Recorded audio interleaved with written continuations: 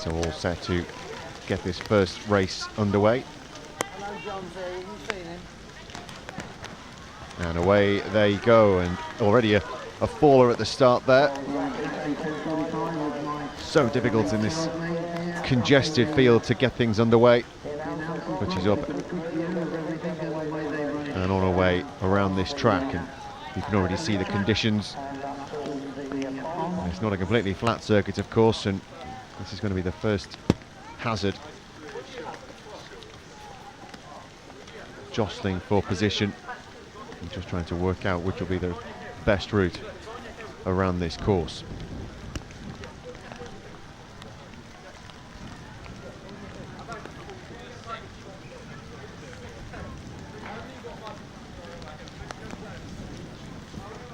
It's already a strong start from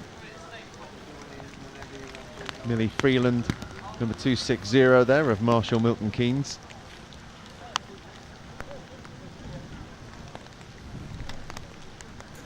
And already this field has been strung out somewhat.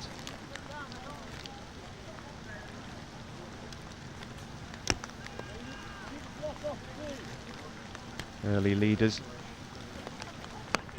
including Clark Hannon there in 236 of Blackheath and Bromley. And this undulating course, as it should be, incredibly testing for these early runners. And of course it will get more testing throughout the day as this course gets chopped up as well.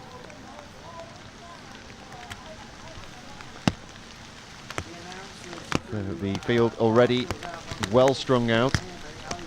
Really tough conditions to be dealing with some high quality racing.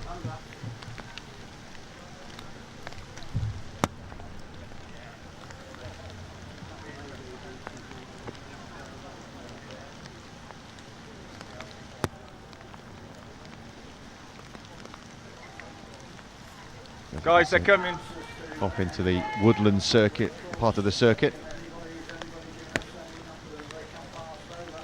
And Pippa Rosler there, number 231 from Aldershot, Farnham and District. And 288 in the blue. Jemima Ridley of Windsor Slough, Eton and Hounslow stretching this field.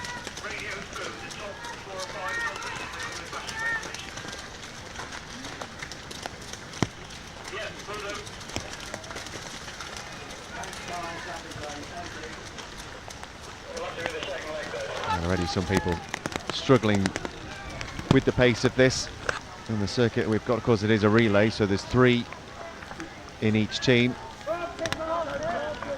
each doing the 2.5k circuit.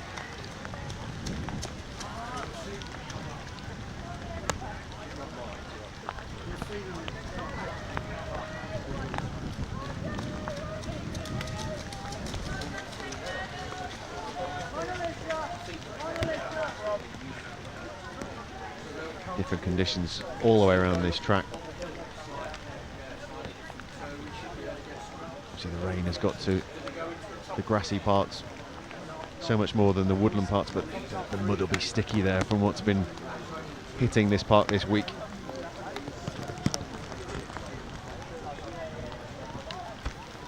But already the leaders, the 2 there showing maybe not a clean pair of heels, but pushing back into that woodland section.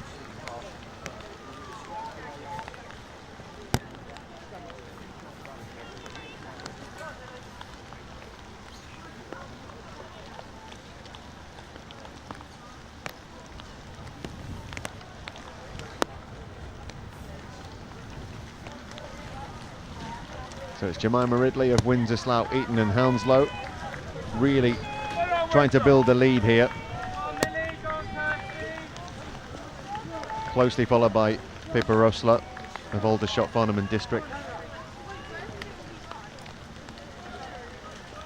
It's so difficult to judge and assess this course as you come down that hill and then back into the muddy, boggy part of the track there.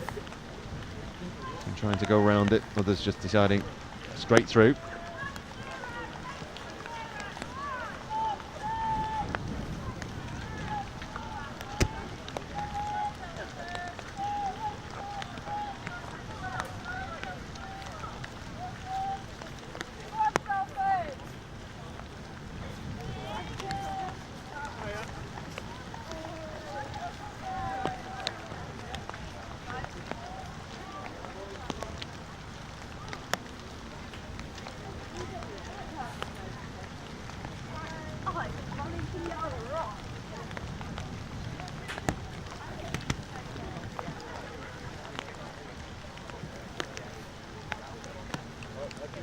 getting ready for the handover to the second members of each of these teams.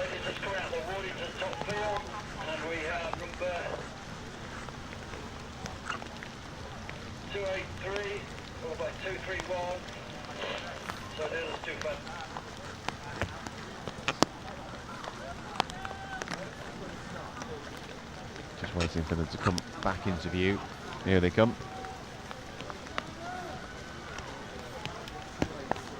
283 is Sophia Latham of the University of Birmingham. 231 is Pippa Rosler. They've just been brought back into the fold. It's 283 Sophia Latham who's been leading all the way now. 231 Ross, and then just 260 there. There's Millie Freeland of Marshall Milton Keynes, and a strong finish to her lap as they prepare for the handover. Early work done in this race, but where there was a pair looking to streak away, they've been brought back into this early leading group.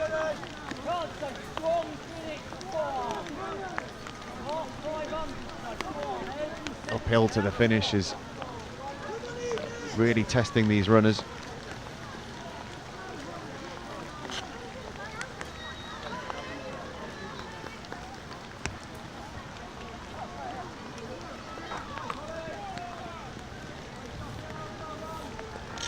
Going to feel really strung out across this track as these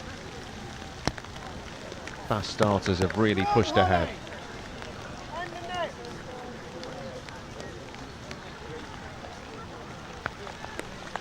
Come on, Ellen.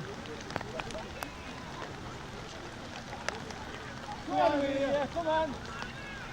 Come on, Amelia. Come on, Amelia. Come on, Amelia. 259 in the green. There's Amelia Cork, just getting some hometown support from Mansfield Harriers.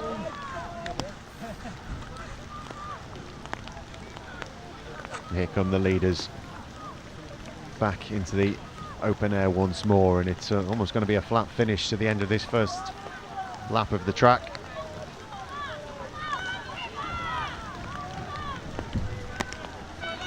.256 there is India Barwell of Loughborough Students, and it's going to be a sprint finish to the end to the first handover, and you can see the athletes getting ready for the second lap, getting ready to go. First over the line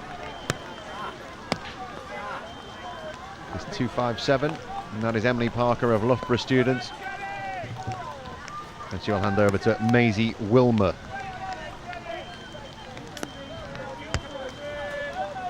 Stewards getting people ready to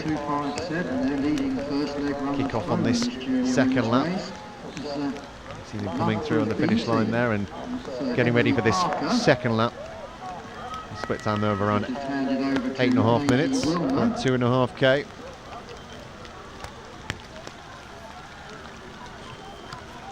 Much easier start on this second leg than in the first leg.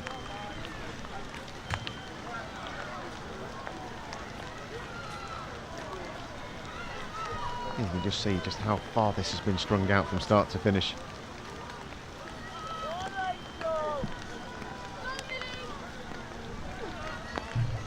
But it is a team race, of course, and things can change across these next two laps, depending on the strength of each of the runners.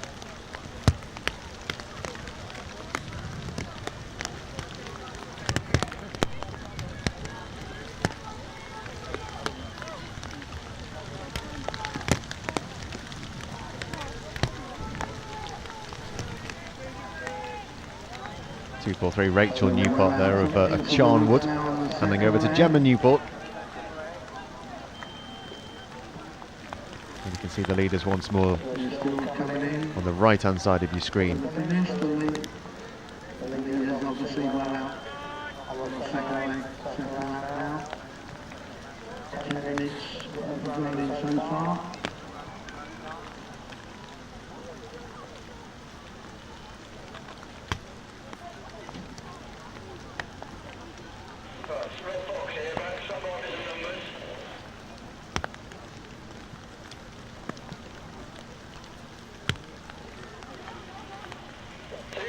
282, 256, 257, 231, 281. So in the lead is Jemima Ridley of Windsor, Slough, Eton and Hounslow. That's 288. Brilliant, thank you very much. Over and out. Closely followed by Rebecca Morley of It's Ellen Weir of the University of Birmingham. Windsor, Slough, Eton and Hounslow. Rachel Clutterbuck, the bronze medalist from the South of England Under-17s Championship. Emily Parker, they were of Loughborough students as well. That's Maisie Willman that she's handed over to in the second race from Loughborough students. Just coming out of the woods now for the second time. And meanwhile, just about to start into somewhere the under-17 women's race. The same 2.5k distance for the legs.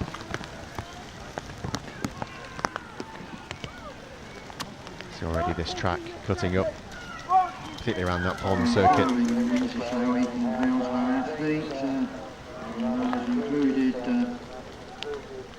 Rosie Challenger there of the Derby Athletic Club. And Harriet Clayton of Cambridge and Coleridge just in behind.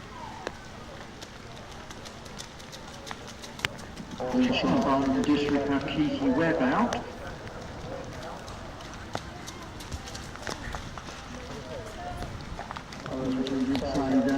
This event is being covered by television today, and as we get ready for the second event of the day, this is the under-17 women.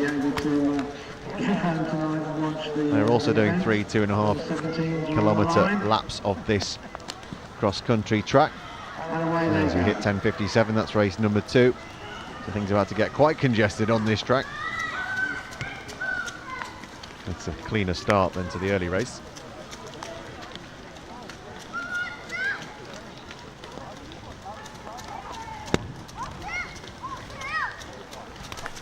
As the first race comes to around halfway.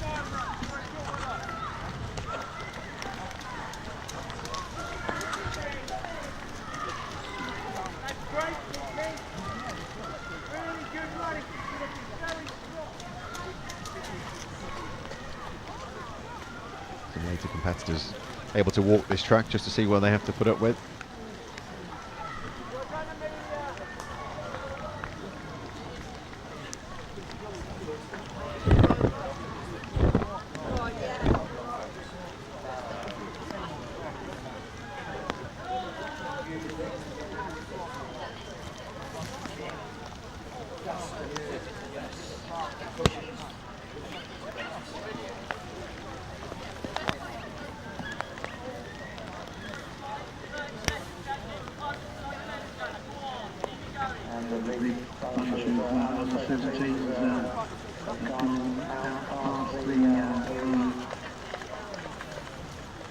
Changing accommodation now, going up to around where the pond is. TV going to where the shots are being taken from.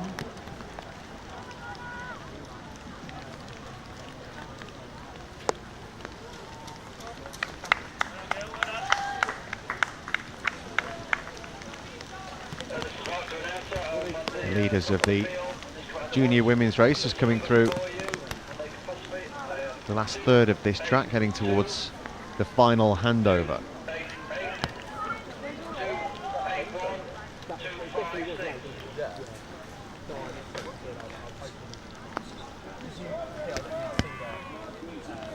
So 202 still leads, that's the University of Birmingham. Zoe Hunter there, 282 in the red. University of Birmingham with the lead. Very strong second leg that she's run here for the B team of University of Birmingham Athletic and Cross Country Club.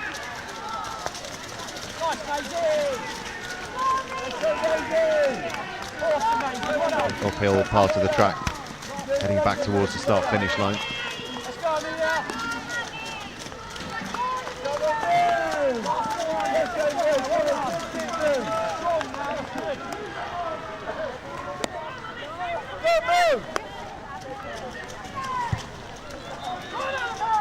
as this first race for the junior women enters its final stages. Of course, having to cope with the rest of the runners for the under-17 women race as well. Xander, you've just got that feeling. Yeah.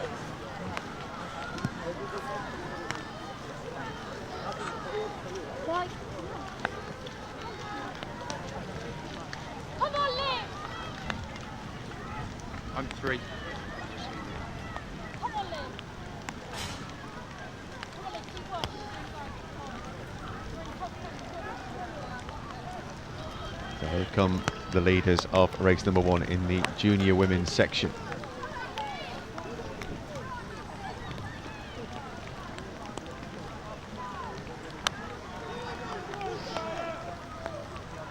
Zoe Hunter.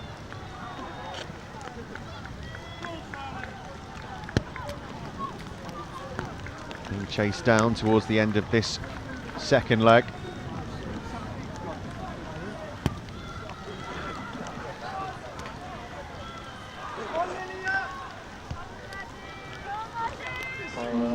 It will be Zoe Hunter who crosses the line first in this second leg.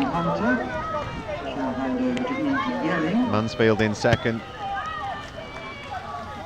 That'll be Manik Keshny taking the third leg.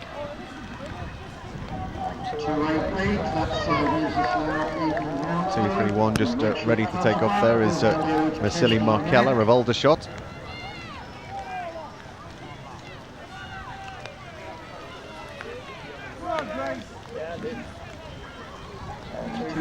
That's the lucky students 18, Catherine Harton, will hand over to Kira Brady-Jones. Come on, Jess. Really Kira Brady-Jones just taking off for Loughborough students there. And for the Top 10 or 20 now making their way through. And we have ourselves a race in this final leg of the opening race of the day here at the junior women's section.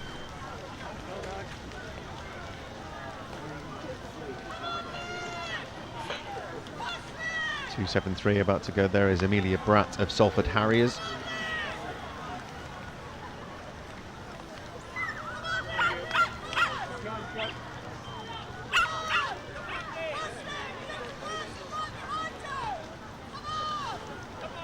As the under-17 women's second leg of their race prepare for the leaders to cross the line.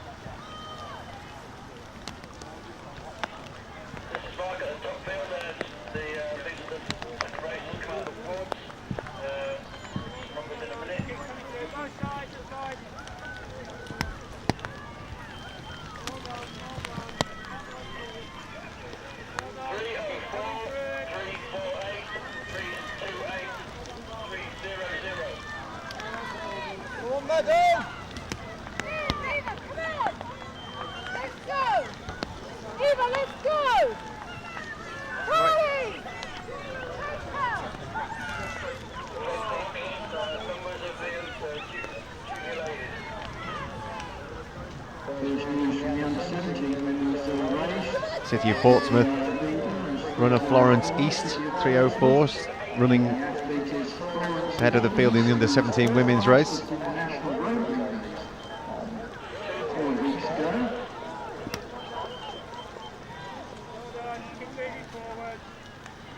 Meanwhile, on the third leg of the junior women's race, it's Edie Yelling of the University of Birmingham.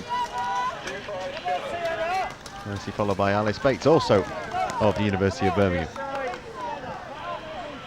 And the race is on up this steep incline in the wooded section. Interesting to see teammates, because they're in teams of 3, but also several clubs have brought multiple teams. Well done, keep coming forward.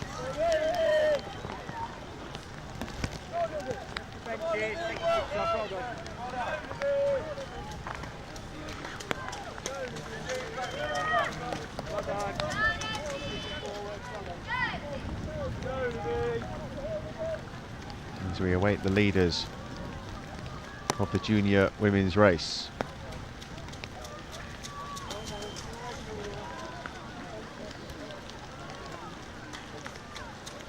Well, these are the under-17s coming through now. 3:04 there, Florence East of the city of Portsmouth.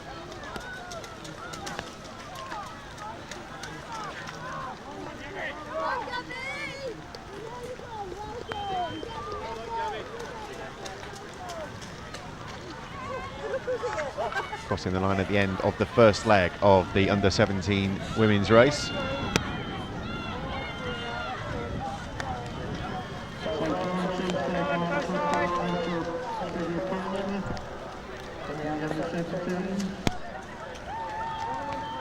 And away they go on their second legs, handing over to their teammates.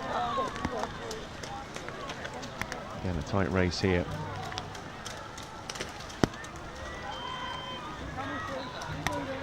On both sides, it's fine.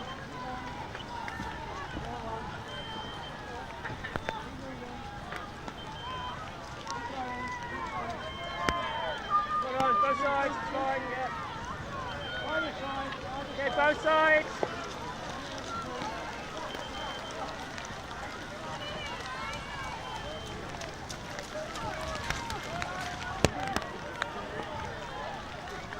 First race hitting the 23rd minute, so not too far away now from the finish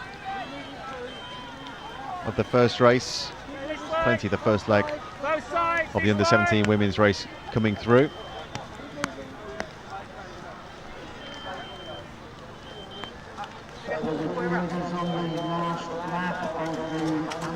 Okay, both sides.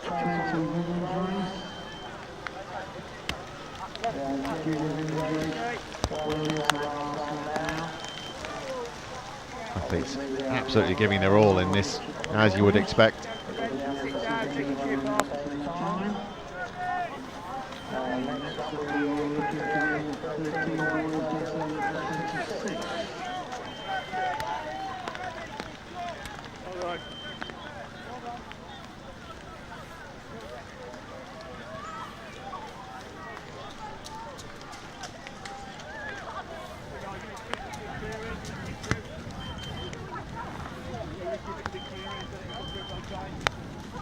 This is Mark at the entrance to the top field. The leaders of the junior women's race are coming through. I'll read out some numbers in a minute. Numbers of the under-17s to drop off. 345, 304, 359, 300, 328, 293, 281 there of Mansfield is Alice Bates on the final leg of the junior women's race.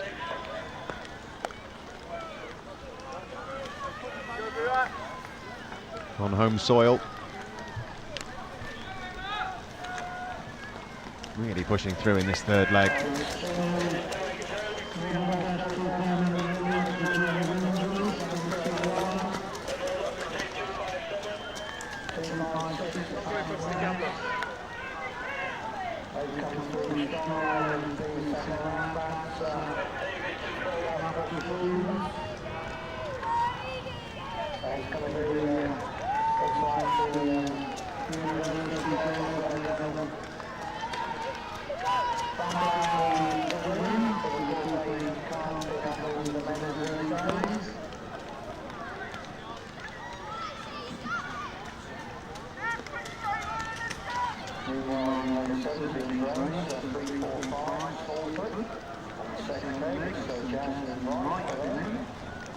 Well into the second leg of this second race, the under-17 women's race.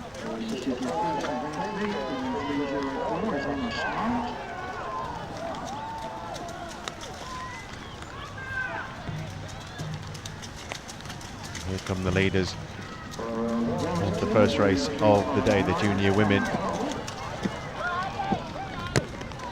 coming through.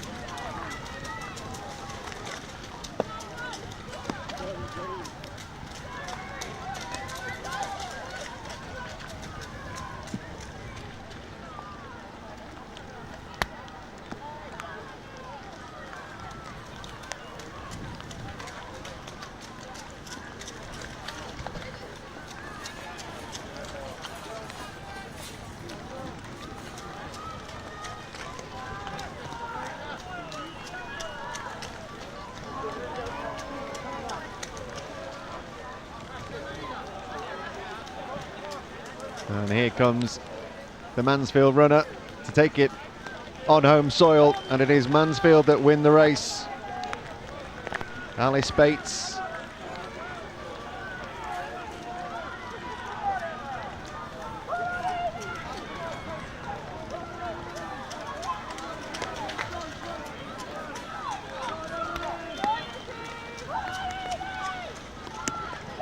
Alice Bates of University of Birmingham it was.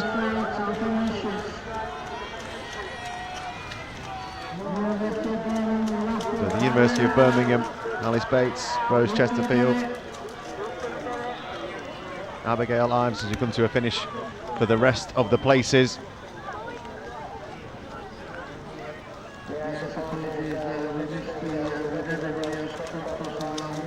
.257 over the line there was Emily Musio of Loughborough.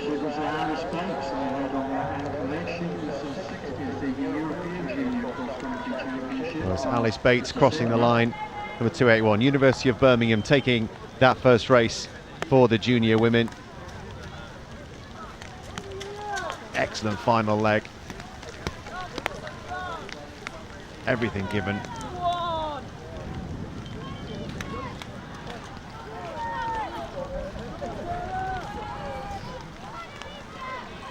Was Annabelle Young crossing the line for Loughborough students.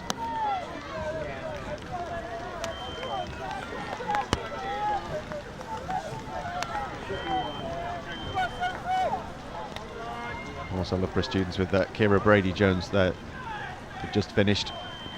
So a strong couple of top 10 finishes for the Loughborough student teams.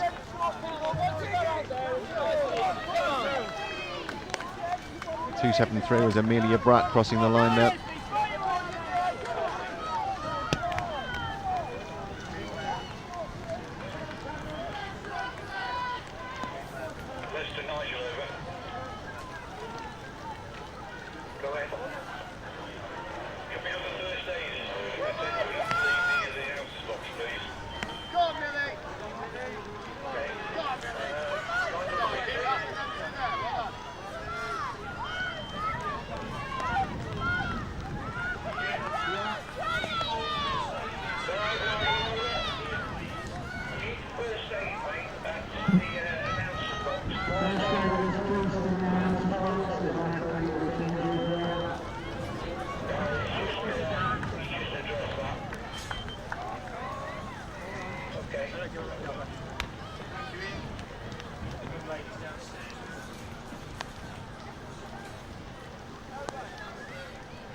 As we await the runners on the second leg of the under-17 women's race.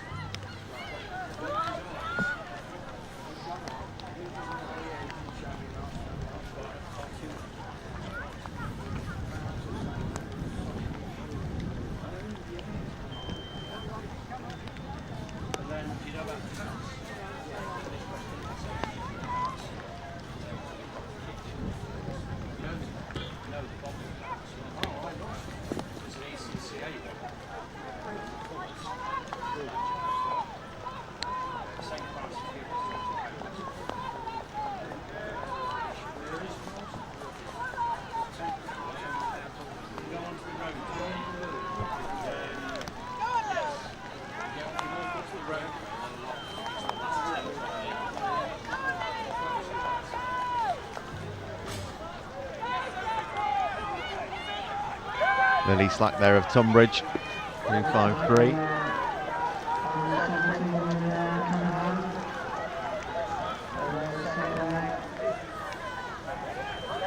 Great to see all the support out here. Obviously the team members run their races. Great to see their fellow teammates bring it home. Ready now for leg 3 then of the under-17 women's race.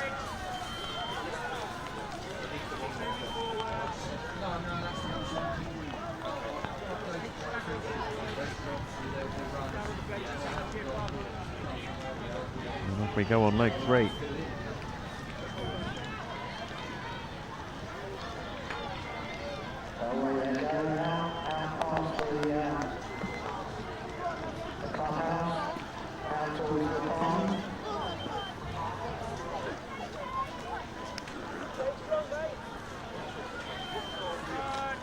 Elizabeth Sinclair of the Trafford Athletic Club just taking the starters pistol for leg 3.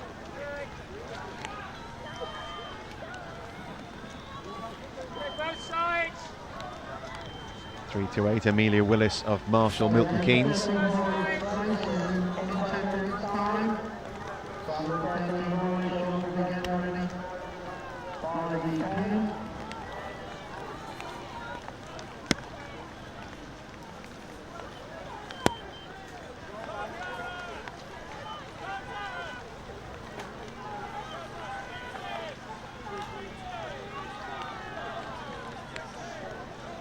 Back into the country again we go on leg 3. 293 at the front. There is Millie Dunga of Bedford and County. Marissa Caldwell of Salford Harriers keeping a close watch in behind.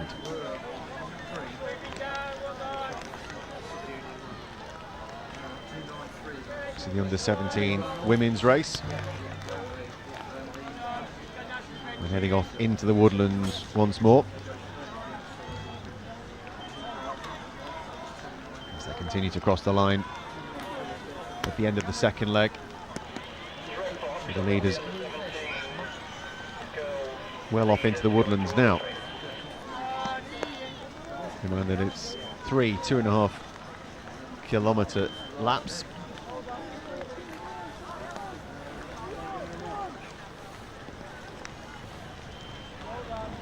Katie Lease of Hallamshire Harriers in Sheffield heading off into her third leg.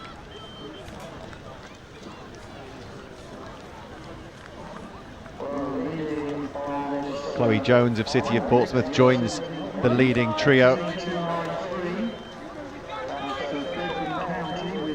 get the feeling it might well be very close between these three at the finish. Marissa Caldwell of Salford Harriers,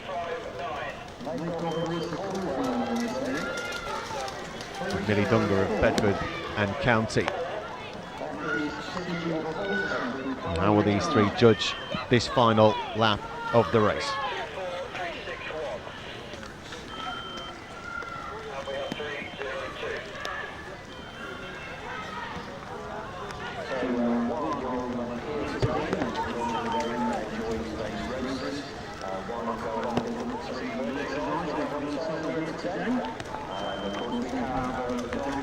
Excuse me, mate, you can't.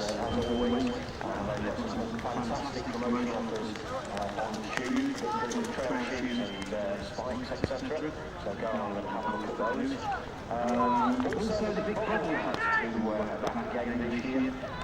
366 Imogen Saunders of Reek and Soar Valley. They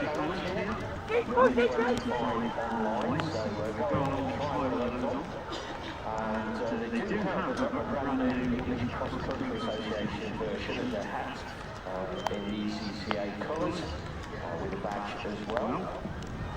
Just a little bit further along, they're on the hoodies for sale now. They've got the new logo. Here are the leaders once more. Marissa Caldwell, 345 in the red. If you look very closely, you'll see the athletes on there all wearing Saucony shoes. Those hoodies are on sale in the big white tent near the end there for £20, and also t-shirts are on sale for a tenner.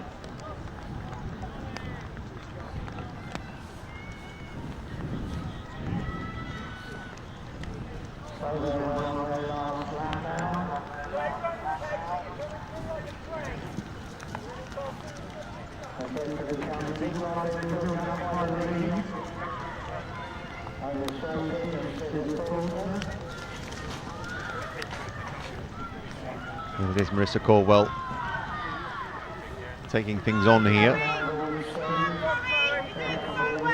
Chloe Jones trying to keep hold. Number 304.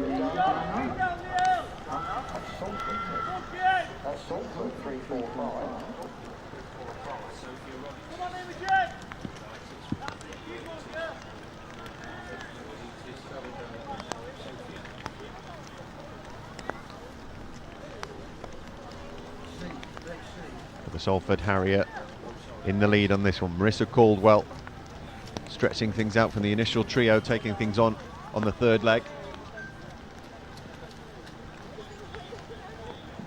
the Salford Harrier is Marissa Caldwell. She was a runner-up in the English Road Running Association's Under-17s Road Championship. Can't be far now for these leaders on the final leg to get towards the finish line. It will be Marissa Caldwell still in the lead.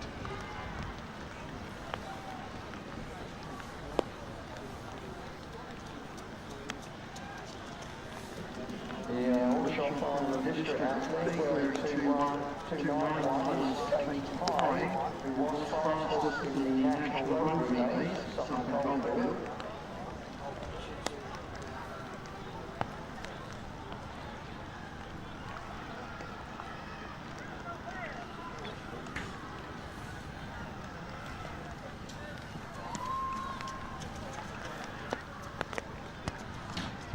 Marina Bailey of Leven Valley. As they come thick and fast here, and it's the under 13 boys. And ready in about 4 minutes time, but here is Marissa Caldwell. All on her own now at the front of Salford Harriers. Real burst of speed. The job not done yet. Plenty to get through on this final leg here, but she's all out on her own.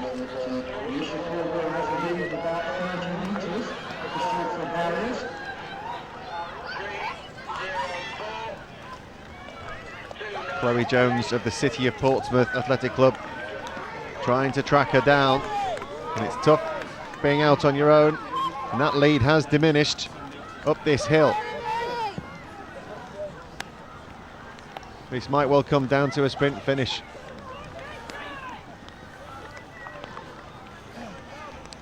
And she's joined and possibly very quickly overtaken. Just that final uphill struggle. And now can she draw her back in, knowing that she's got something to aim for?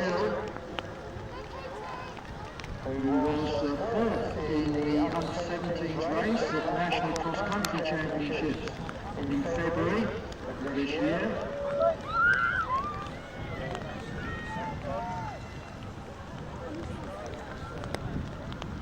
We wait to see what happens on the other side of this hill.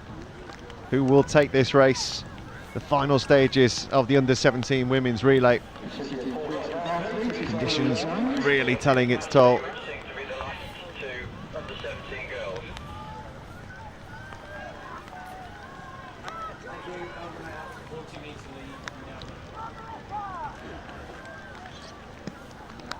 Three, 4, 8 then. Phoebe Gill of St Albans Striders.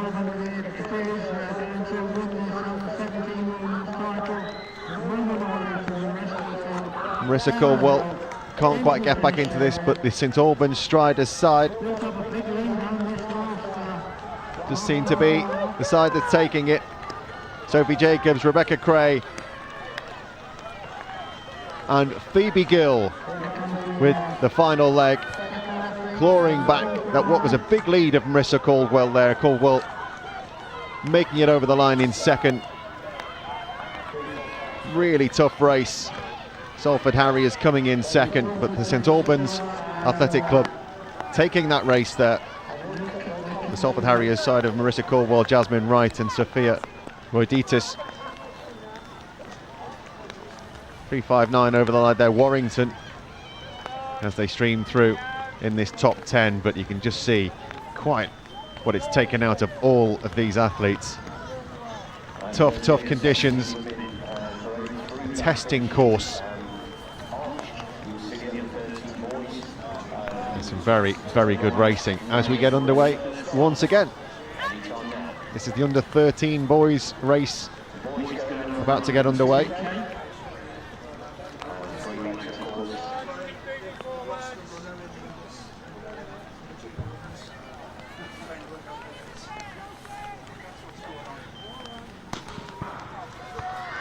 And away they go.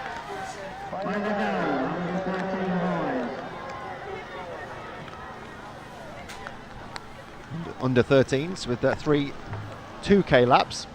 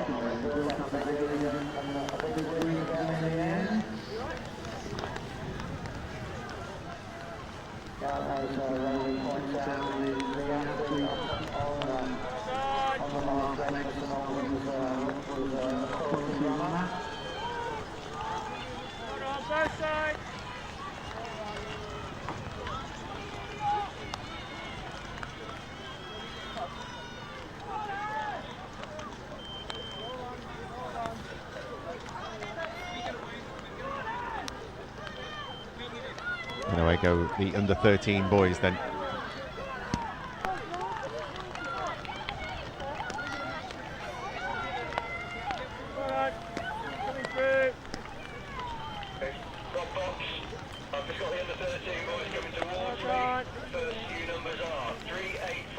Both sides.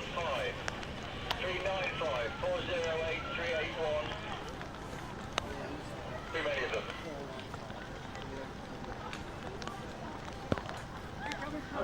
Both sides.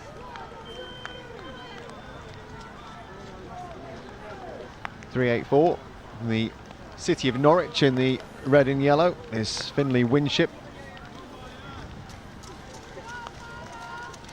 415 Adam Paget of Rushcliffe. The early leaders on leg one of this under 13 boys race. Well done.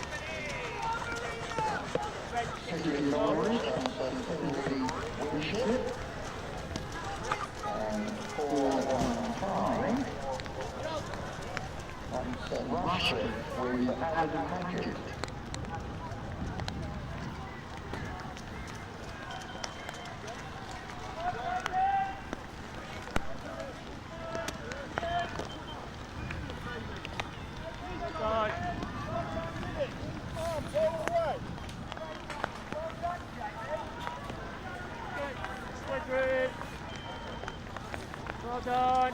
Still crossing the line in the under 17 women's race. Well done. And an early front three in the under 13 boys race. And a new leader in the green there. Either side. Completed the top 20 in the national championships back in February in this under 13s age group.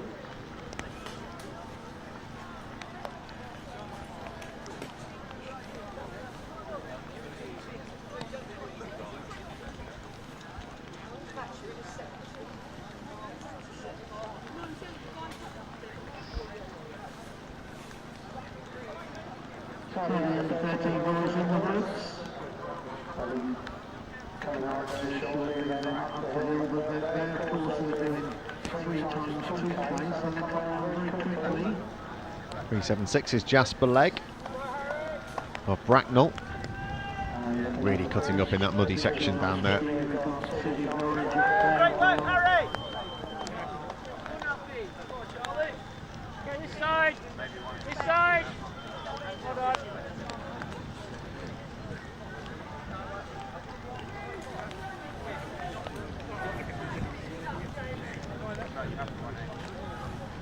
So we're making all the way to 11:30 for the first piece of lost property, and that is a bank debit card. So anyone's lost one, we do have one up here in the announcers box.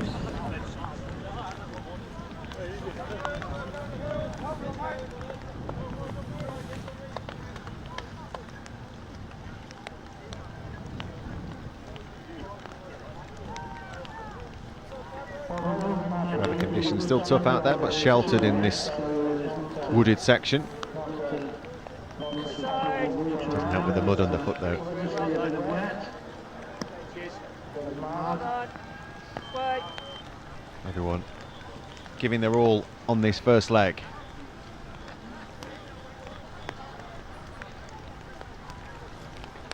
Reminder of the races that we've got coming up today. This is the under 13 boys race, under 13 girls coming at 10 to 12, and senior men's and women's races later in the afternoon at 1:50 and 2:40. Back to the front of the under 13s race then. And still this trio.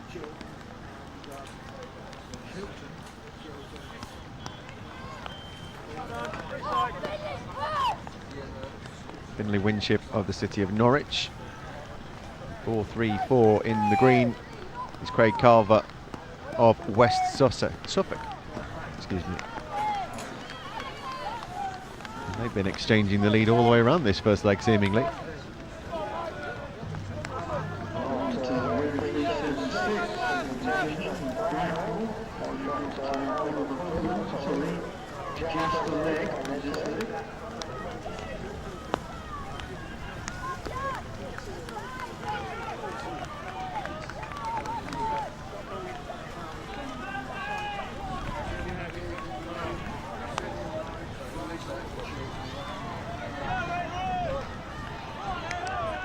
And it's just about 384 Finley Winship getting that on the line from Craig Carver, but it's almost a dead heat as they cross the line, but made the point there, did Finley Winship, of taking that first leg, and it's a very, very close first leg. No one streaking away from that pack as they come through, and the second racers go off on this second leg.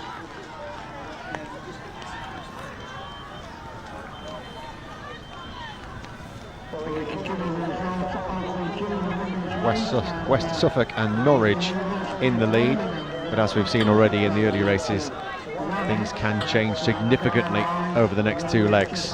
Great to see these sprint finishes from the youngsters, wanting to get their times, personal best lowered.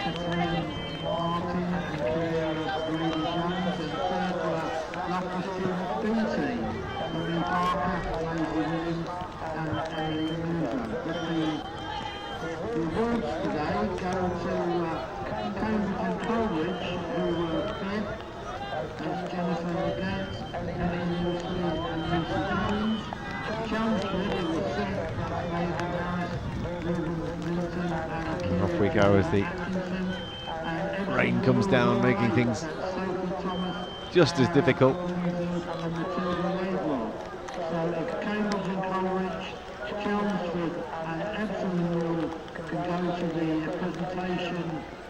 Ben Nunn of the city of Norwich has taken things on.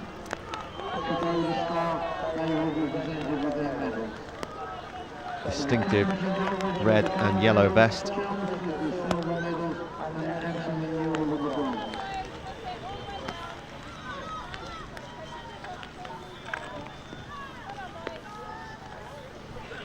I've got the under 13 boys leader coming towards me now.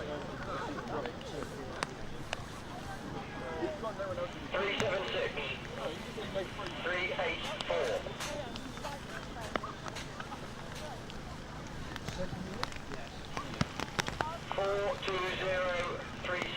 And there's a move from 376, that's the Bracknell side, Elliot Langley A-bar. 385. 415 and 408.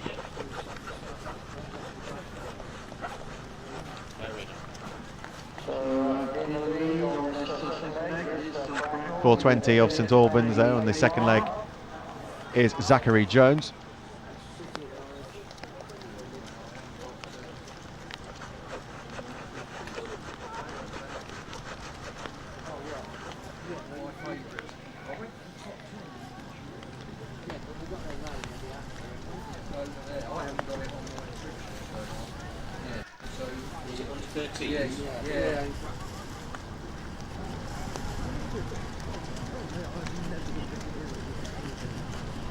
There's the Bracknell side.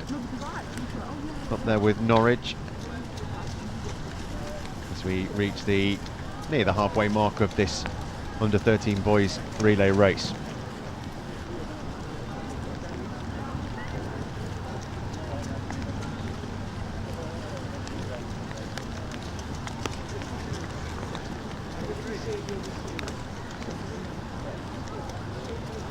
And there's our leader from Bracknell, Elliot Langley Abar.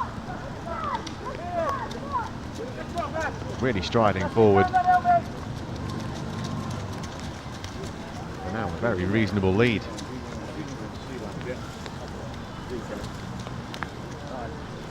Really tough down there as the puddle's only going to get larger throughout this day.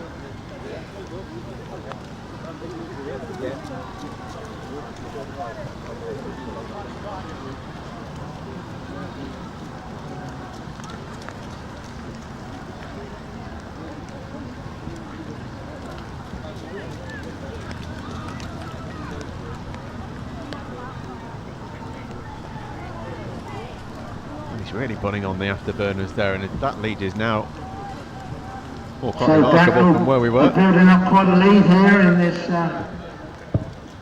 under 13 boys race. In fact,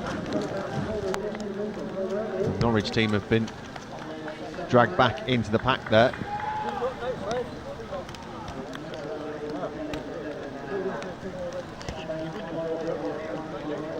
Ipswich and Cambridge and Coleridge now in behind in second and third positions.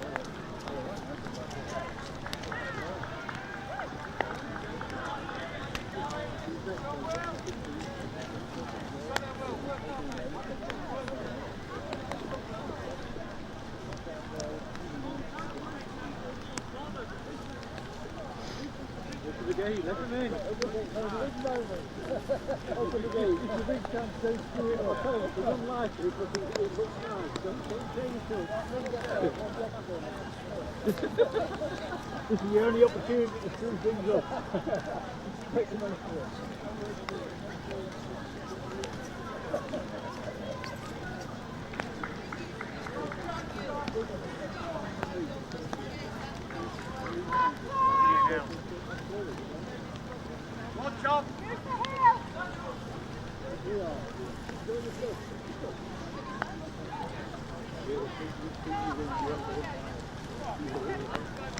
As we approach the end of the second leg of this under 13 boys race.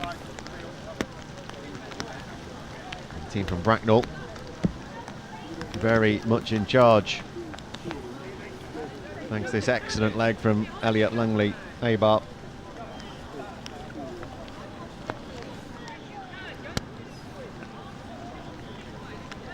And this may well be an unassailable lead the way that he's taken off here, but we'll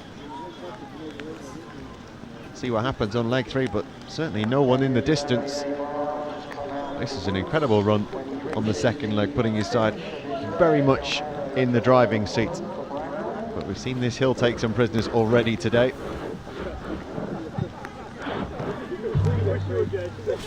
But Langley Abar taking this in his stride. Off he goes. The under 13s able to cut off that hill. It's a 2 kilometre circuit for the under 13s. And here he comes to complete his second leg. Hugely impressive for Bracknell. And away he goes. His teammate on the third leg with quite the lead. Might surprise some of the other contenders in the race that there's one team out there.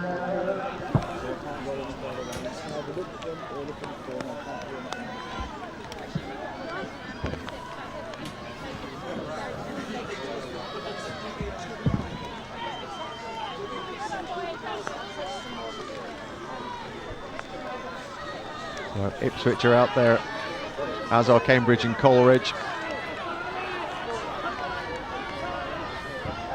St Albans about to come through alongside Norwich.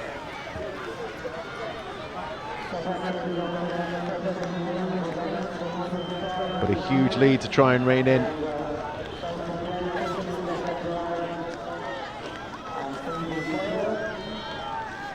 from Bracknell.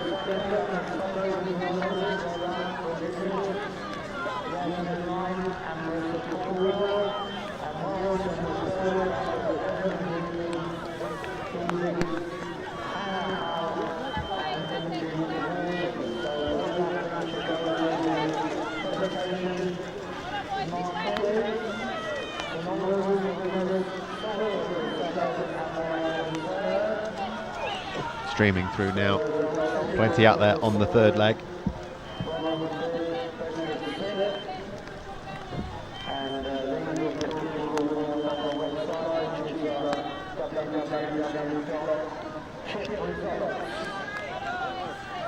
And there is our race leader, Oliver Pullen, on the third leg for Bracknell Athletic Club.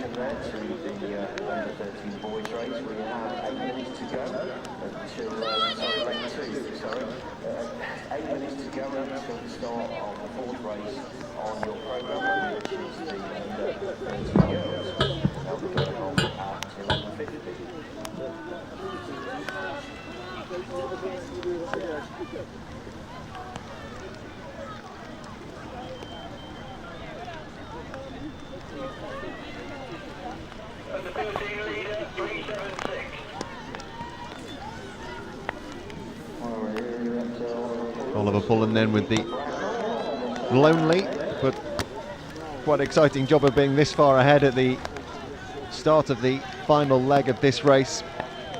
Wait to see if anyone can come out the pack to try and challenge him and the rest of the Bracknell team. And there in the distance is at least a runner there to challenge. Cambridge and Coleridge's Torrin Jones, but still plenty to make up. 395. 431. 385 is Oliver Cameron of City of Portsmouth. Ted Bainbridge there as well for Windsor, Slough, Eton and Hounslow. Norwich side and St Albans making up the rest of this pack, trying to catch the lead up.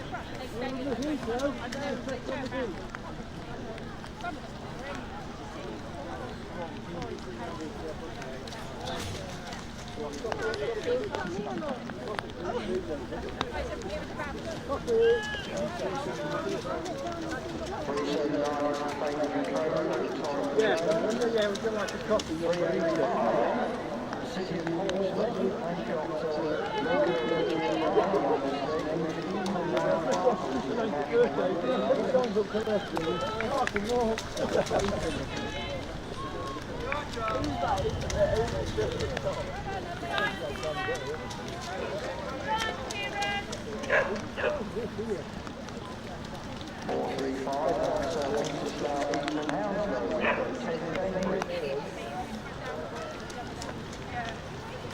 Oliver Pullen then continuing into the wooded section.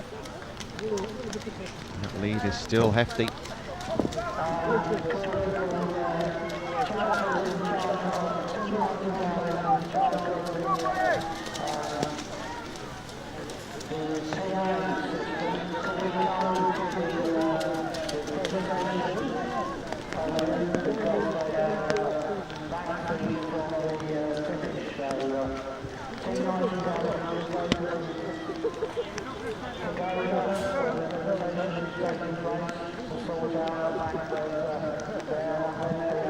Stretch the lead if anything.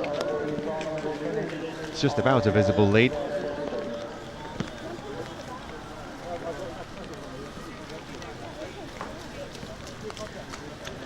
.379 Torrin Jones of Cambridge and Coleridge. And chased down by Ted Bainbridge.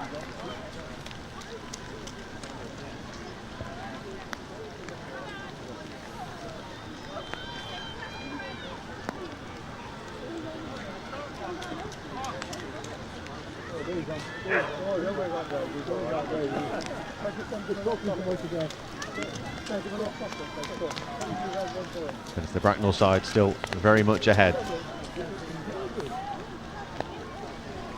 Well, Oliver Pullen continues to put in a strong final leg Really was the breakaway second leg from Elliot Langley-Abart to put him in such a strong position.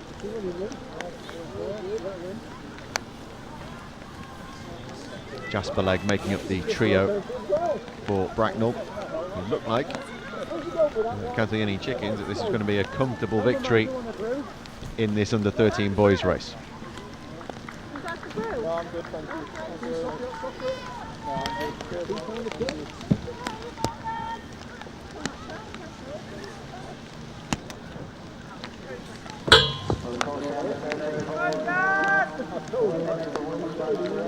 .380 is Joseph Button of the Cambridge and Coleridge B team.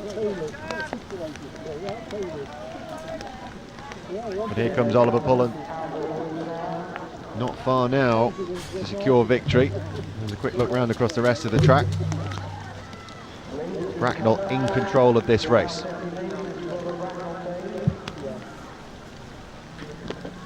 A little look round just to see who his nearest contender is. We wait to see if there can be anything that Torrin Jones of Cambridge and Coleridge can do. Ted Bainbridge in behind.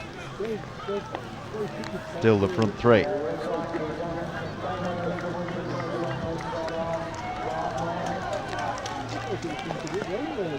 So this lead looks like it is unassailable.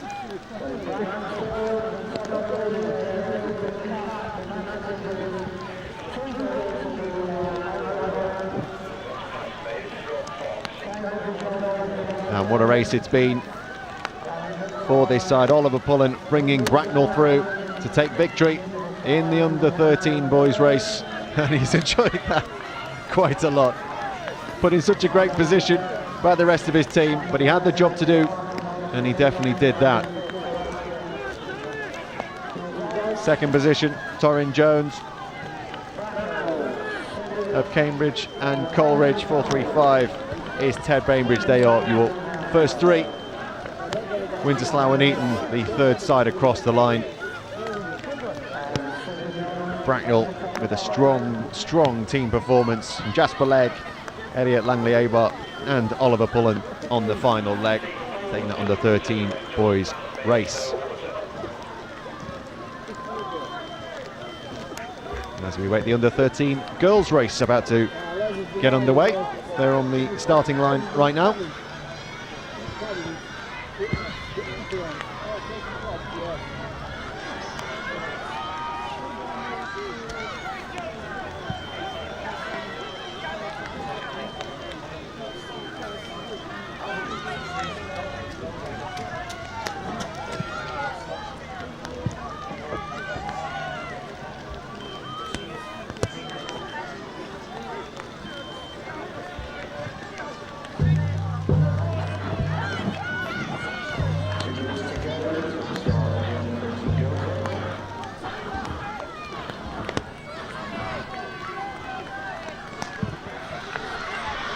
And they're off and running on race number 4 of today, under 13 girls. This is 3 2K laps.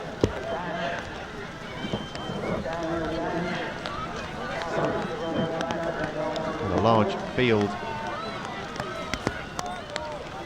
racing towards this first corner.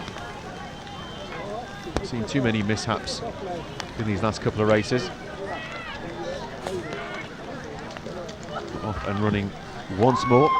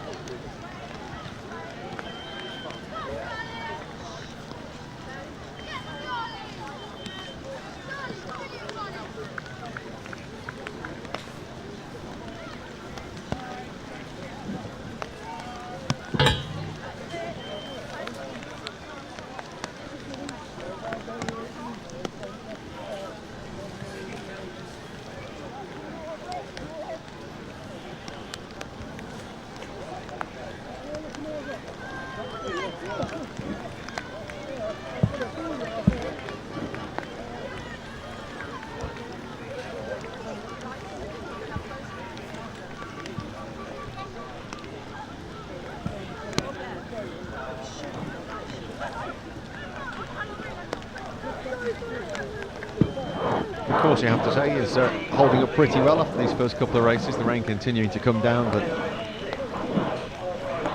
where you would expect some muddy, boggy places and one or two puddles. One keeping well underfoot. There's our leaders in this race, and 5:06 at the front is Zoe Allen of Windsor, Slough and Eton. 4:42 is Felicity Croucher of Aldershot, and 4:57 in second place there is Heidi Woodley of Chelmsford. That's our front three, leg number one of the under-13 girls race. Go on, Tiggy. Go on, Tiggy. That's it, Emily, looking good. Emily, looking good. You're looking good, Emily. Work. Great work. Up that hill.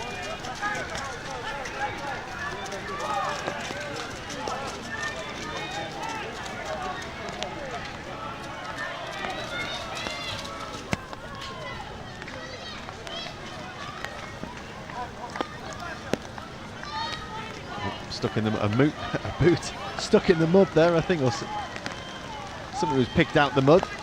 First victim of that hill.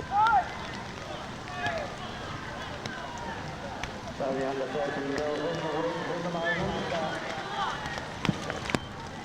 Because they're also doing the 2K lap, so they'll be coming around pretty quickly. We know so far 3 minutes 41 seconds.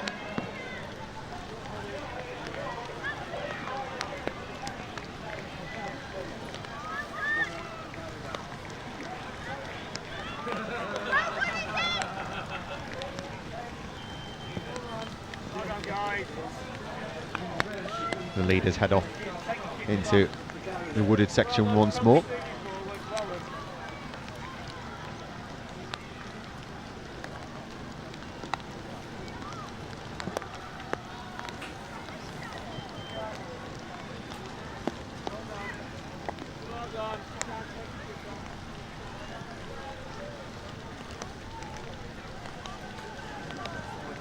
Zoe Allen of Windsor, Slough, Eton and Hounslow stretching that lead.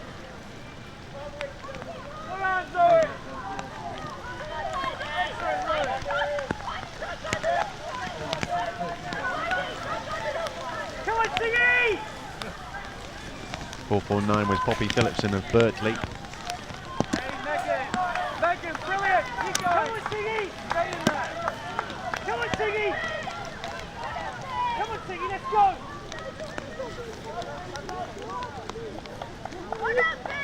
Windsor!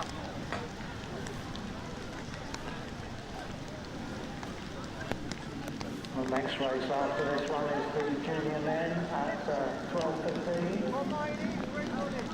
They're doing a 3K lap for four curves, three times 3K. Hold on. Is it deep? That, yeah. Is it? Yeah. Well, I mean, it's not. That's not it. It should have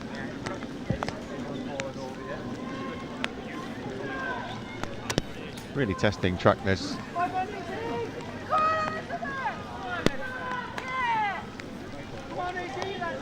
Already seen some significant performances in the boys' race ahead of this. No time to put that shoe on. Continuing to run with one shoe. Incredible bit of work.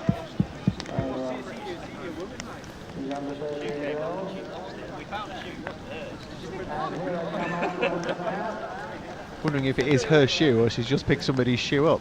She seems to have two shoes on. Looking on TV, tree roots have been sprayed with white paint. Back to the leaders then. Zoe Allen with that significant lead for Windsor, Slough and Eton.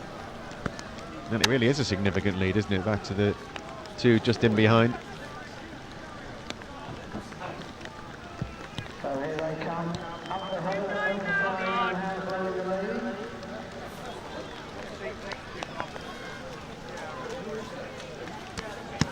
Poppy Phillipson, 4:49.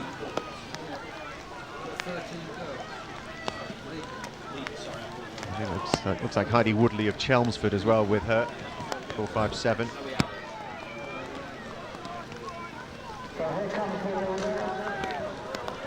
This turn, which the under-13s have been running.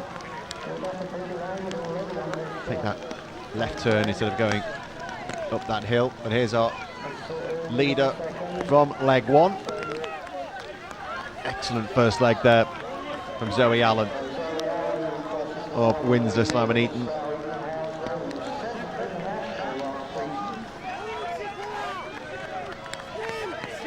And a late sprint finish there.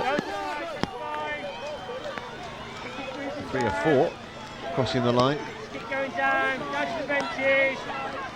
Okay, And this race is certainly not over, despite that first excellent leg from Windsor. Off they go on leg 2. The rain may be getting a bit heavier there. A real sprint to the first corner to get a lead. Wait and see if that takes it out of any of those legs later in this stage of the race. Well done. Well done.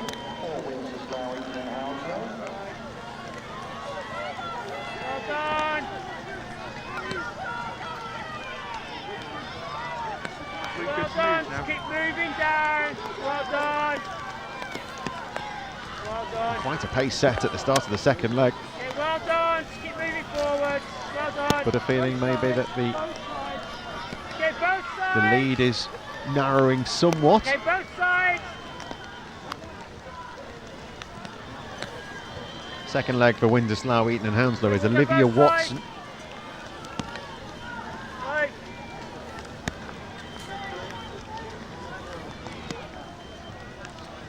Three. Wherever one goes, direct follow. You can't direct the other way, but they just keep following the one in front. So.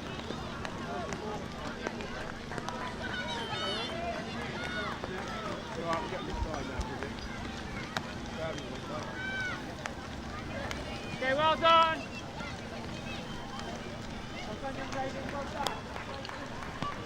Well, as usual, Saucony has sponsored the dress, of course, well. Plenty of lads. That pond expanding throughout the day today.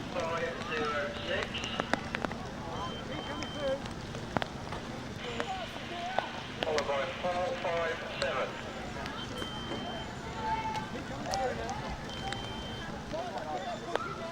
Well done. 449.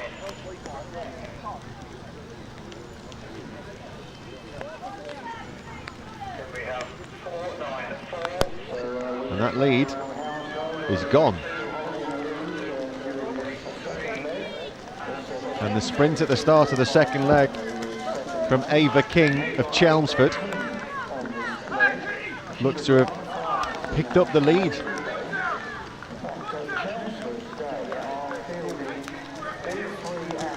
Olivia Watson of Windsor, Slough, Eton and Hounslow, that lead has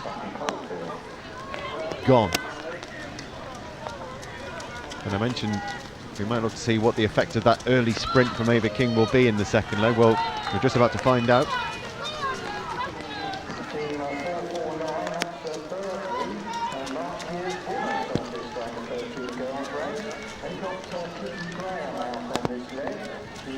Well done. It's coming down. Well done. Work the hill, Kitty.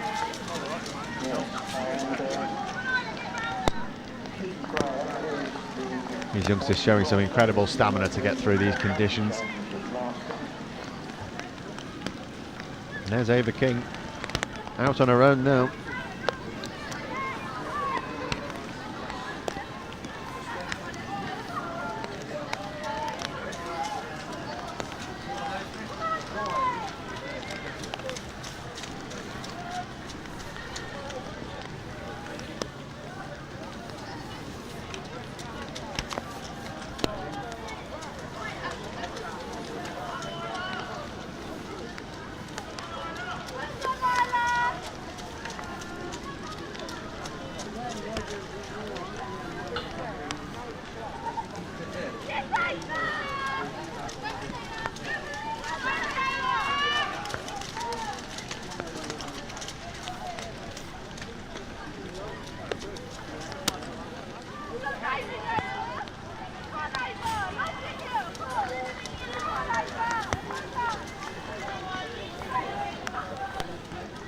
Still these two at the head of this race, but Ava King's second leg really has got them into a commanding lead. We saw a great second leg in the under-13 boys race as well, and this might turn the tables in this race.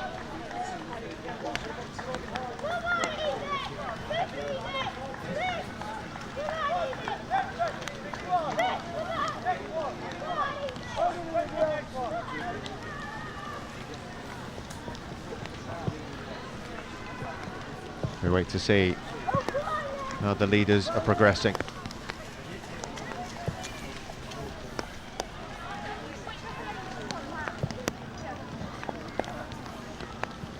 Trying to keep warm for this third leg.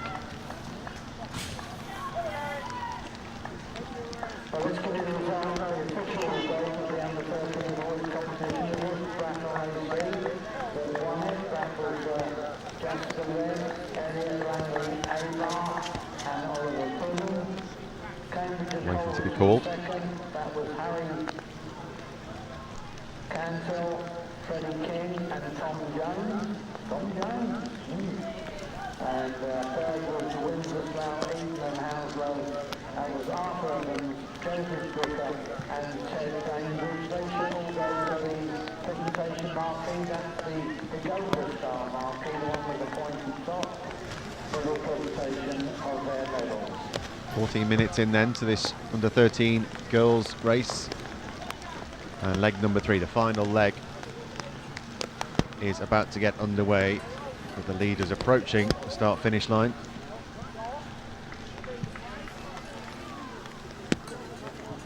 And here is 4.57 Ava King. Oh, just a little slip there, but maintaining poise. This uphill section, then drain the legs after that early sprint that she put in to make up what was quite the lead for Windsor, Slough and Eton.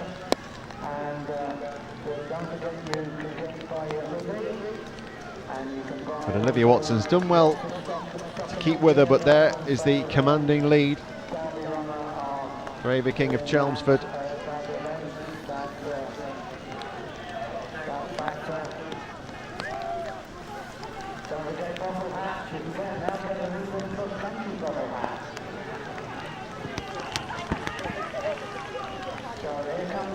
Down the hill, she gets a round of applause, a deserved round of applause for quite the second leg from Ava King of Chelmsford.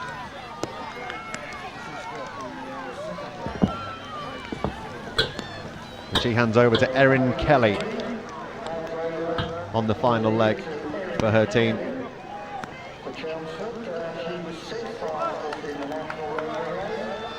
Windsor, Slough, Eton and Hounslow have Freya Routers on their final leg.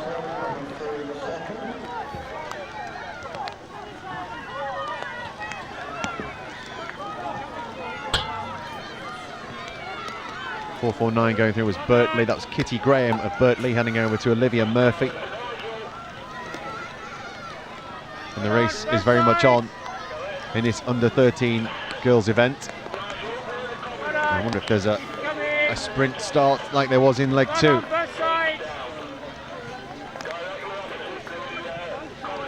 both sides.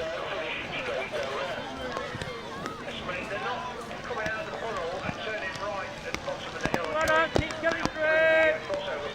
They're all turning left and pushing back alongside the railings and crossing over the course at the over. Come on, side's fine, keep coming. It's Chelmsford with the lead.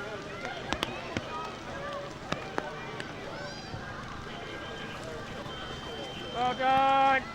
Right. We wait to see where the leaders have got to. And here they are. I think we've Well done. Keep coming through. just spotted Well done. Erin Kelly away to our right. There's Freya Wouters of Windsor, Slough, Eton and Hounslow, and two more in behind trying to haul in this lead. No.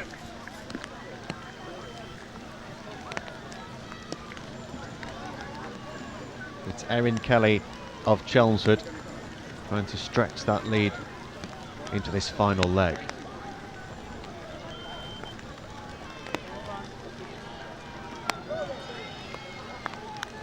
Not far away from the junior men's race as well at 12:15.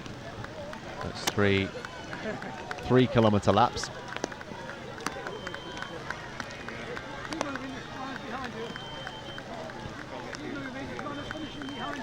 Get well on both sides.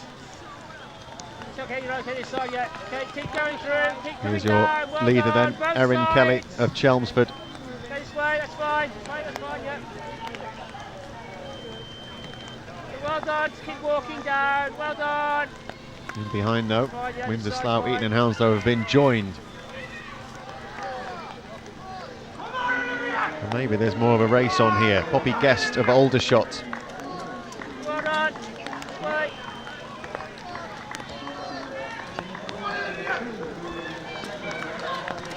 .449 is Olivia Murphy of Berkeley. Well done, this side. This way. Well done.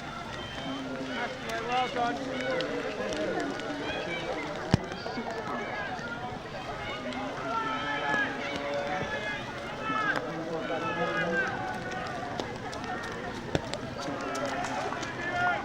We might have ourselves a race here if they can haul in that lead of Chelmsford.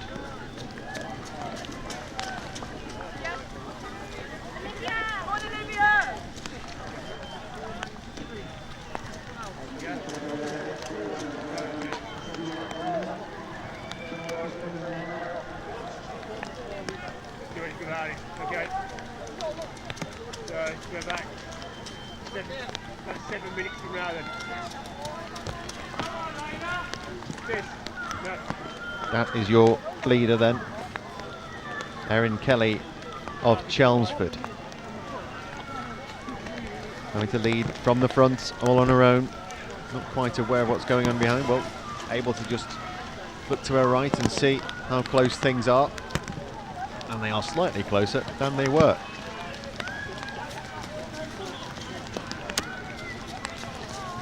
It's rain getting heavier and heavier, it would seem.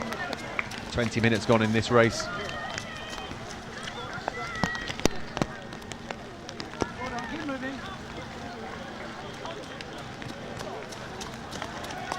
It looks like Windsor, Slough, Eton and Hounslow are out of this race for the front three.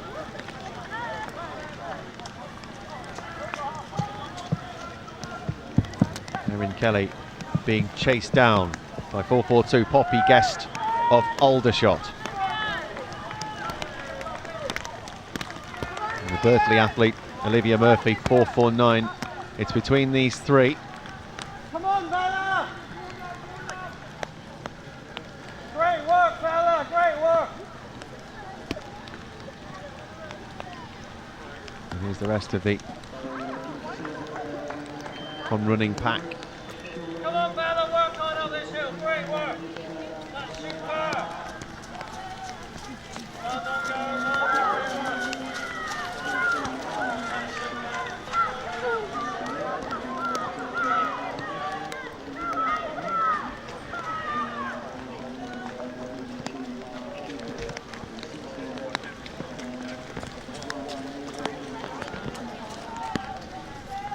So still Erin Kelly of Chelmsford being given that lead by Ava King on the second leg. Heidi Woodley was the first leg team member for Chelmsford, and it's Chelmsford who have the lead. But anything can happen in this last section. We've already seen athletes chased down and overtaken this difficult final part of the circuit.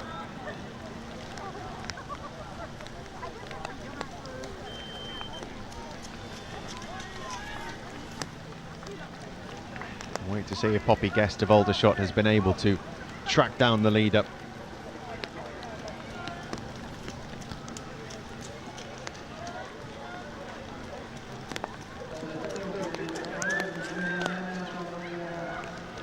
And maybe she has. She has.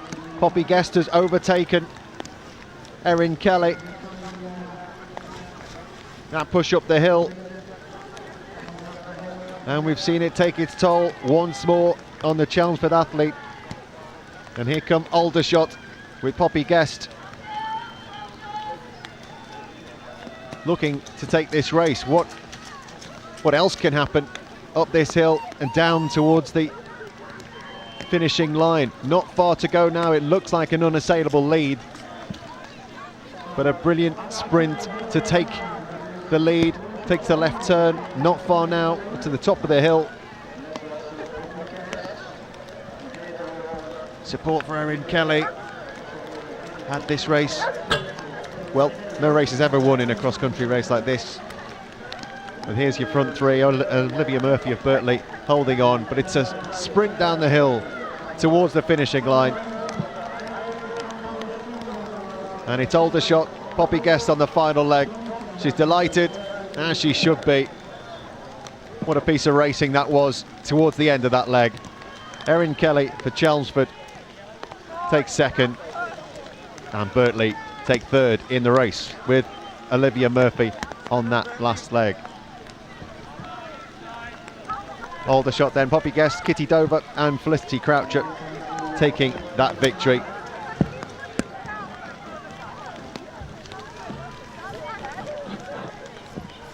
And we're seeing some fine individual runs in all of these races, and with a relay, it's putting them all together as a team race. Fair play to Ava King on the second leg for Chelmsford, but it just wasn't enough to hand over the impressive, very impressive final few hundred yards from the Aldershot team. And here we go for the junior men's race. Well, this may be some rock and roll at the start of this. Everyone extremely keen behind the line, ready to go. 3K laps of this course, and off they go. It looks like a clean break for everybody. Who will make it to that first corner there? Maybe a slip there just at the back. And we're just seeing some of these under 13 girls coming through again. Some fine performances all the way through that. As much as the conditions may well be against them, I'm sure they've enjoyed it. What cross-country running is all about. So the junior men underway.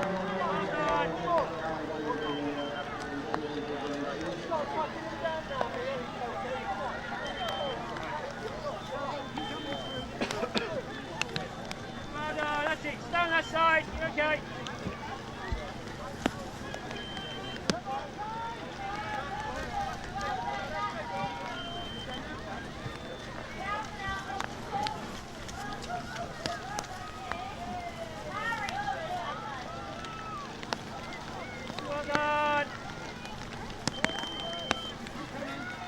The early leader there looked like Aidan Lydon of Huntingdonshire.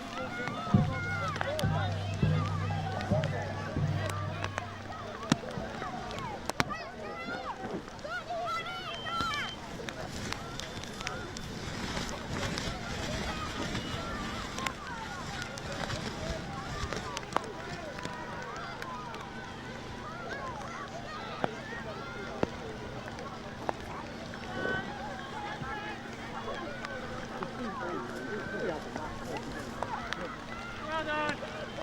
Hang on down. Right, well done.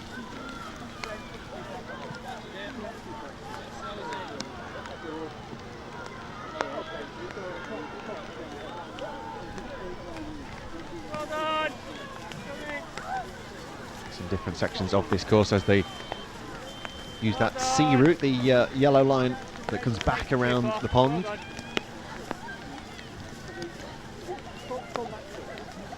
Startling a few more hens there. Well done. Well done. Keep going through.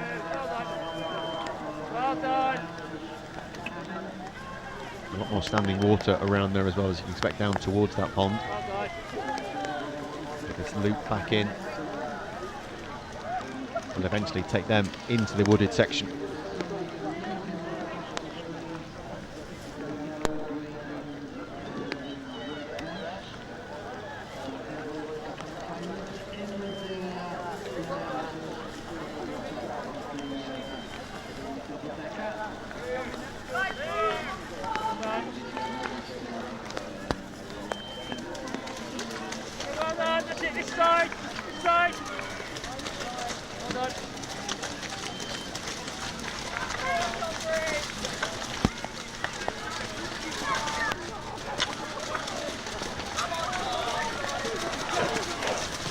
incredibly tough conditions in this standing water.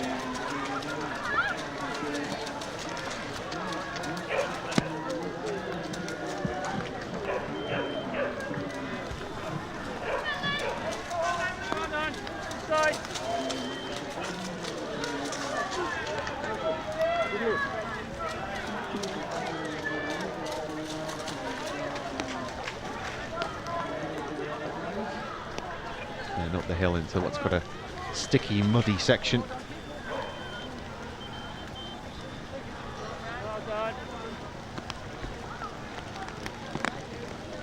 would appear we have an early leader in this race. Looks like Samuel Mills of Exeter.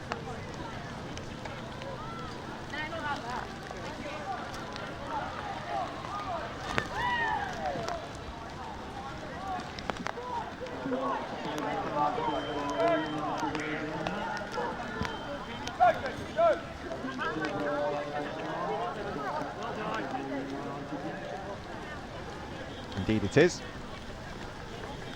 Samuel Mills of Exeter Harriers.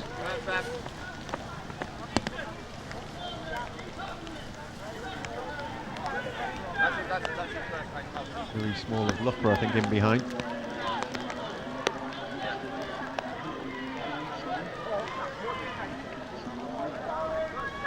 Tough chicane kind of section here where people are trying to keep their footing.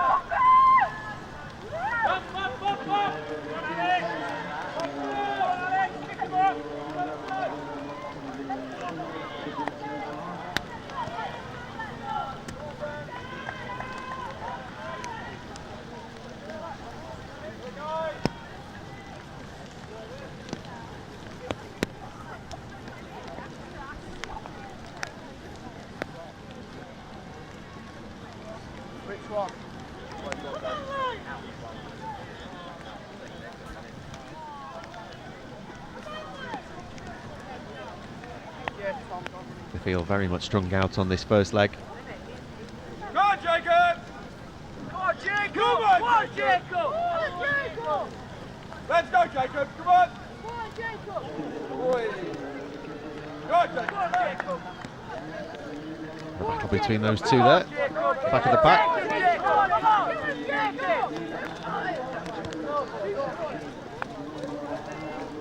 As our leaders come through for the first time.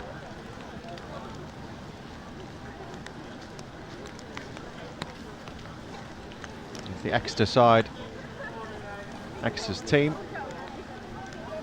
leading the way with Samuel Mills about to go through that section, steep section towards the finish of the first leg.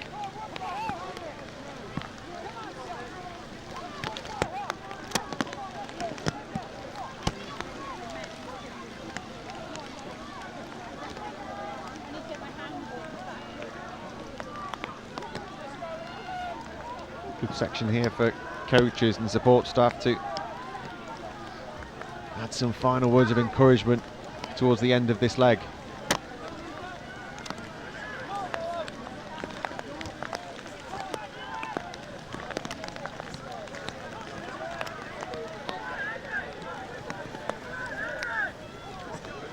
Up into that twisty section towards the end of the course.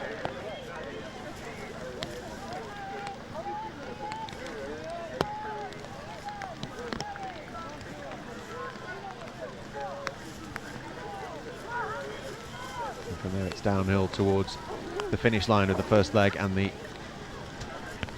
second team members ready to go. Exeter still with the lead with Samuel Mills.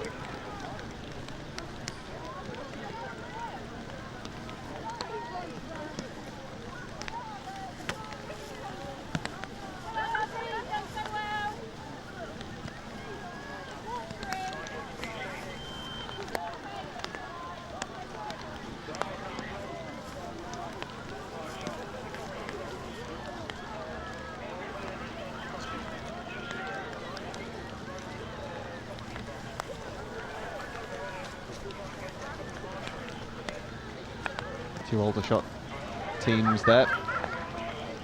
Trying to chase down the leader.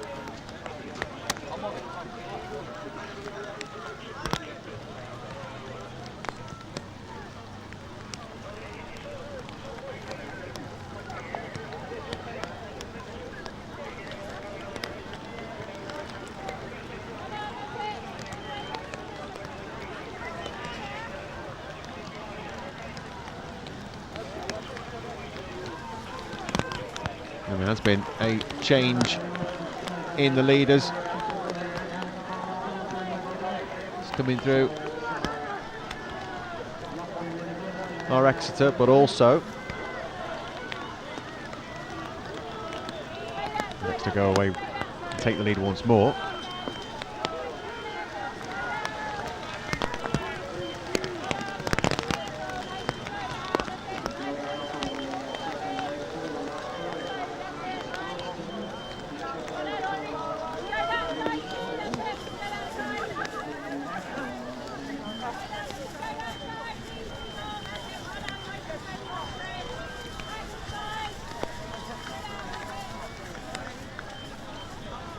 Really is quite the handover, this one, compared to the earlier races.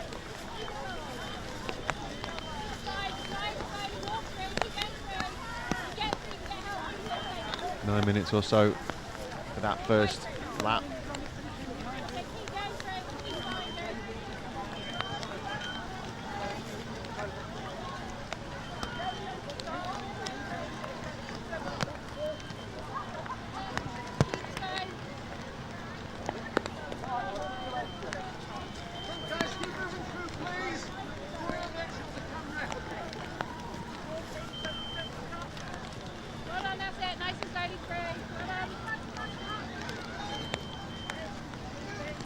They go again in this rain-sodden section.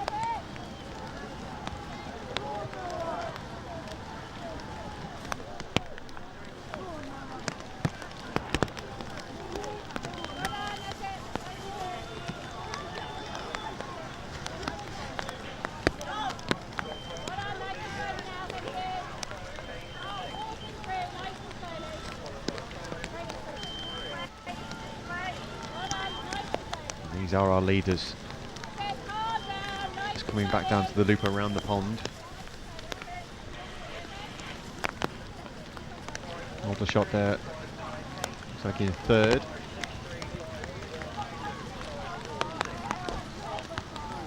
Matthew Pickering.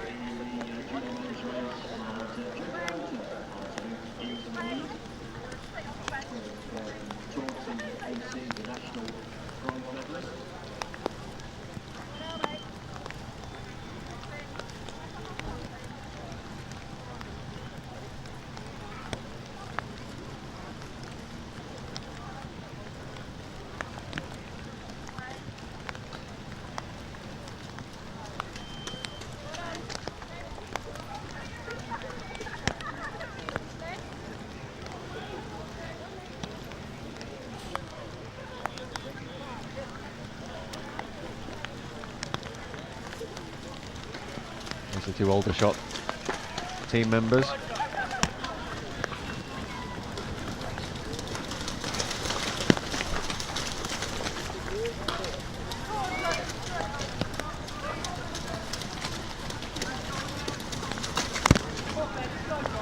We're trying to chase down our leaders.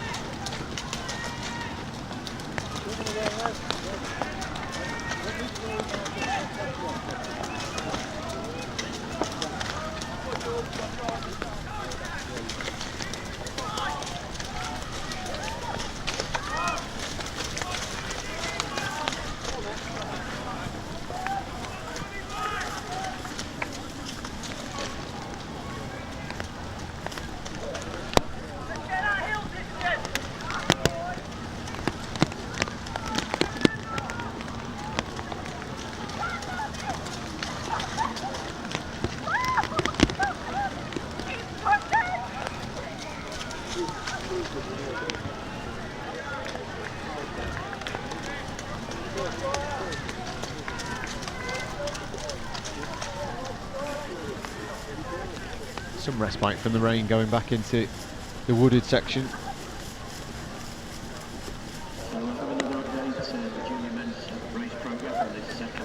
There is 586 Daniel Fisher of Taunton.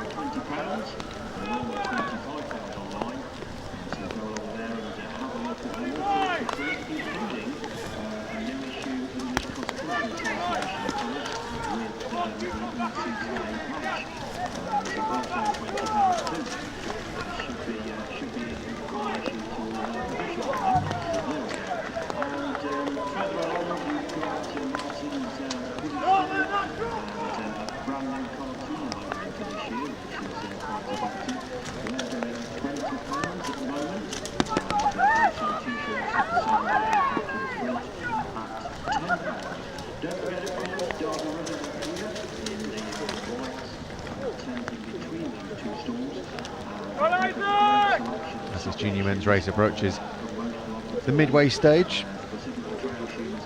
Come on, let's go. Good market.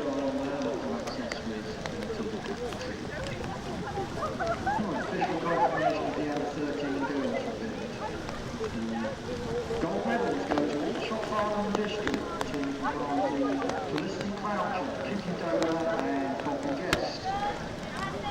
Silver medals, Chelsea Lacey, Heidi Woodley, Taylor King, Mary Carey. Berkeley took the gold medals with Poppy Phillipson, Kitty Brown. There is Daniel Fisher of Taunton.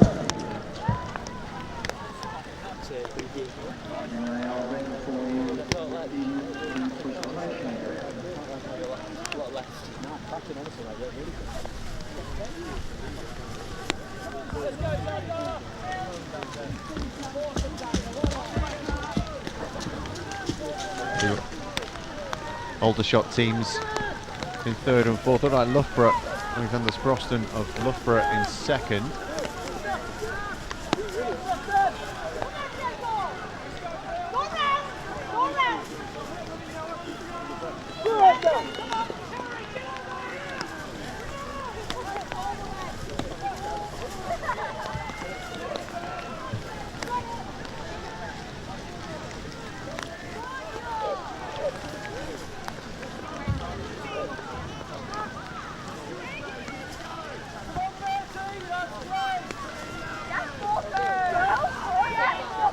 And away they go up that hill once more around the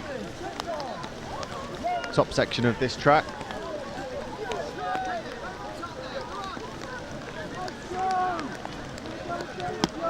Head off towards the tented village area.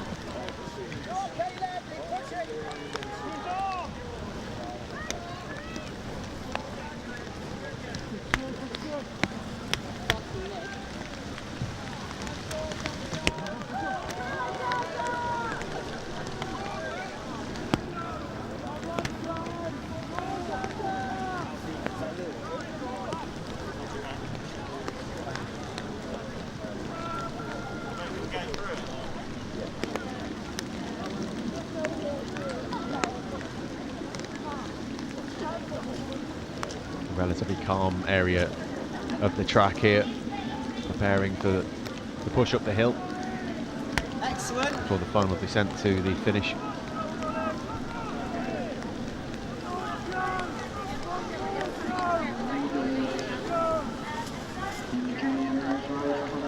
Here is your leader, 586, Daniel Fisher. And Aldershot just about to take second position here. And Loughborough with the second Aldershot team as well. It's going to be Fisher who takes it for Taunton.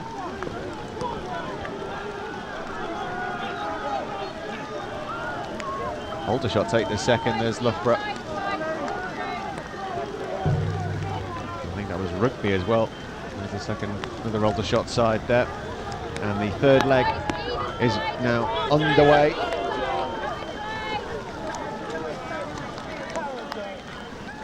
As this junior men's race gets to its finish.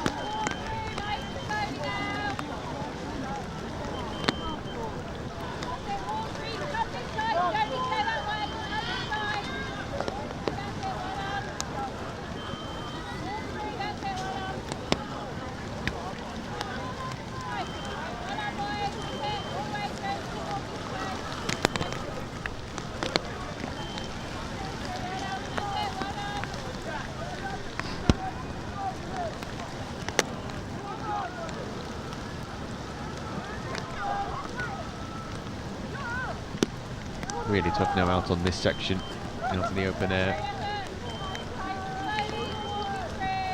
Track really cutting up.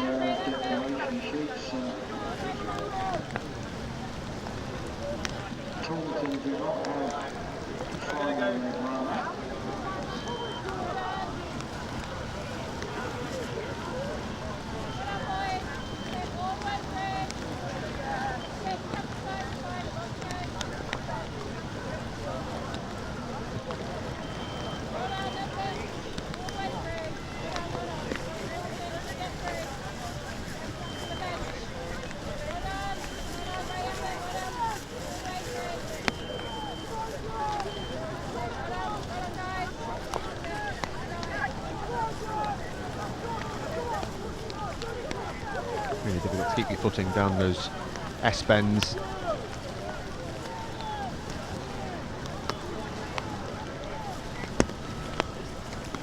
Still the second legs crossing the line.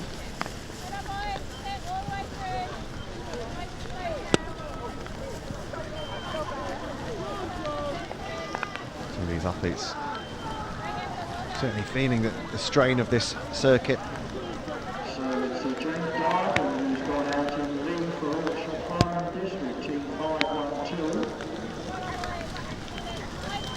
Five 1-2 Aldershot Farm and District.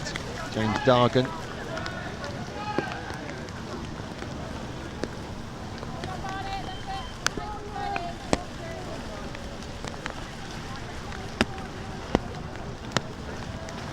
It seems to the Aldershot who've taken the lead in this race. Far away now from the under-17 men getting underway.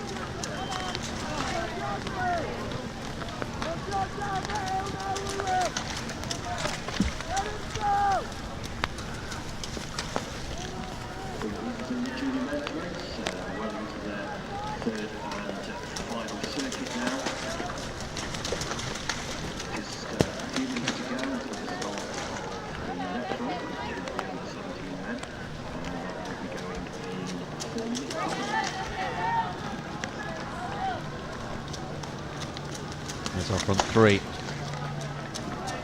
Heading off into the woods once more, shelter from the rain.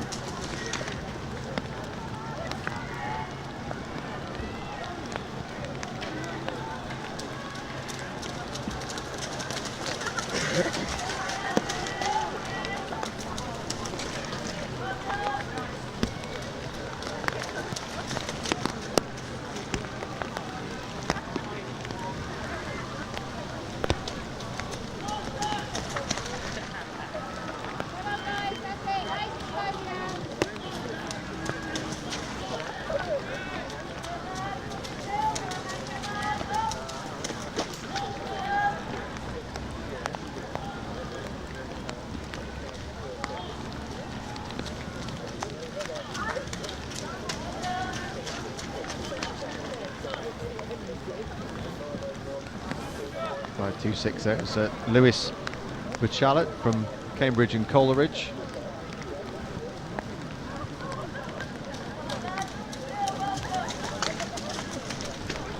Slight misjudgment with the tree there. Let's go! Let's go, let's go!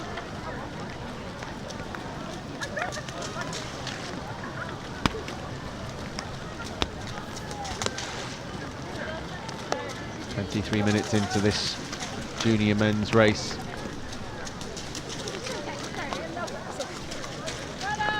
Still plenty to be fought for at the front here. As the next race is about to get underway, the under-17 men, again 3 kilometre circuits of this track. 15 and 16-year-olds.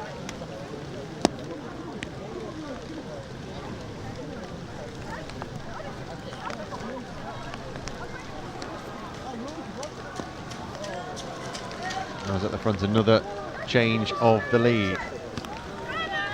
It's 563 in the purple is the Radley Athletic Club. And there's Aldershot, once more 512. 563 is Rowan Meal Ingram.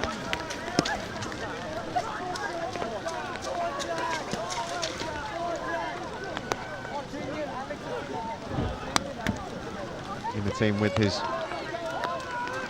presumably his brother Quinn, Neil Ingram. And it's Aldershot who take the lead up the hill, and the very quickly swapping places, these two.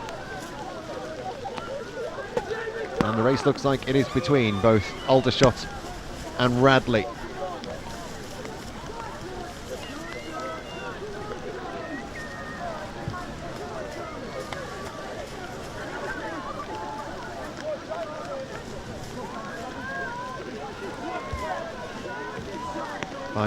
James Dargan with the lead, heading towards that furthest part of the track to the north, as you see on the map, just by the, that is B and C.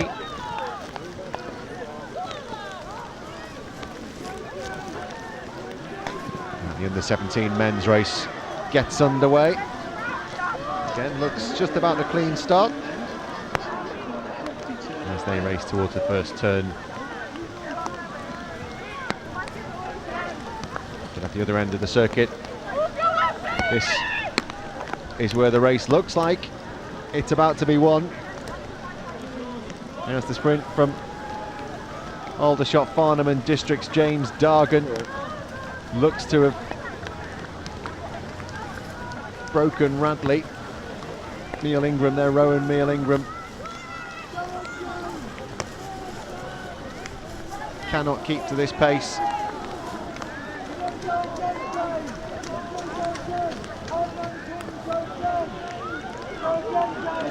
Still might just be a final twist in this race, but there may not be enough time.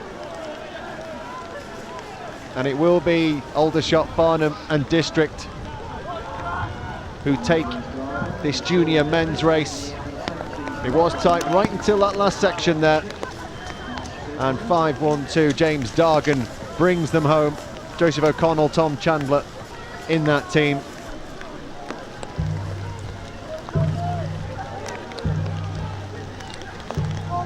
The Radley team, 5-6-3 there. 5-5-3. The Loughborough side of Louis Small, Alexander Sproston and Jack Small taking third position.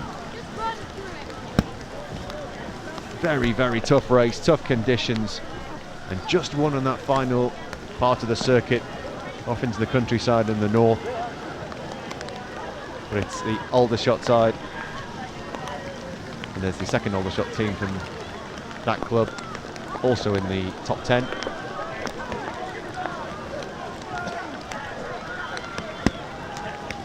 Really competitive race.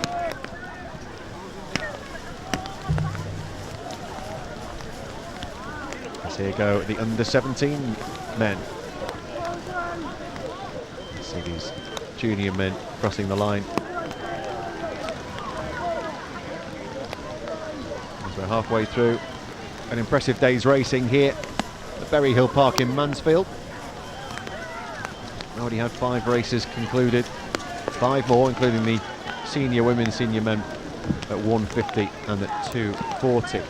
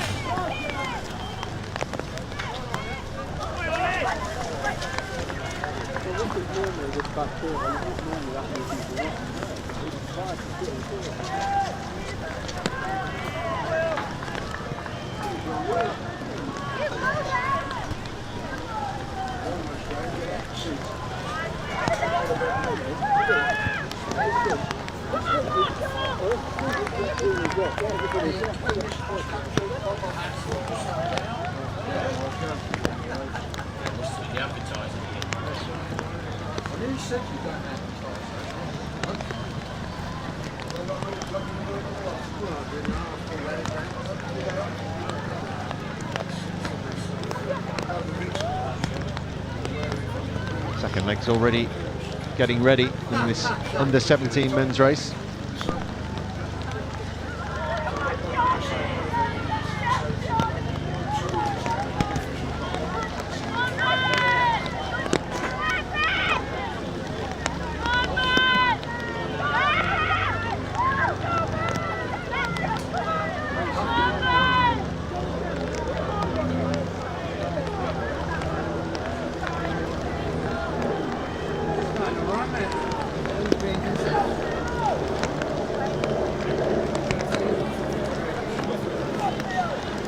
It's possible for it to rain any harder. It is now raining harder.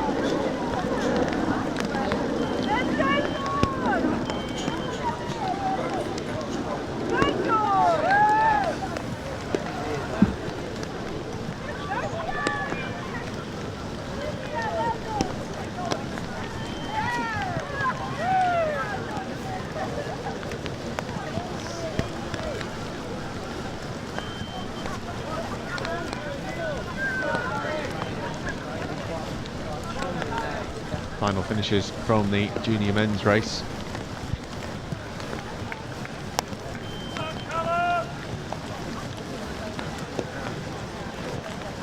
Both these races 3K laps.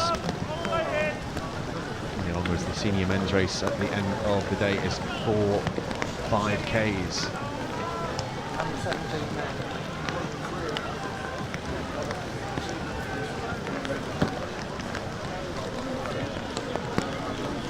Our leader, helpfully not showing us his bib number.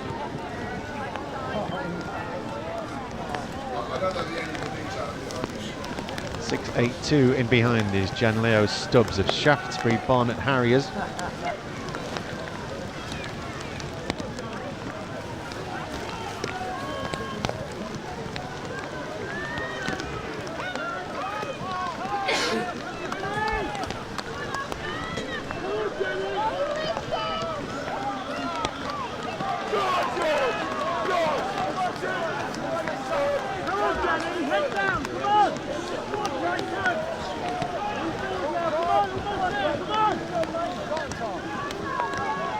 Just a reminder that on short time the next game chance for racing and should be at the presentation podium for the presentation of the under-13 gold medals. Off up that hill they go once again.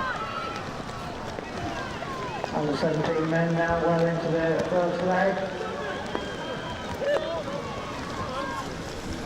Going into the woods, having good gone round the pond. Registration to announcers.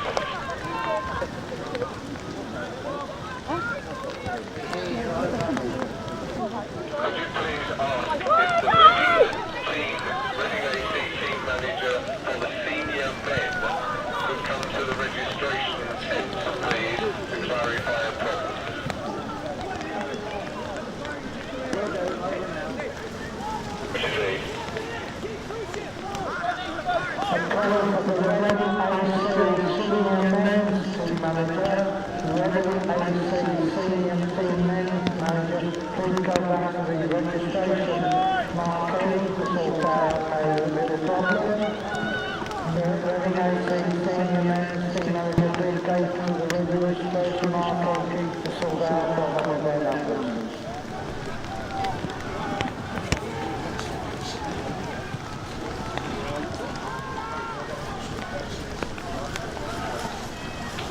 Still one of the junior men's races. Here is your leader for the under-17 men's race. Shaftesbury in behind in the black and white.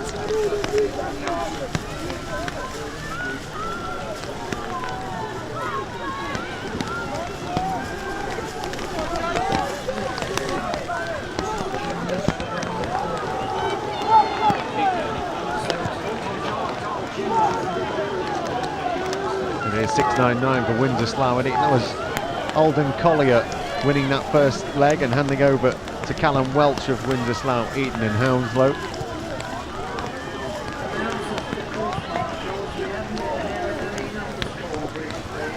6.82 Shaftesbury, Barnet Harriers, Janleo Stubbs handing over to Rafi Geyer. Shaftesbury and Barnet Harriers with leg 2 well underway.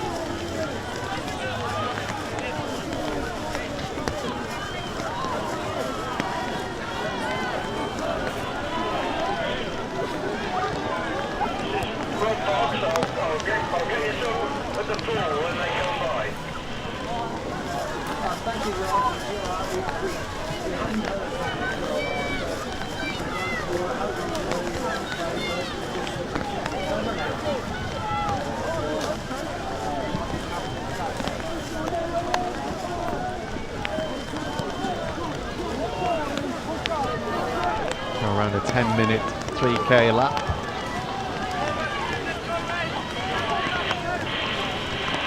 Yeah, the lead is on its way.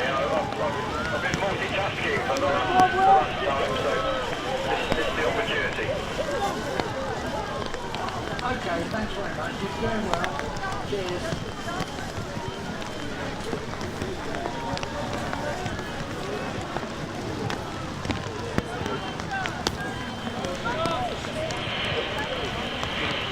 Majority of the field got round leg 1. Maybe 9 or 10 still to go.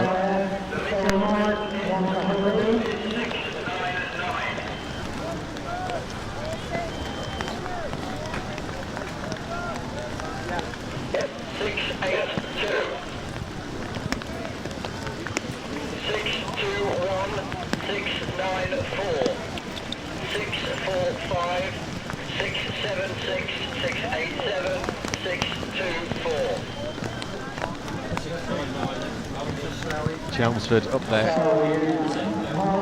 as well. Good showing today from Chelmsford in the races so far. It's Joseph Grange on the second leg for Chelmsford joining our leaders Windsor and Shaftesbury.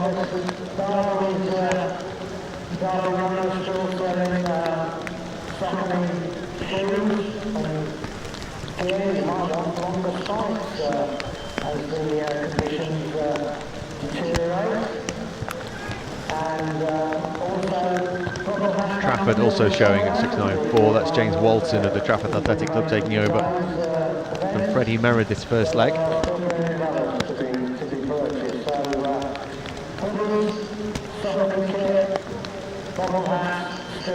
There is Callum Welch of Windsor, Slough, Eton and Hounslow.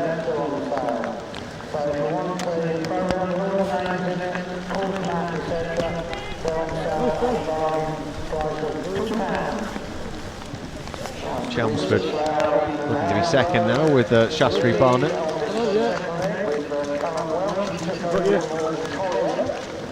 It's a bit damp here. Hello? Hello? Yeah, you're calling me, so you haven't got.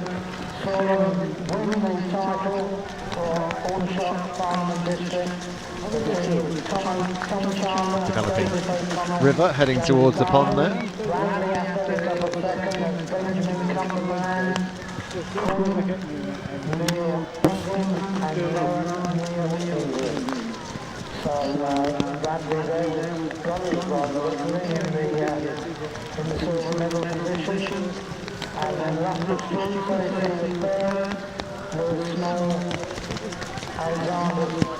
Johnson and Jack Small, unfortunately they didn't get any medals, so the bronze medals go to Cambridge College, JC, Isaac Morton, Christian Green and Lewis Moncrief.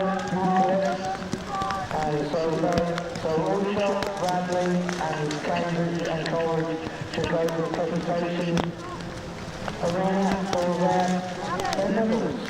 The second leg really stretching them out now. See the range.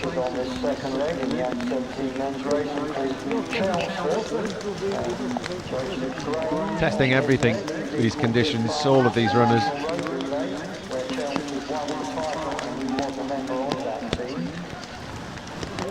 Difficult underfoot, got to be careful not to twist an ankle here or there.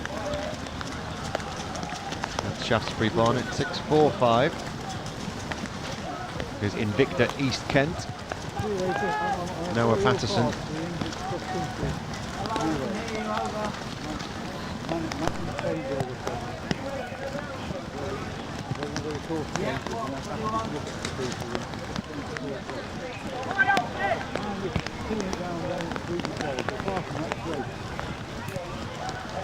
And a faller there, quickly back up on his feet. It's getting more and more difficult around those S-bends towards the bog at the bottom, which, if it was horse racing, that might be bottomless ground.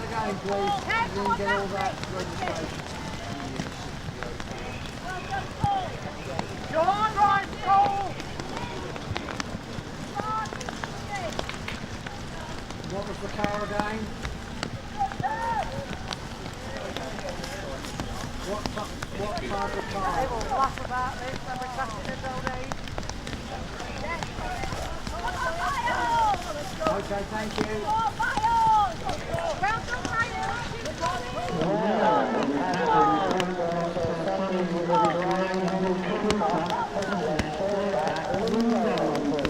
Oh, yeah. 10 minutes time, the under 15 girls race will get underway. 106.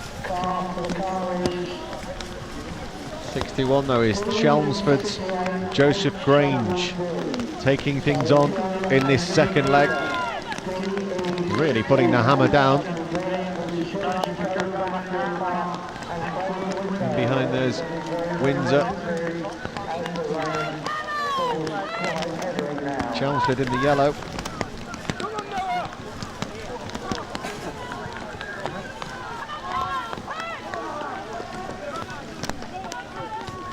Windsor now in third with Shaftesbury Barnet in fourth.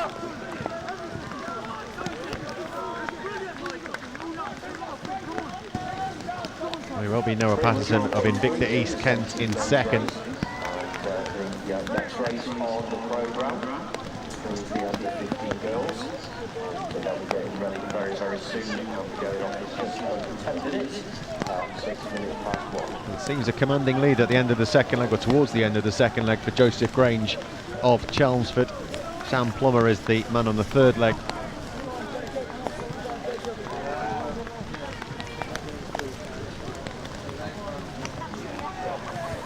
But we really have seen things change in this final section of the lap. And several races already today.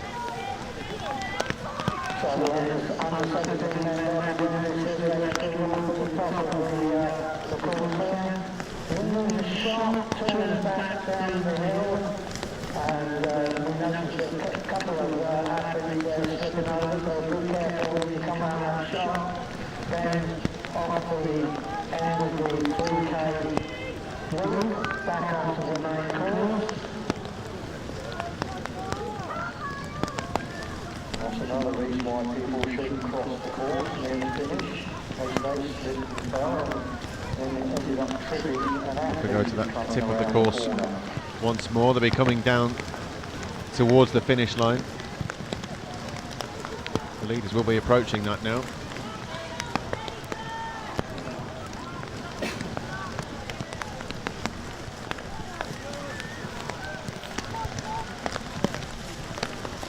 Indeed, here they come over the brow of the hill. Joseph Grange for Chelmsford.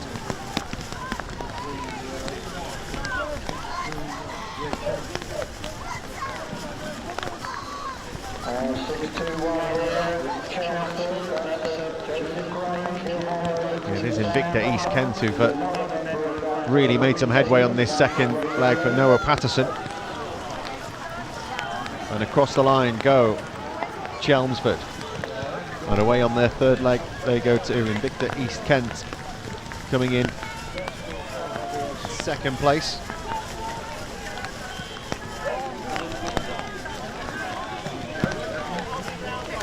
.691 as things change. There was Tonbridge, Toby Bortree with a good finish to that second leg. So the front 4 or 5 are already through. 7.6 was St Edmund Pacers there. Thomas Taylor going off on his final leg. And the leaders are well away. We have 4 or 5, maybe 8 or 9 leading groups now.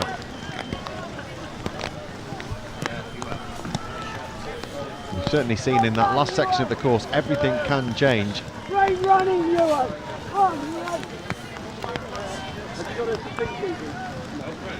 I think.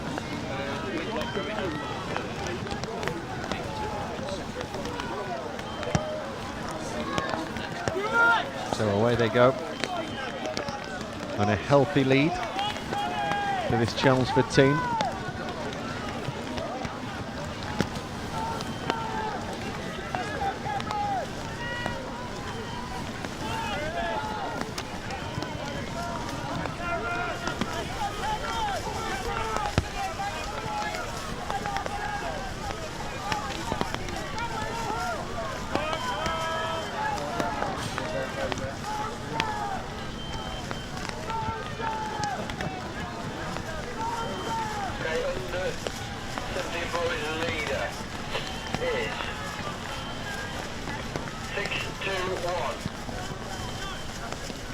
Chelmsford still with the lead.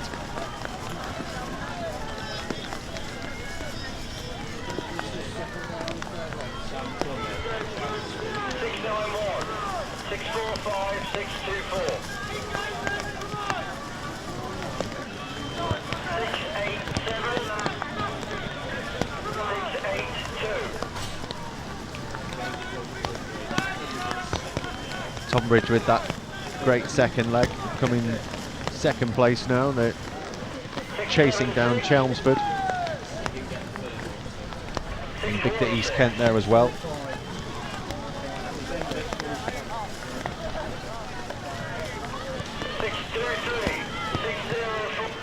City of Norwich getting into the top 4 at the moment.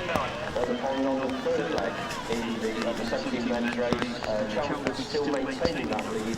However, Tonbridge has moved up from as well as Taunton there as well. Into second place ahead of Victor East Kent.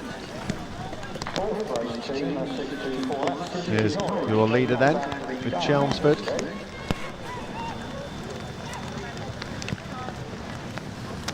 Both Invicta and Taunton in their teams. Both got Noahs. Pretty good day for them. There's Chelmsford lead, Tonbridge in second, Invicta East Kent in there as well. City of Norwich and Taunton, the top 5 going into the third leg of this under-17 men's race. Shaftesbury Barnet in the black and white there.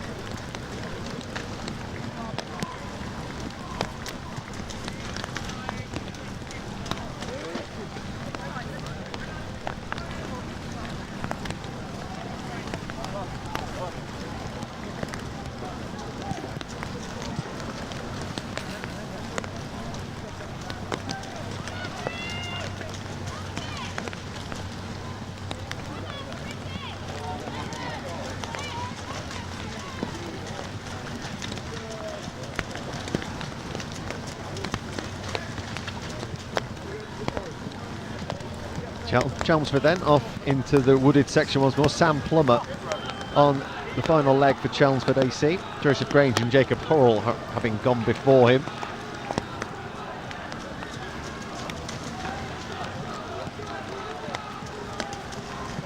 City of Norwich there in third now. Zachary Dunn out on his own. For Chelmsford is Sam Plummer, and this is quite the lead he's got now, really pulling away, and you would be amazed if either of these athletes could do anything from there.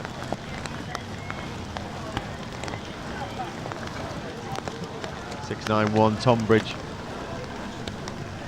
Joseph Hunt.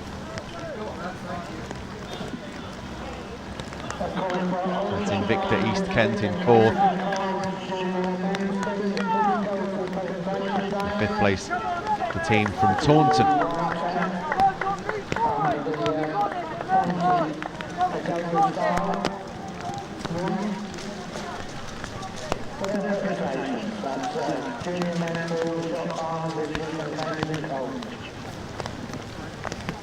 Chelmsford with this commanding lead then as the next race lines up. The under 15 girls, they're doing 3 2-kilometre laps of this course.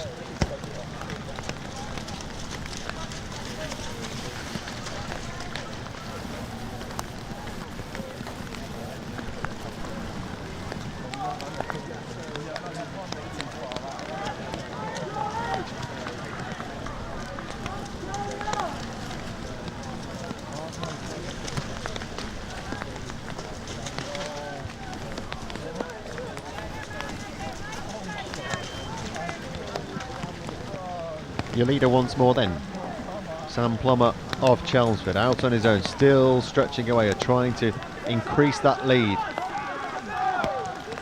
Not taking the chance to have a little peek away to his right to see how big this lead is. And if he did look to his right, you'd see not many people. There they are in the distance, and Norwich looking to cement second place.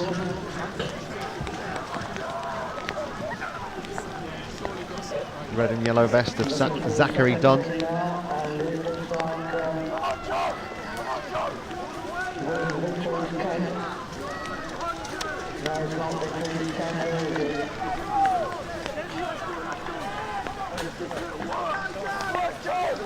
Really pushing up this hill. We've already seen today things go wrong for athletes up there. They're jostling at the start line. Elbows out for the under 15 girls, and away they go. Let's go, Joe! And that's a clean break.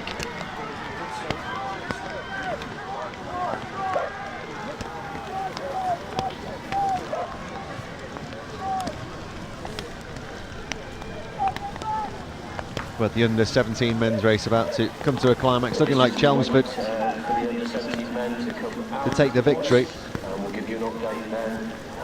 I've been mistaken by people making a surge up that hill around this section, but it doesn't look like there's any stopping Chelmsford here.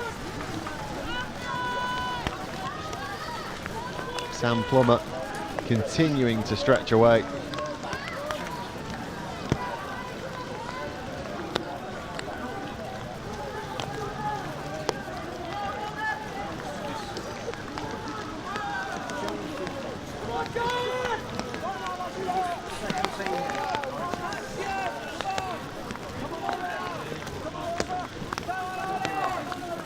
It's the under 15 girls race.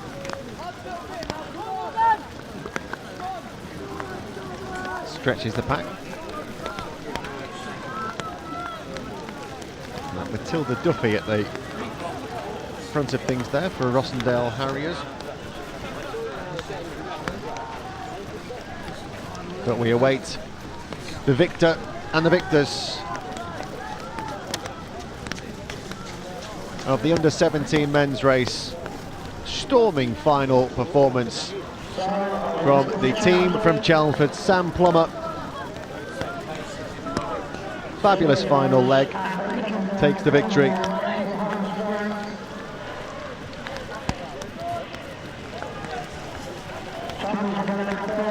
And it's the red and yellow we should be looking at there, no one else. And City of Norwich takes second.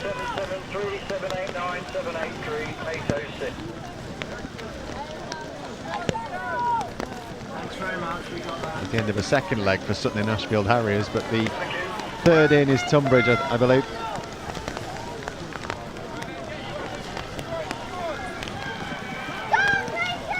.691, yeah, the team from Tunbridge taking the third position there. The win for Chelmsford, City of Norwich making things up in the third leg, and Tunbridge Athletic Club getting the third position in a hugely competitive under 17 men's race. And away we go once more, under 15 girls.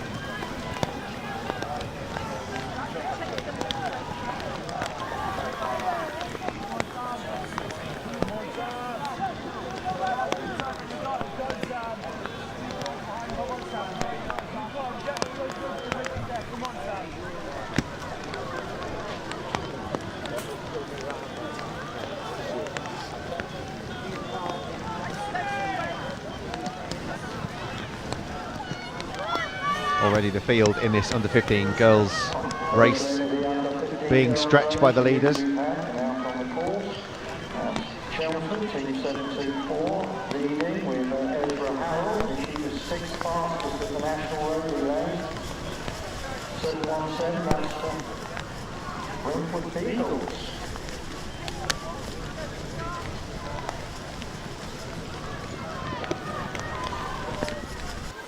Chelmsford, having won that previous race, in the reckoning for this one as well. In second position, Chelmsford's Ezra Harold.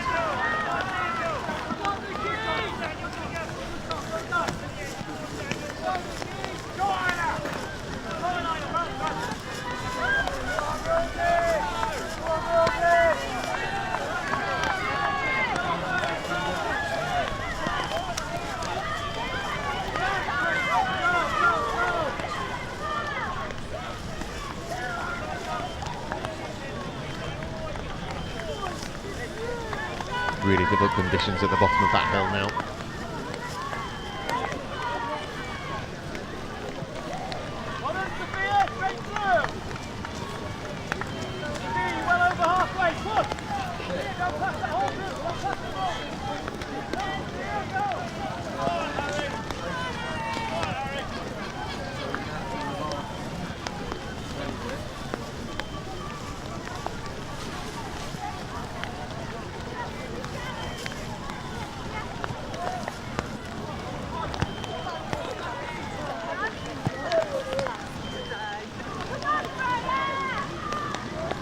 No, you're okay.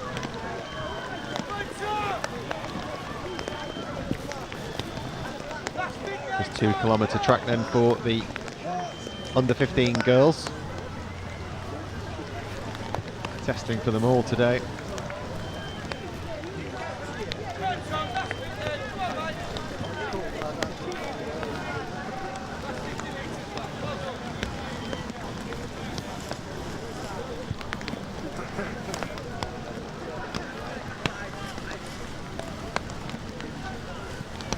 Here are your leaders, 7-1. So we're looking at the athletes as they come out of the route from this under-15 girls event.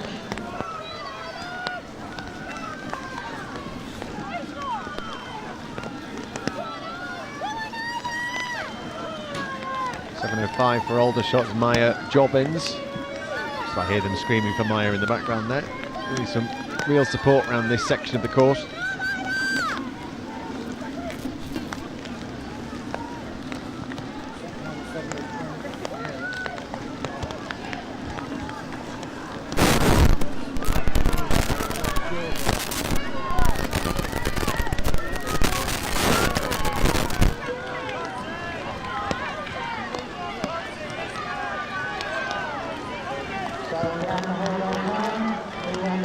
As through they come to complete the first leg.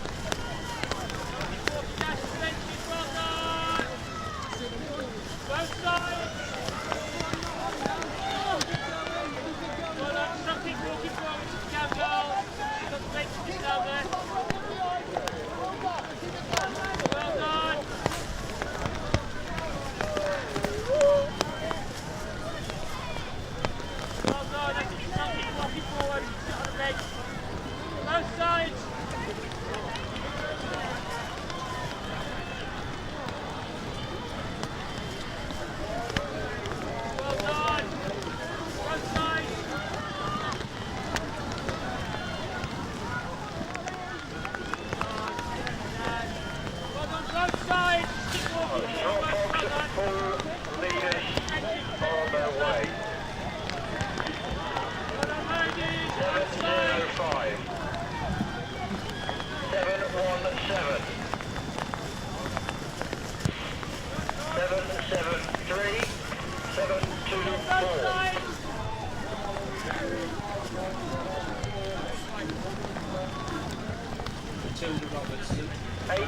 Aldershot with the lead then, and pushing away as well.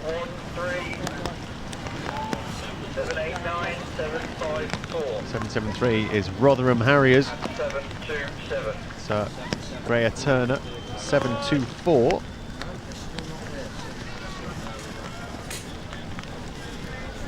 Is Chelmsford, Lottie Wilkin of Chelmsford.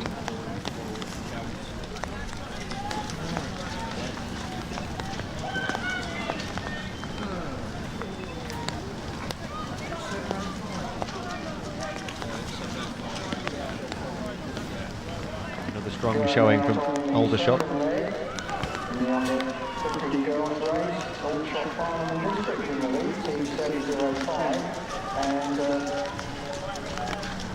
Katie Scott has got on this day, who was fastest in the national road relay. She took over from Maya Jobbins, who was equal 10th fastest there.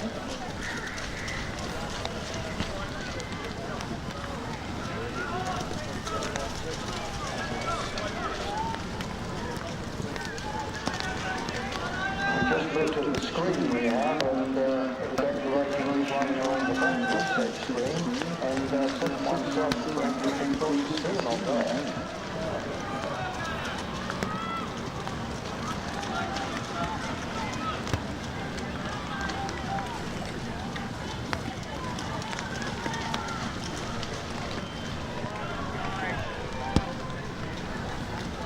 Head of the race then is the team from Aldershot. The names of the Rotherham Harriers, who are in third place, team 773, and Graham Turner, who was 8th in the CO. Here is your leader, 705 Aldershot team. Kitty Scott on the second leg. Maya Jobbins got them into that lead early on. And Chelmsford, who seem to be doing quite well here today. 773 is Rotherham. 724 is the 717. And it's caused a bit of consternation on the field as well, because they don't seem to have a team. They are in the top three of this race though. We'll work out who it is when they finish. Fly through, come on! On to the next one, Luciana, come on! Katie Scott, who's running this second day forward, shot far in the district, and is still members in the under 30 race at the National Cross Country Championships in February.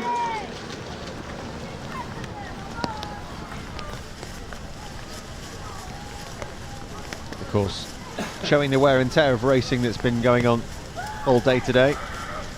We're still just about holding up. We've not seen too many slips. If they have been, they've been in this situation here, coming down the hill into this really tough area of ground.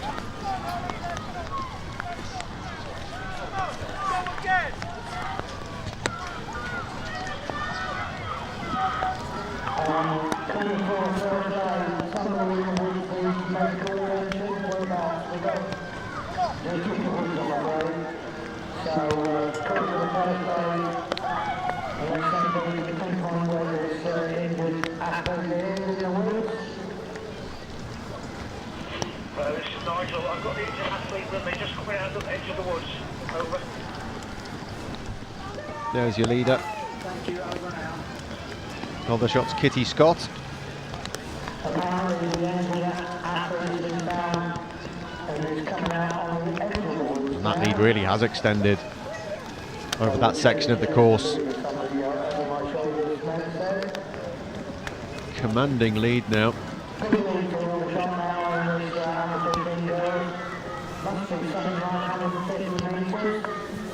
on, Evie! Come on, Evie! Come on, Evie!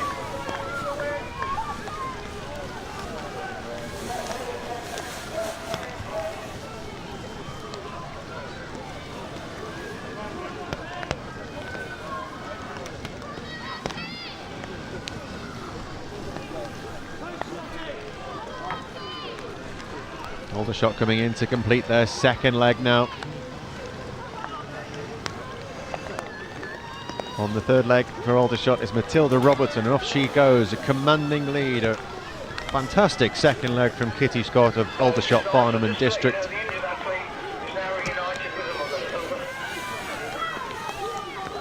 And a huge lead from that second leg.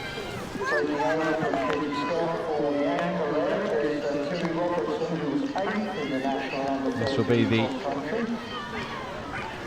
going second from Rotherham in the all black there. 7.24 is Chelmsford. That's Daisy Stollery taking over from Lottie Wilkin.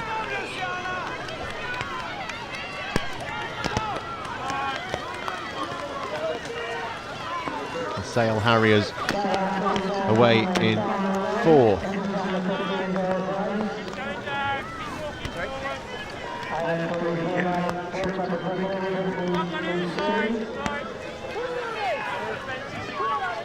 So your leading trio as we go into the third leg of this under-15 girls race is Aldershot from Rotherham and Chelmsford in third. But it is a commanding lead for Aldershot, Farnham and District.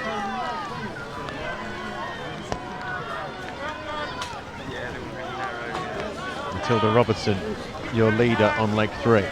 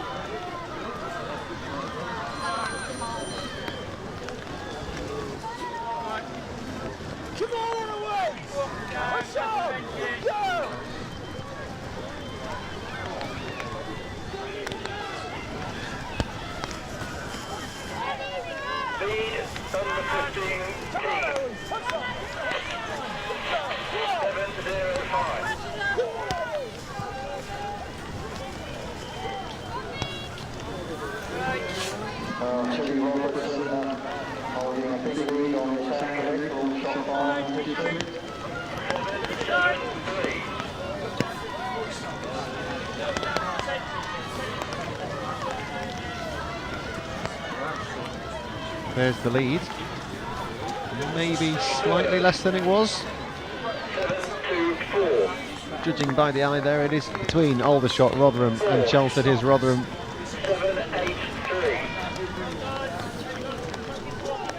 That's Grace Igo for Rotherham Harriers. Chelmsford team coming through.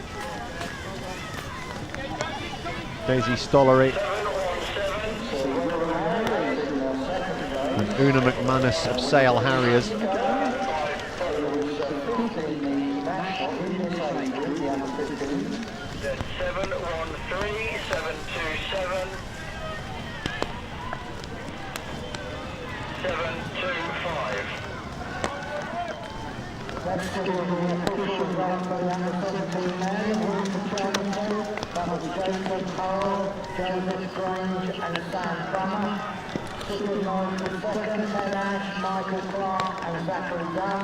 Seven 727 Portsmouth there.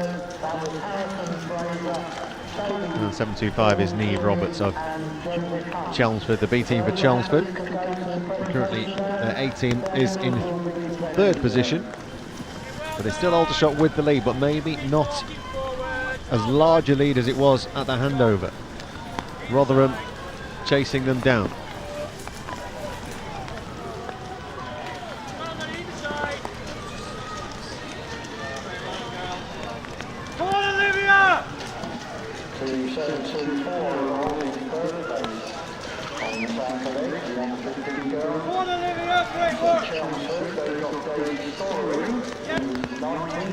Not long left now in this final leg.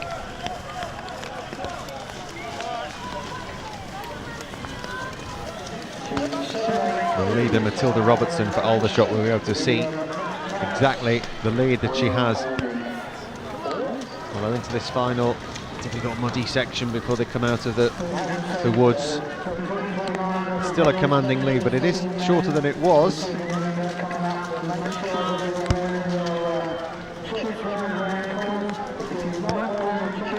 Over Rotherham's Grace Igo. It's Daisy Stollery of Chelmsford.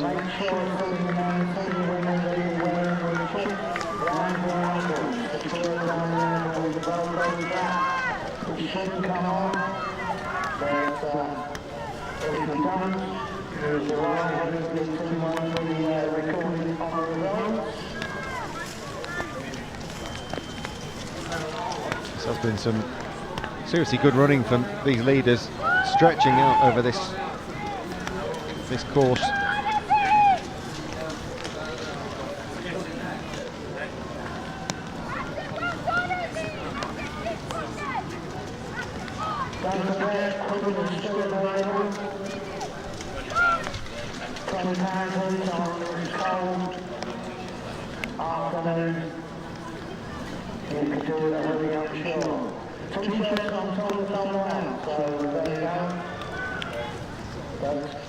Still on sale, some super colours, some very pastel shades.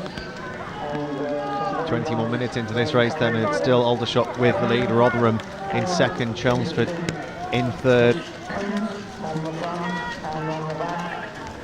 And great to see if that has changed coming out of this wooded section. You'll soon be able to see the leader, Matilda Robertson. And have Rotherham and Chelmsford been able to bite into it? Here she is. Steep effort into this open section.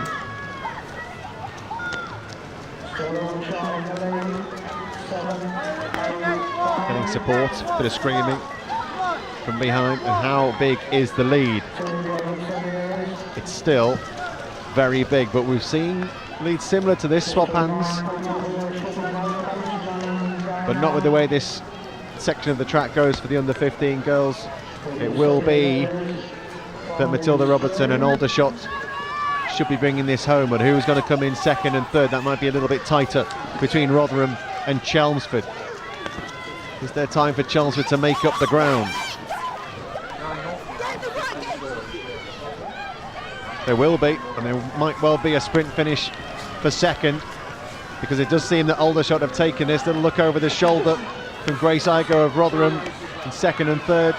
There's a race on here, but the race is won for Aldershot and Matilda Robertson. They will take the victory in this under 15 girls race. Celebrations at the finish line. And who will take the second? Oh, nearly fell over there, but a final bit of energy found from Rotherham's Grace Igo. They come in second, and Chelmsford with Daisy Stollery come in third. That is 1, 2 and 3, Aldershot, Rotherham and Chelmsford.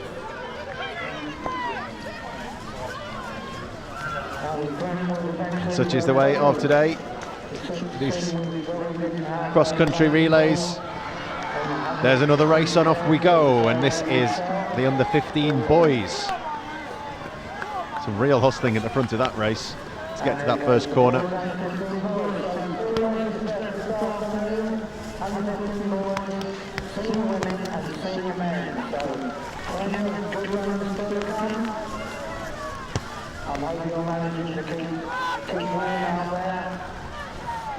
The under 15 boys over the same circuit, 3 2,000 metre circuits.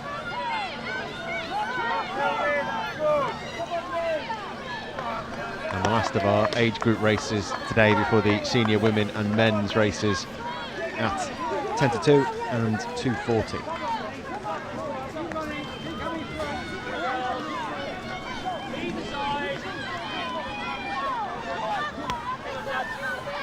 Some early pace being set in the under 15 boys race.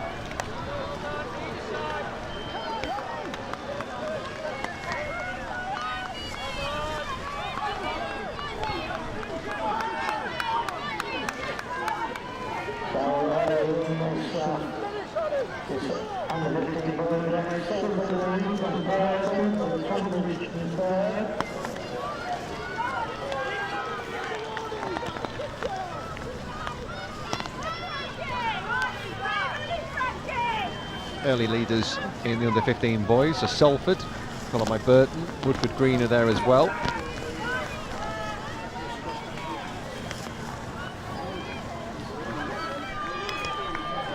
It's Evan Grime with the lead for Salford Harriers.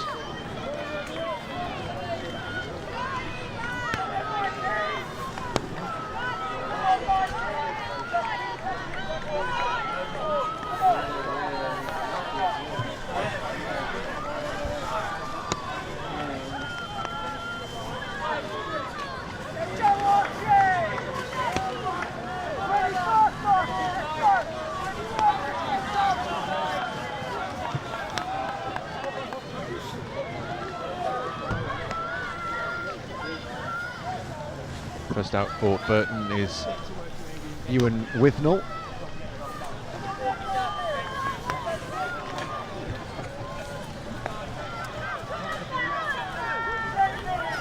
And for Woodford Green, it's Harry Stockhill.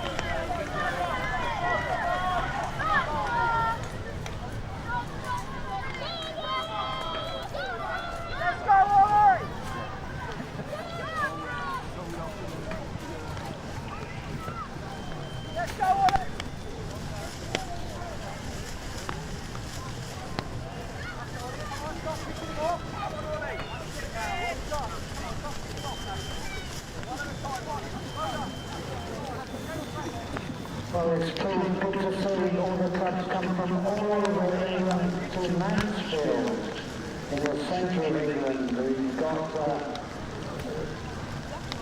in Victor East Kent, we've got Cornwall, we've got from the West Country, we've got up from the North Durham, and we've got... And already a pretty strong lead for Salford Harriers. Thanks for supporting this event, and we're glad and we hope, despite the weather, that you're enjoying today's proceedings. It's good that once again we're here at Mansfield. A lot of work has gone on in preparing this event, so congratulations to Mansfield Harriers for their role in this event. A couple of bursts of speed as well from the second and third teams here, but it is going to be Salford who lead the way at the end of leg one of this under-15 boys race.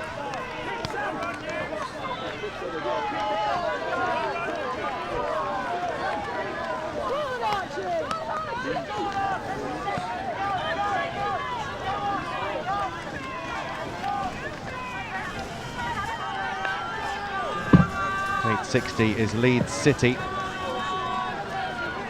Good run from there. First team member Yared Alem. Joseph Tucker takes over in third. Burton went off in second. Salford with the lead. They are your top three at the end of leg one. Salford, Burton and Leeds City.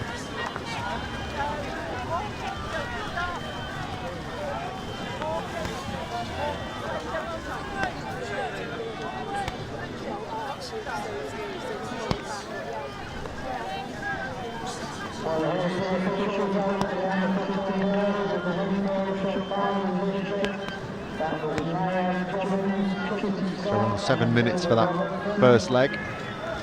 Maybe a little less than that. Strong running around this difficult course.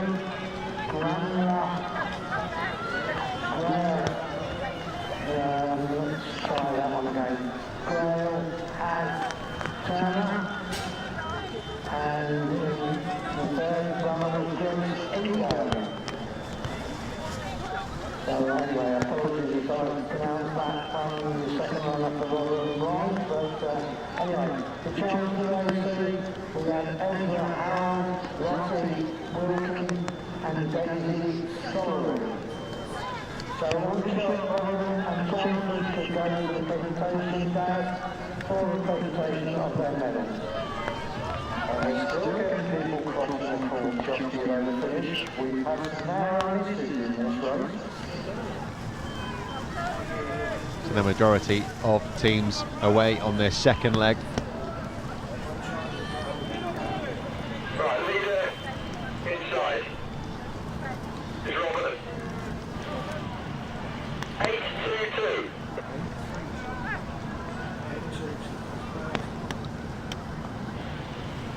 860895. 910 909 911890. That's all I can give you. We've had quite the change. Salford have been swallowed up completely on that second leg. You can see in the red there, they were the leading side, but no more, as Burton have taken the lead with Leeds in behind. St Albans in third.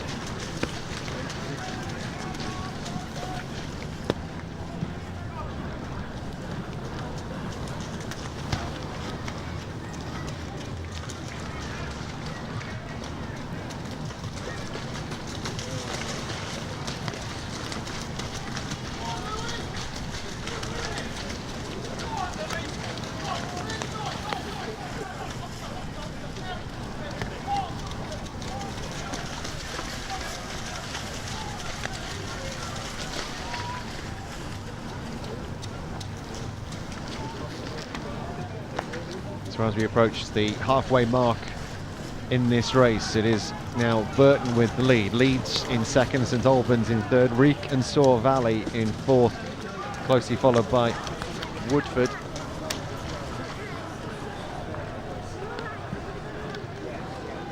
Lewis Boyce for Burton AC.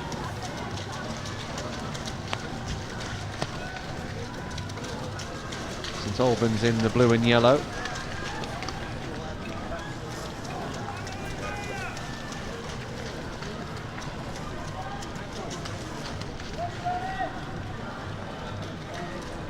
While we wait for an update on the under-15 boys, 10 minutes to go until the penultimate race of today's programme, which will be the senior women.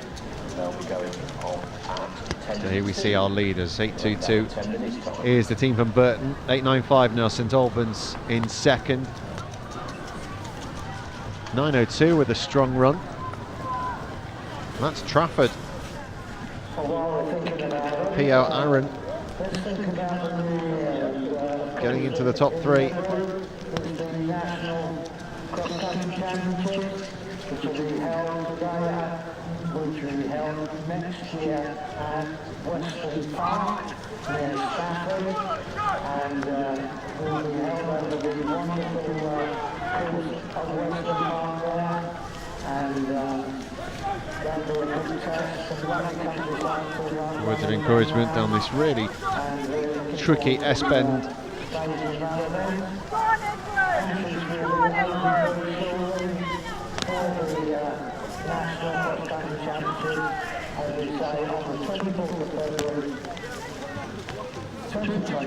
Looks like it's still Burton with the lead.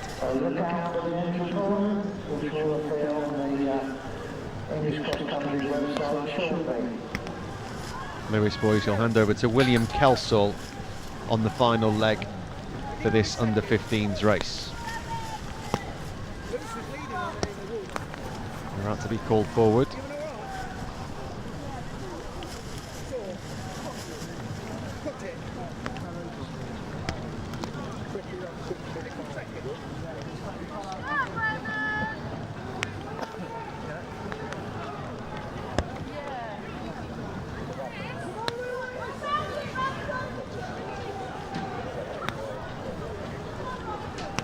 Hello, maybe we've had a change of lead, and it looks like we have.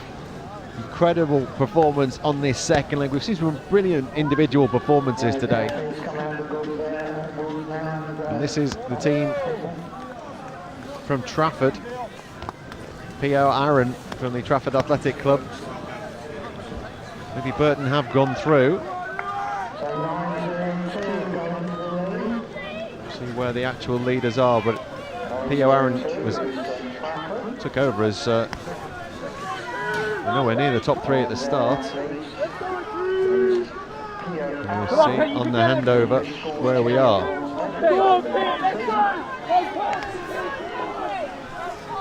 And it is P.O. Aaron of Trafford that will send his team away with a commanding lead at the end of the second leg. There's Finlay, Dobson, Emmas on the final leg for the team from Trafford Athletic Club. St Albans in second. Never mind, in third was Tunbridge with a move from Peter Fitzmaurice. Jamie Petrie will take the third leg for Tunbridge.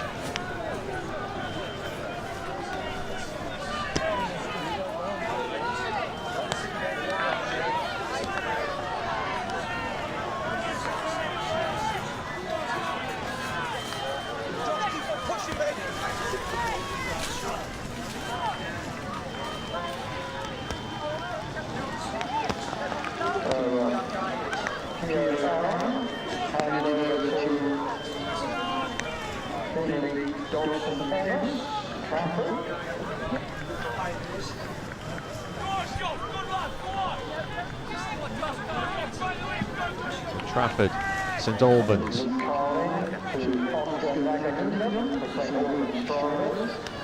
And Tunbridge making up the front 3 as we head away for the third and final leg of this under-15 boys race here at Berry Hill Park in Mansfield, part of the National Cross Country Relays of 2023.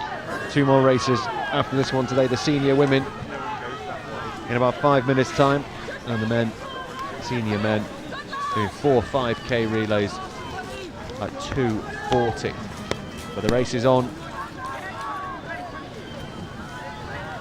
We've seen some fantastic individual performances so far in this. And off they go again on another 2-kilometre circuit.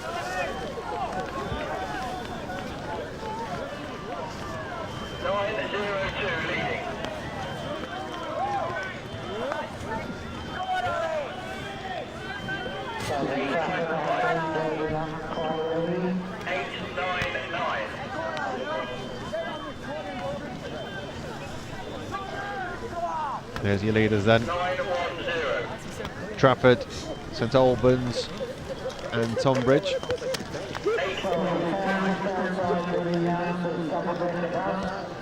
some actual sock legs, some including some socks from Zara and managed to drop their sock legs, so if anybody finds when they drop the active sock legs, socks for their running shoes, and they're up with the announcers. The latest amount on the course is 1, 2, 3 as they went out, it's still the same. Fourth place, 910, Lucas or Barry, they have Samuel Collins on there actually. St Albans in second with Oscar Nagalingam. It's Finley, Dobson, Emmas in the lead for Trafford, while Tonbridge in third have James Petrie on their final leg. It looks like that will be the final three, but which order we do not know just yet. Plenty can change in this final section of the race. So the three women coming out onto the start line.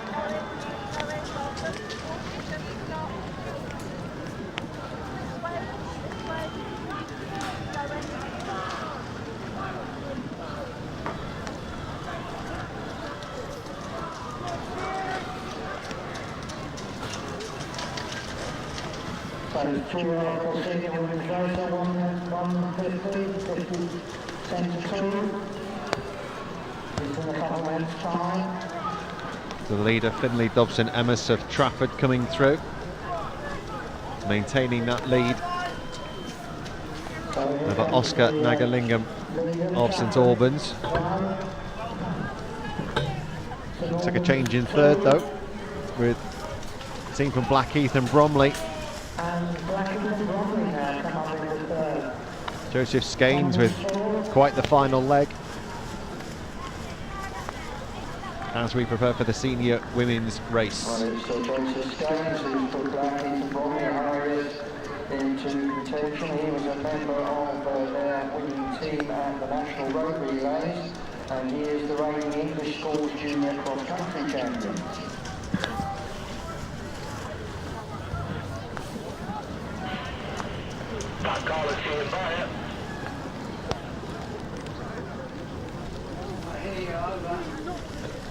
Come on, Raymond! And this is Joanne Hoover. Come on, Raymond! I have a bank card of theirs. Come on, Raymond! Go, next week! He's got the right through, come on! I'd like the track office. Over. So we wait to see who comes out of this section in the lead. It did look like Trafford with the commanding lead, but Joe Skeins is having a great season. Might well be able to bring something back. However, we're about to get underway for the senior women's race. 3 3-kilometre laps.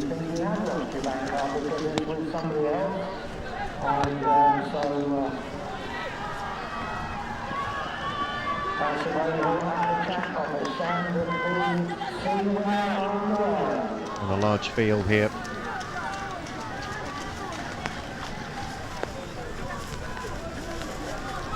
We'll sprint to that first corner, all important.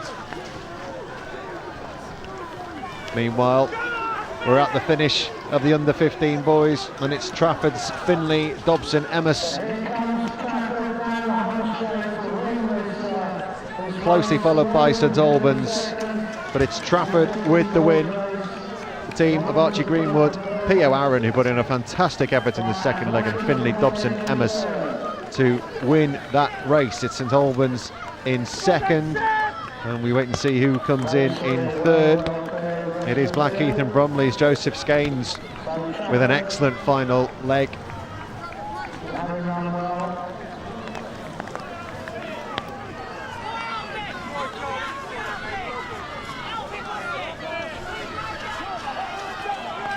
Fourth position is Reek and Soar Valley, and it was a tough final leg for Tonbridge there.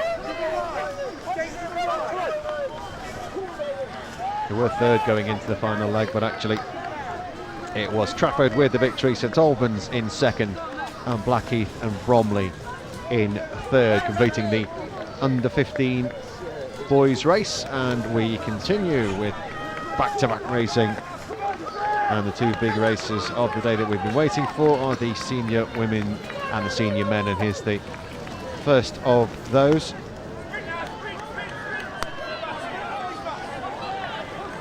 This is for anyone over the age of 20 and already well into this race.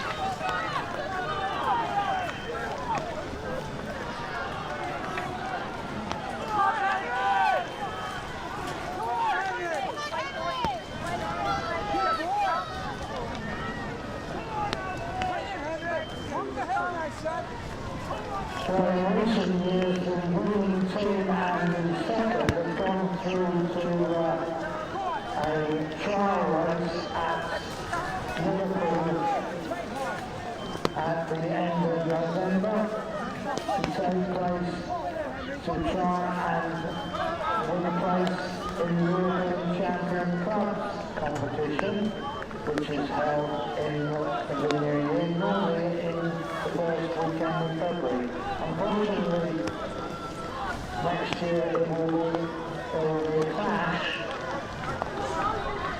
with the European Cup Championship being put back to February 24th, which is the date of the international. So the London clubs in the senior men and senior women will not be nominated to go through to the trial at Liverpool at the end of November this year because of the clash.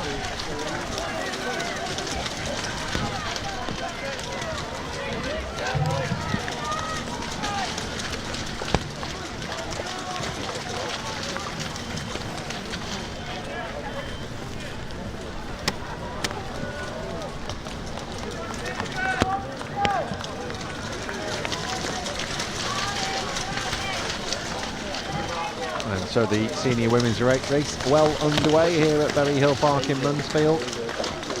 Tough conditions now after several races already today, and the rain continuing to come down.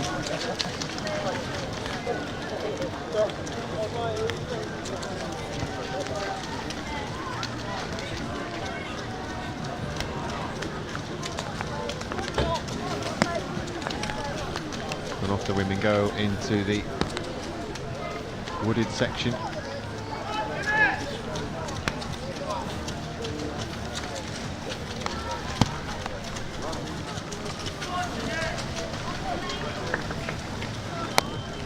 Once again, it's the team from Aldershot, Farnham and District at the head of this Lauren Hall. Good day today in racing of Aldershot.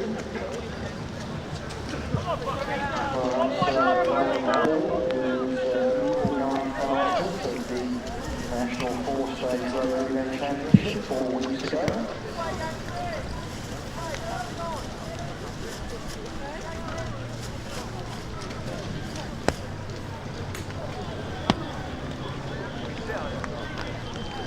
The women are all doing 3K for their lap.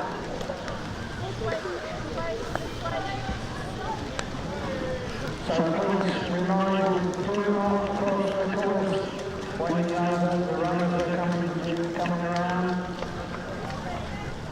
We noticed, especially in the start finish area, that there was dashing across the course and it might cause a problem.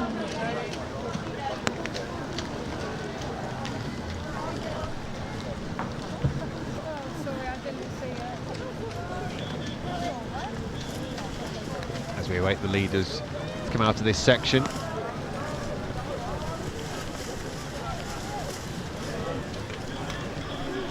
This is the loop around the heel of the course. Out of the woods, you'll see them. Here they come.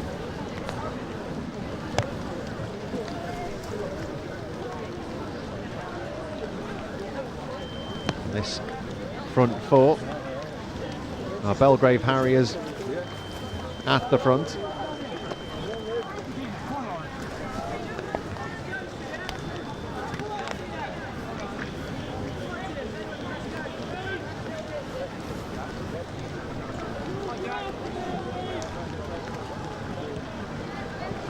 Aldershot's in there as well.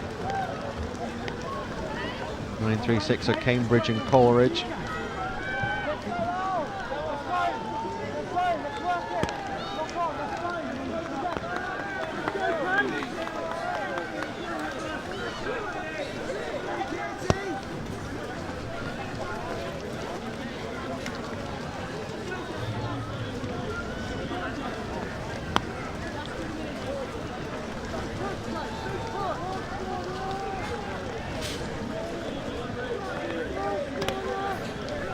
So the front four: Aldershot, Belgrave Harriers, Cambridge and Coleridge, and Bedford. And they go up. Steep incline before coming out on the plateau at the top and down to the finish to hand over for leg number 2.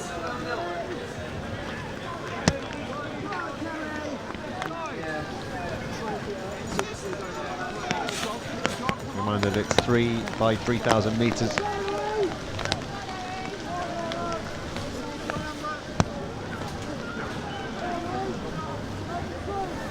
Trying to stretch that lead at the top of the hill.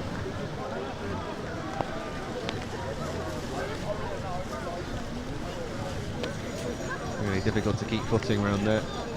I'm trying to stretch the lead, but Aldershot doing well just to hold on. That's Lauren Hall just in behind.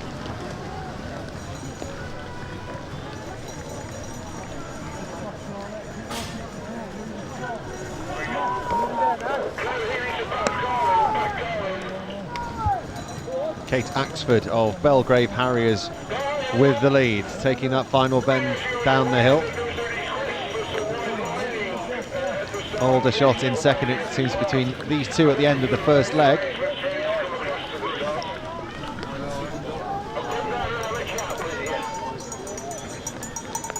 Going to 1 Belgrave Harriers. That is an excellent first leg from Kate Axford, just coming in under 10 minutes for that first leg.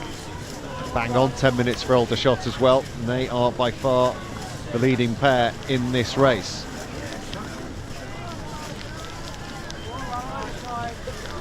Next are Cambridge and Coleridge and Bedford. They are the 4 teams heading off on leg 2. And the field is already extremely split.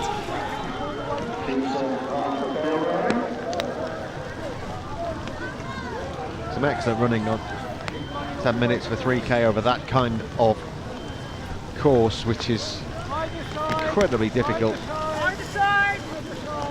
but the true test that it needs to be on a day like this. So here come the majority of the pack heading away. It's Gemma Astin who's in the race with Sarah Astin as well, part of the Belgrave Harriers team. Kate Axford having run her race.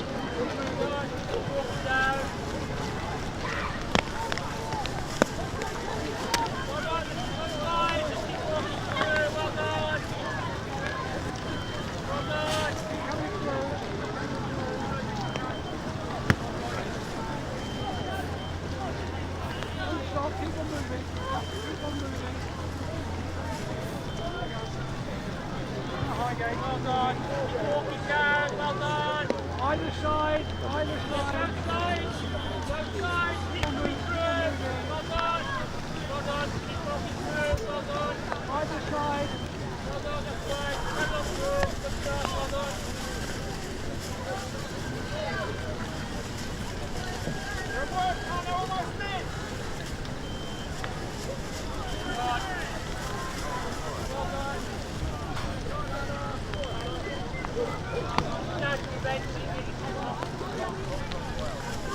Kate Axford with that first leg there.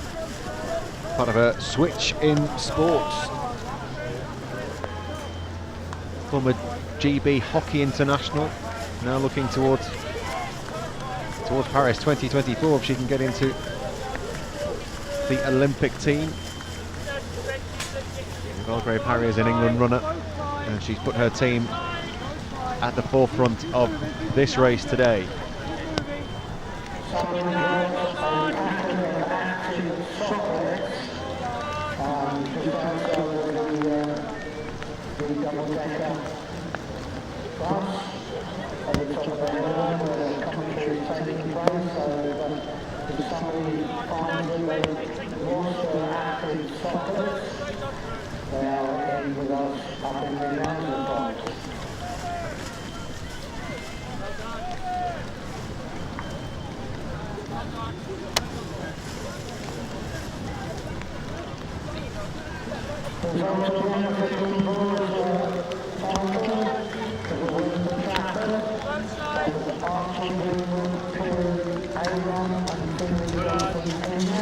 So round they go for a second leg here.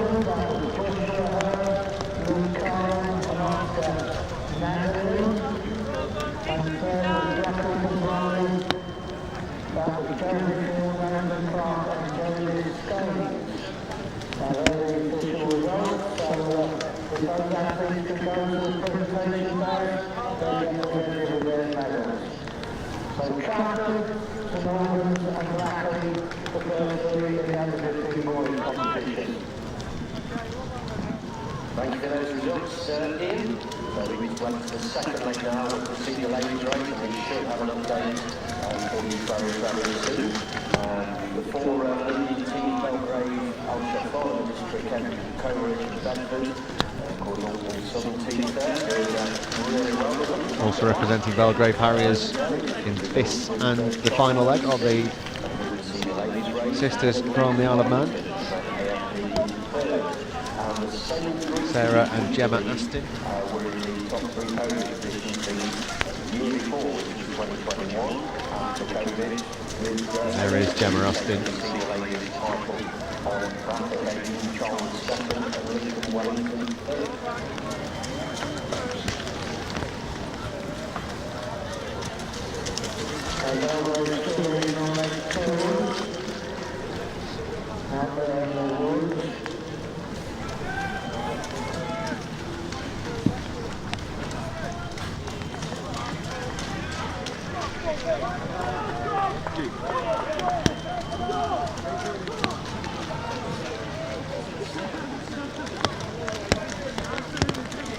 And it is Belgrave Harriers who are streaking ahead. And Gemma Astin didn't quite know where she was going, and I think they had to be shown to go left.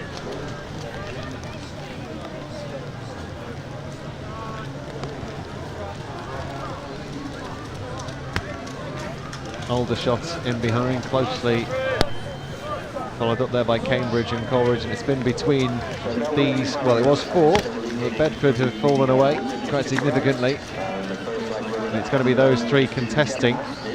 Certainly there is the end of the second leg, and you would assume with the distance that they have, the end of the race as well.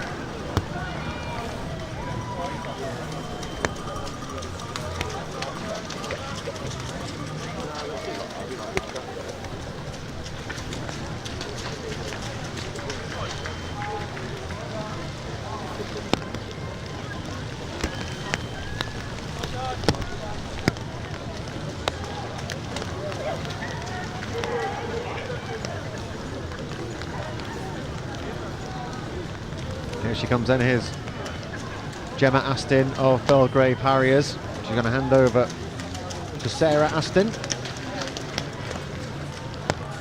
Took several years out of racing. Has returned. It looks like being pretty successful today alongside her teammates in a pretty storied team at the moment. Talking about Kate Axford going from GB Hockey towards Team GB Athletics.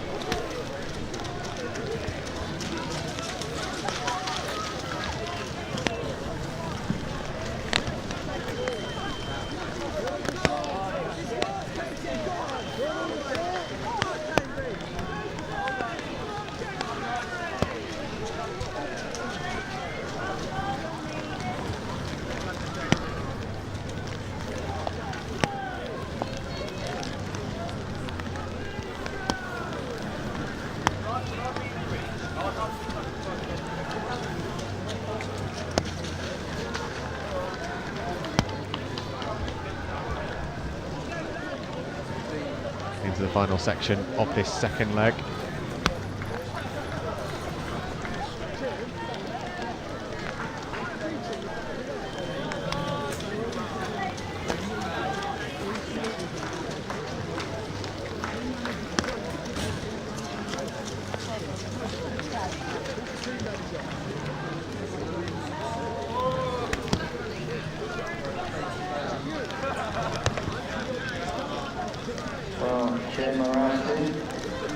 Another good performance from Gemma Astin. She'll hand over to Sarah Astin, who will be very much the favourite to take this with the final leg. Having won the 8K English National Cross Country earlier this year. So this is a fine performance from one sister, and she'll hope that Sarah will back her up.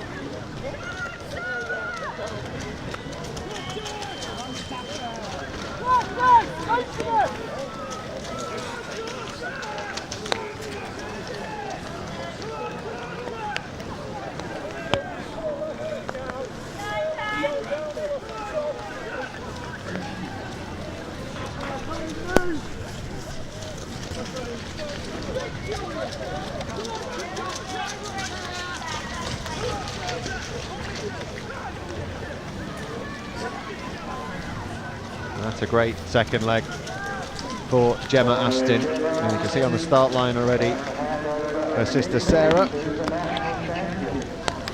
who represented the Isle of Man in the 5,000 metres at the Commonwealth Games. And she will hope to see her team through to an impressive victory here with 3,000 metres left of this senior women's race of the National Cross Country Relays. Belgrave Harriers with the commanding lead.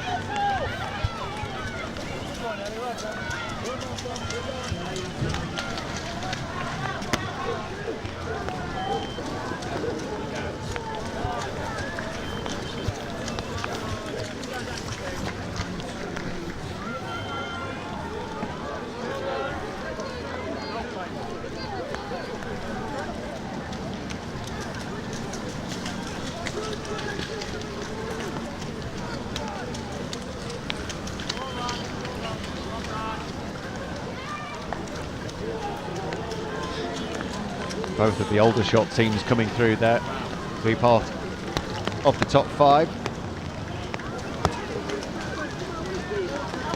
There's another individual team race as well, as both the teams there from the Leeds City Athletic Club have their own personal battle.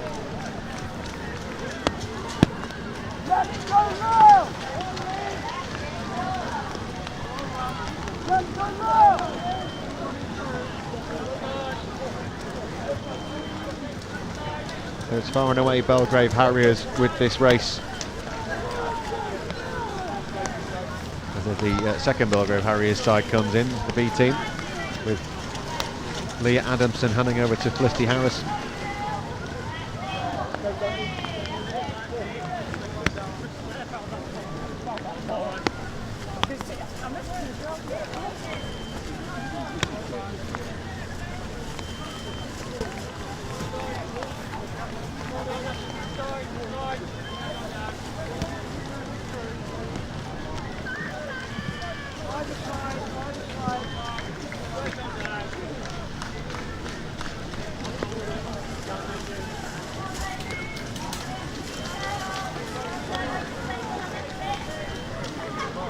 away into the distance.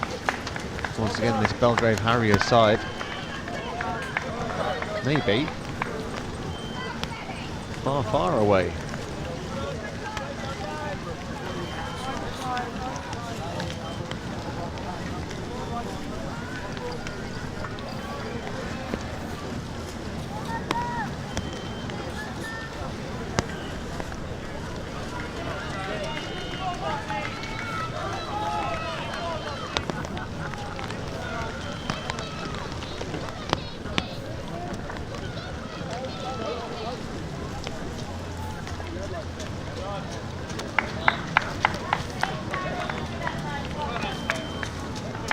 Great to pick up the leaders once more around this final leg. This really has stretched out this field. But there is our leader, Belgrave Harriers, Sarah Astin, storming up that hill there.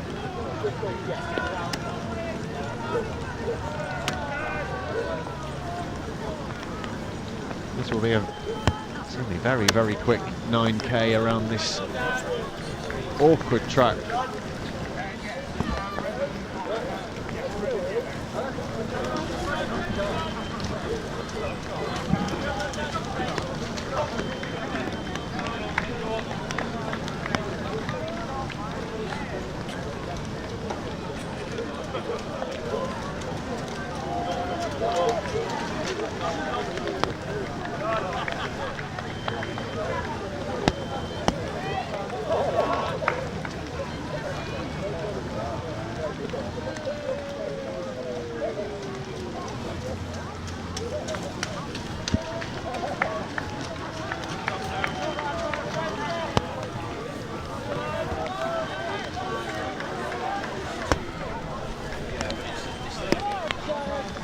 She is way, way in the distance from the rest of this field.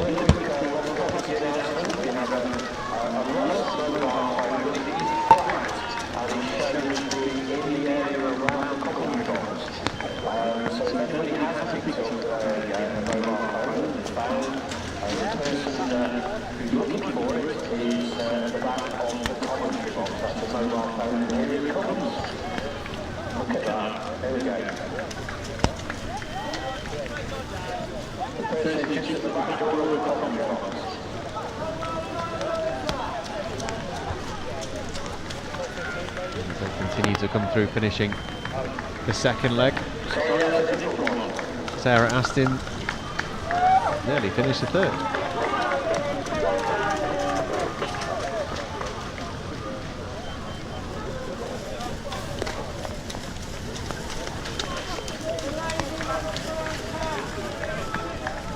First we've seen any athletes getting lapped on this track today.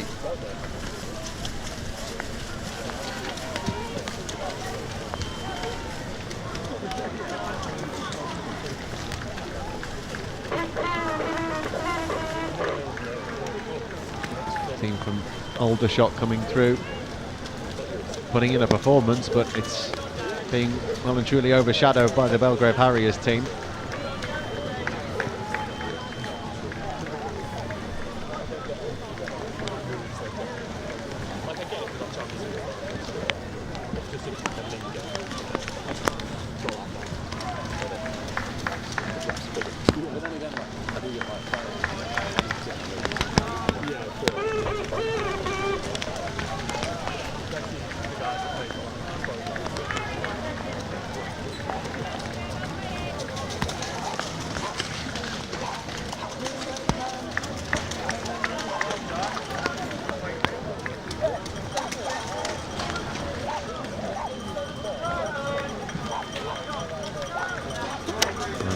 Was Lincoln there. 992, the Leeds City Athletic Club.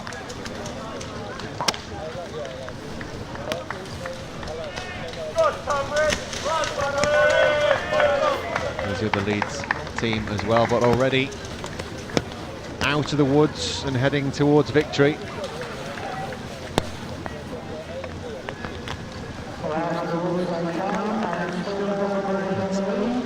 Belgrave Harriers once again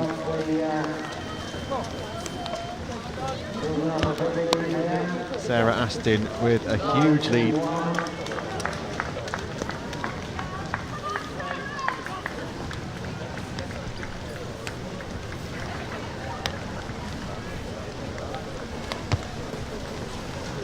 And no one really in sight following her along.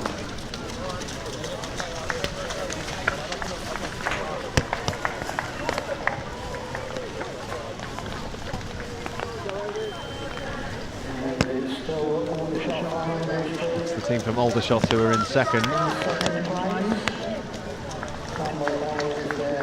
And Amy Griffiths on the final leg for the Aldershot A team. Doing well to keep anywhere near Belgrave Harriers.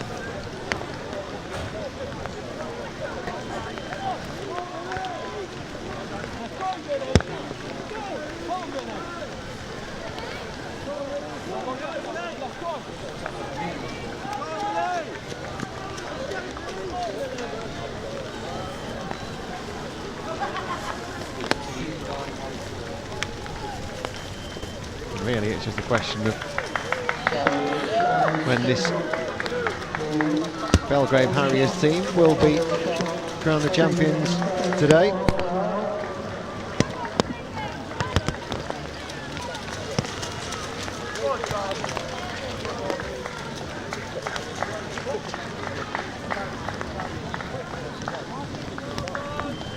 We'll be approaching something around the half-hour mark for the 9,000 metres of these tracks. It's so difficult.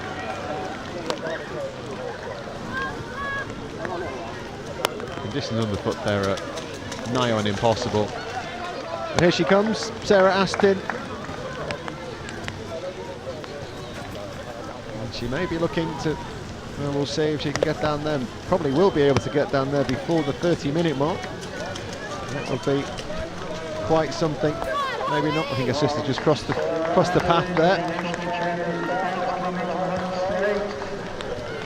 Here she comes. It's just beyond the 30 minutes, but she won't mind, because for Belgrave Harriers, the sisters Gemma and Sarah Astin, along with Kate Axford, with that incredible performance there, 30 minutes and 12 seconds or so, Belgrave Harriers taking the title at the National Cross Country Relay 2023.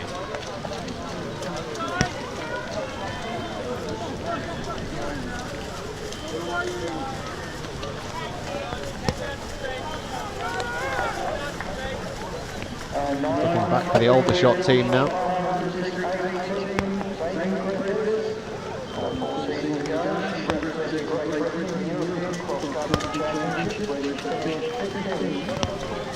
And here they come.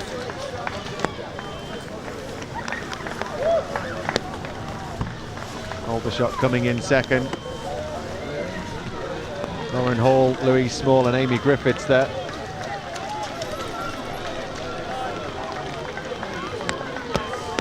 For Aldershot, Farnham and District.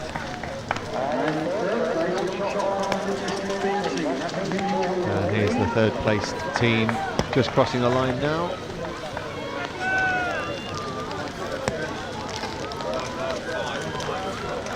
And it's the other Aldershot team. Aldershot, Farnham and District B. That's Kate Estley Morris, Neve Brown and Millie Jordan Lee bringing home the third leg there. Tough afternoon of serious racing.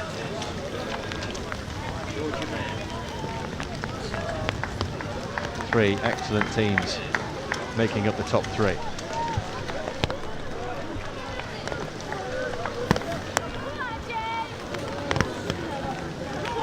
Final race of the day is the senior men's race at 2:40, which is a much longer event. 4 5K relays.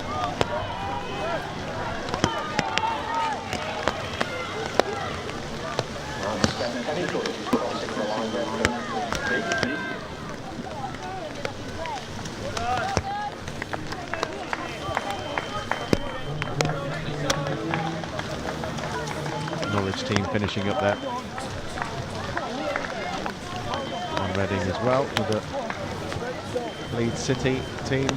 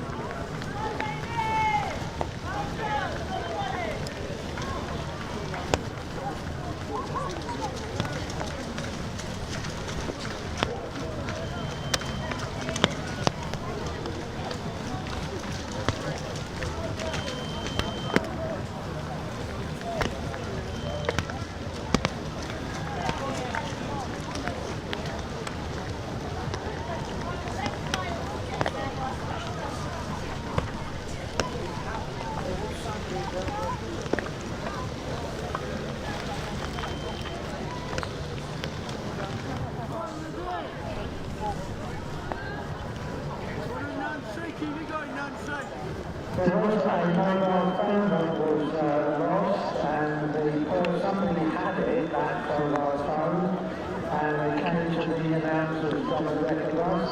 But the person who lost that phone showed up and reunited.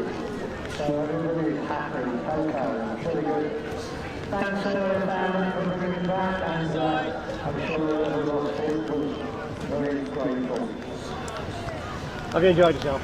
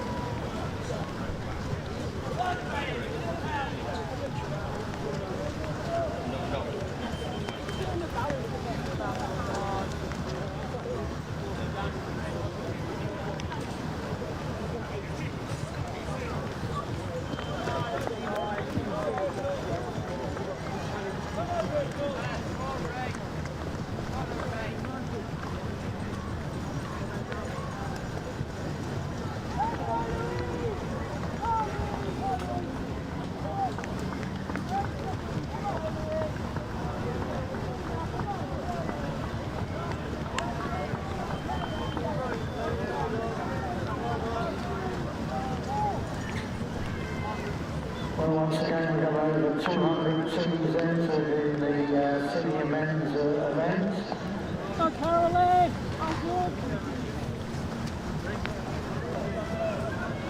201 teams this year. In actual fact, so there's the next start underway. 240 entry start, and of course they're 4 times 5k, so each leg is 2 times 2.5.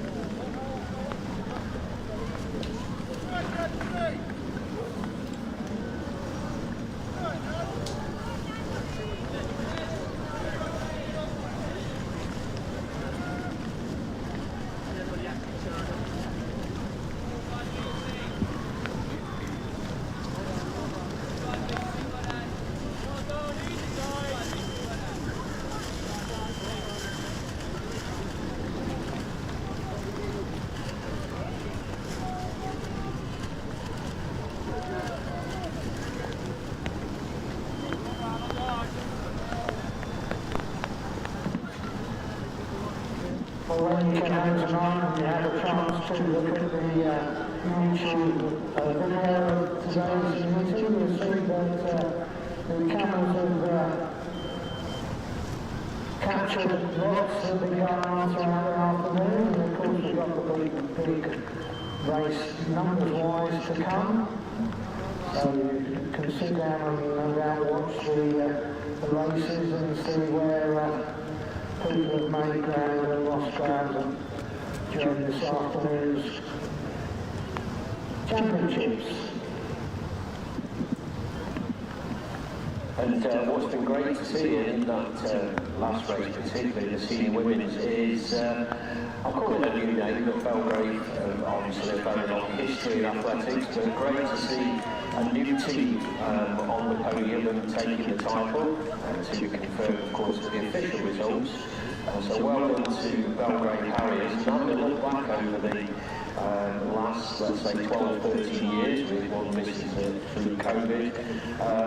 That's the first time they've been on the podium, so congratulations to them. AFD, of course, with their A team and B team in second and third respectively, are no strangers to the podium positions, having actually placed top five times in the last 7 years, and second and third twice as well. So AFD, where we expect them to be, of course, but great run there by Belgrave, and Lincoln Wellington 2 in fourth. Yes, that was good to see, Steve, as you said, it's always pleasing to see a good competition. There was one particularly close race, that one, so like that Belgrave got away from the rest of the field and left everybody for dead, really.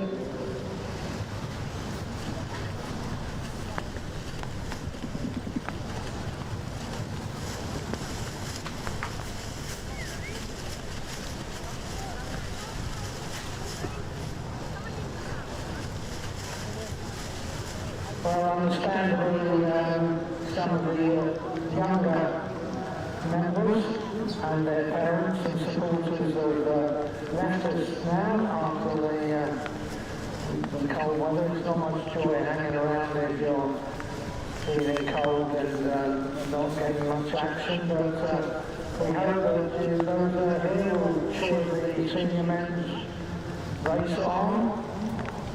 That's due to start very shortly. 2:33 on my watch, so in about 7 minutes time the senior men get underway.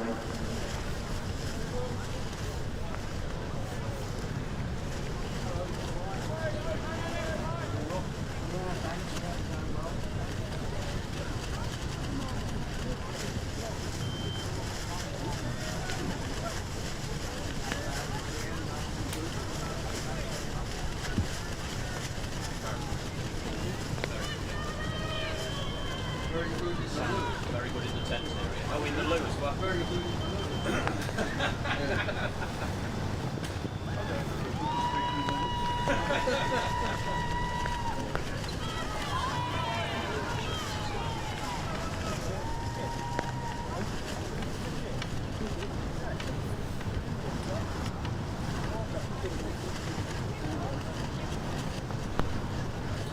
So course preparations are going ahead for the single men's race, so well done team for belting away on the hammer and making sure, of course with the senior men they usually go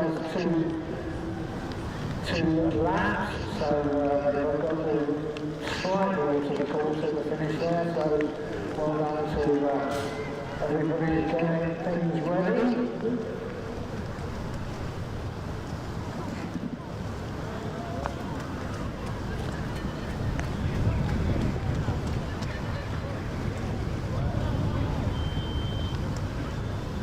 And down in the middle, making sure that people are crossing the course well, is Pat Carlin, the event manager, giving us a wave. Well done, Pat, for getting everything organised for today.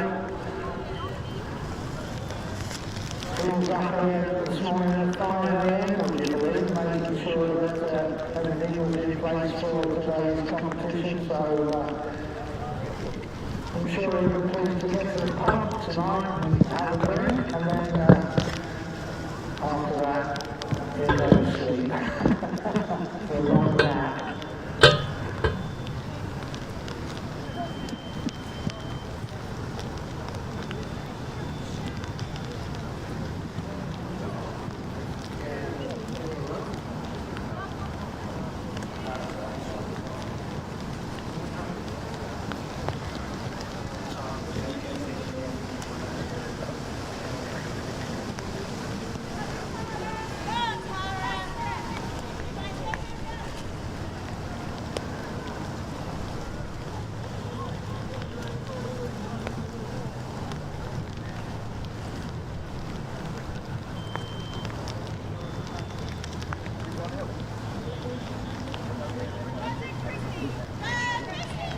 So here we go, senior men are getting ready.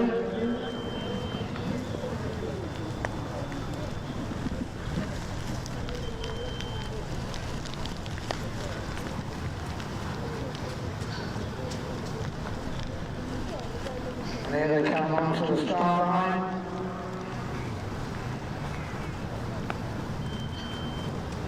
Gosh, yes.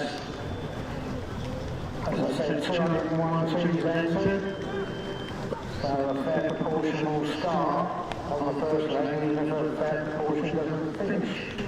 So I'm sure that clubs will have at least one runner, if not the full team of 3. Full team of 4, what am I talking about? 4 I meant on this one.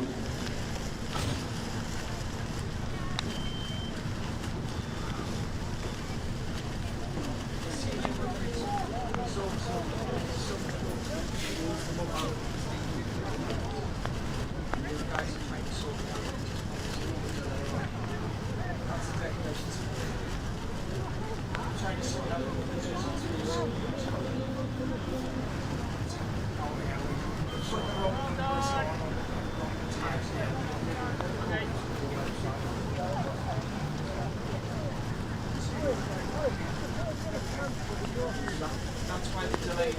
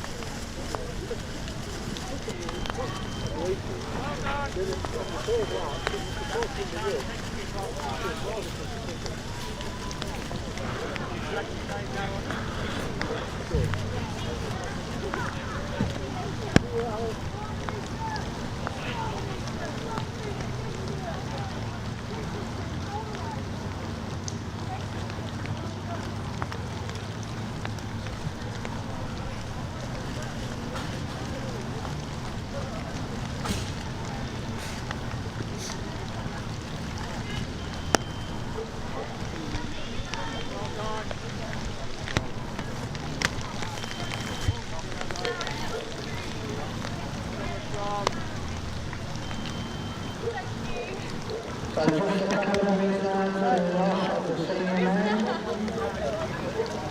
240 going on the line. Of course, there might be a mass start on the last leg. If clubs get left behind in the racing.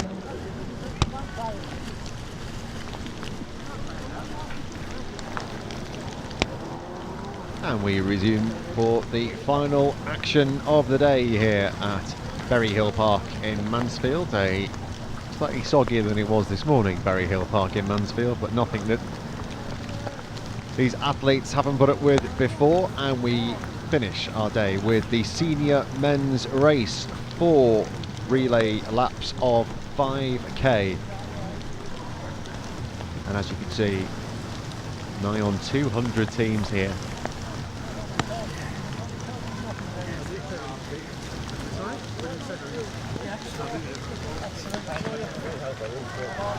Conditions are, let's call it soggy underfoot. And we are off and away. Quite a steeplechase charge to the first corner.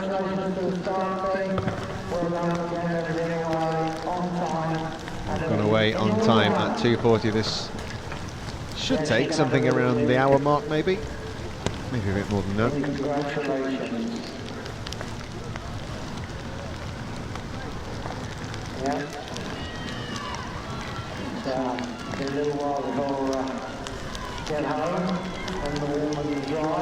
And here they come.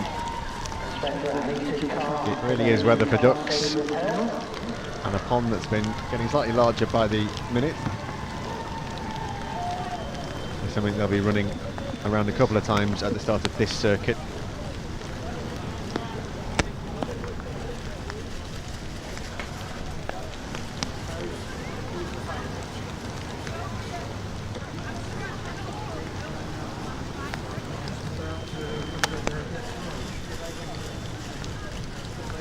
The leader is Christopher Smith from Huntingdonshire, there in the black at the front.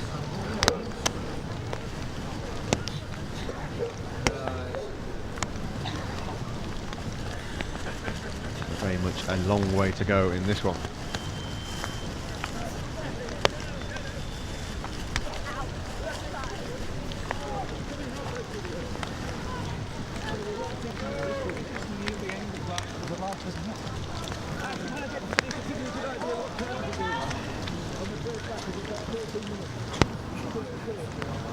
Already, as we've seen all day today, the conditions getting to a lot of teams very early on.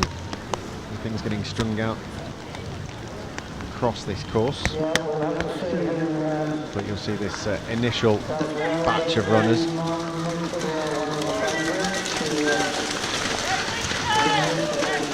And this really will make its mark on the course. It's already been well used today.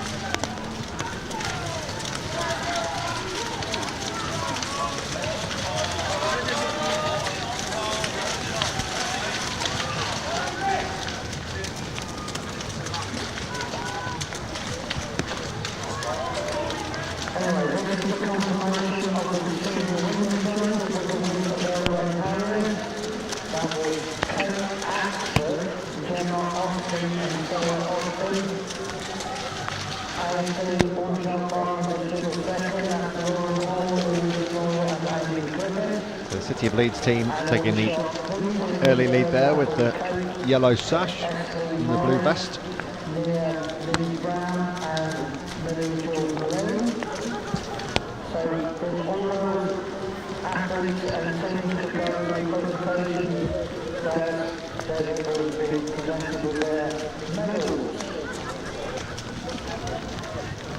'97 is Linton Taylor there of the Leeds City Athletic Club, just in behind 38 is Angus McMillan of City of York, so a early Yorkshire derby. So they went into the woods and straight away the tackles on 2.25 metres. Legs, so make number 5, Kay Leg.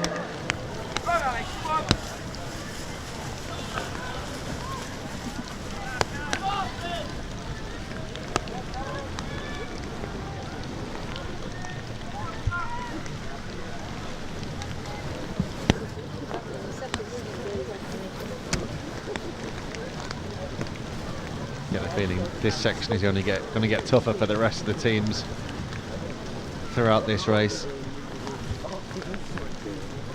Seen a couple of slips here already. Early on, a lost shoe.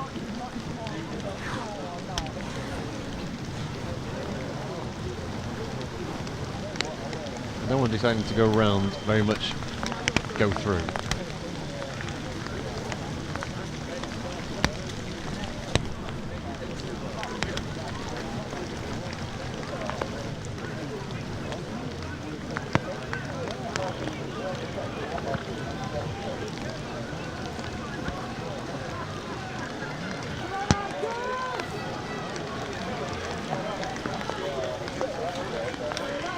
Sorry?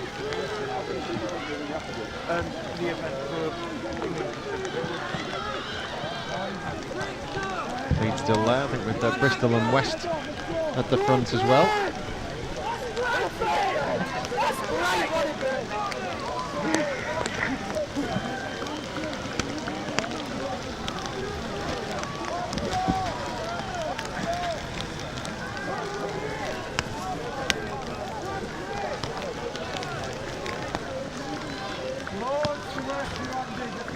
A group of three just pulling away from the rest of the initial leaders.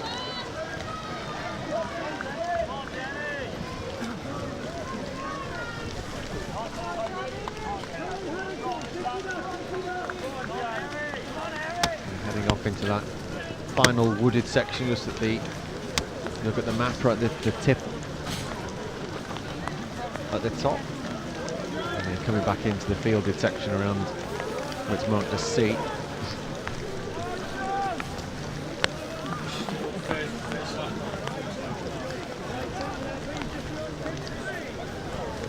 These 5k laps will soon fly by.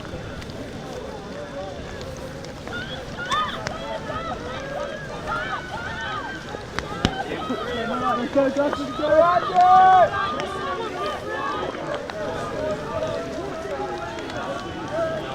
Let's go, Rick! Go on, Rick! Let's go!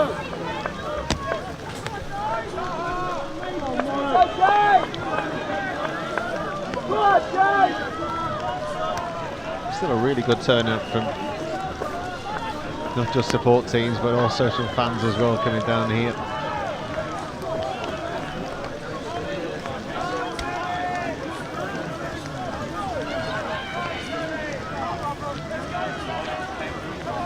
The first 2.5k is done and off they go again.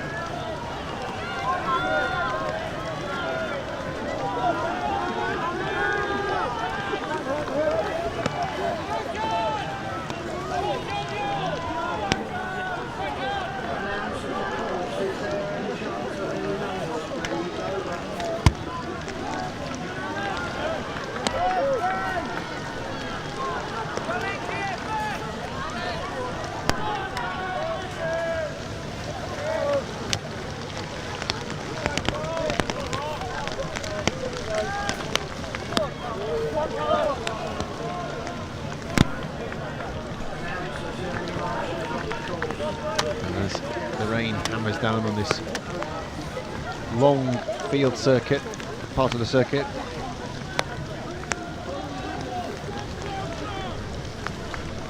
Again, it's the three at the front, somewhere in there.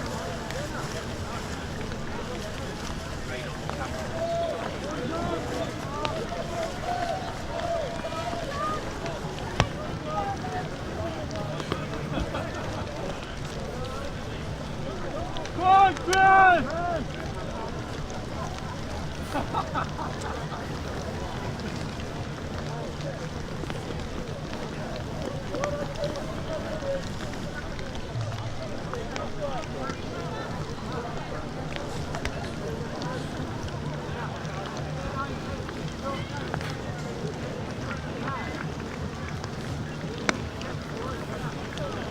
Still they filter through from the first leg. Everybody on the course, on the stage number 1018 in the ladies, please. 15 for us, well, we try and see whether this is dropped out or whether this is still continuing. Thank you, over. 38 is the City of York. 54 is Bristol and West.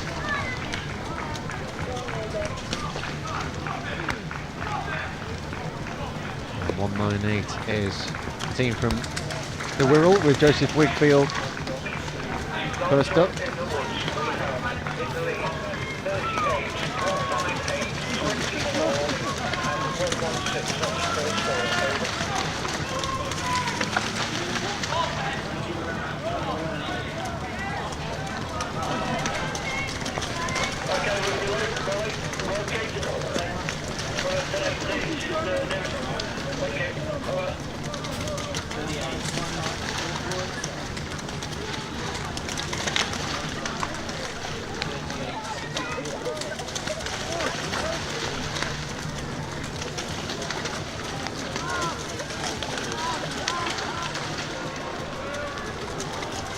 Certain runners just making a bit of a move in the second lap of this first leg.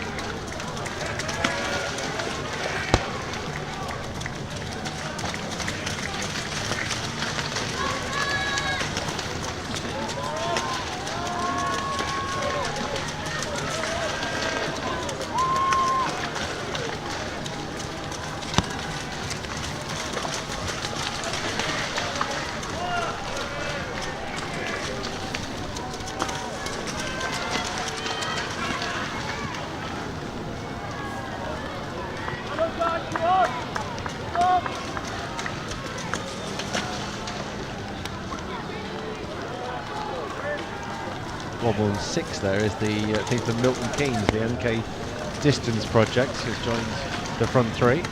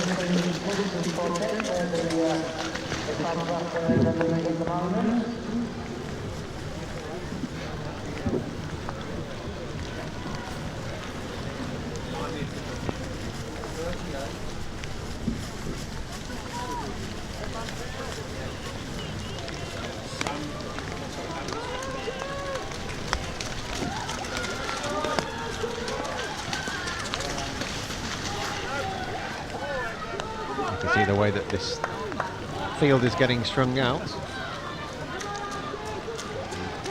Wirral team moves away with the York side. It's going to get more and more difficult to work out what leg everyone's on.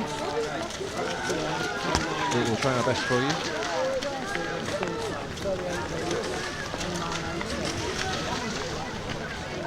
The front four has become a front two. MK just trying to stick with them.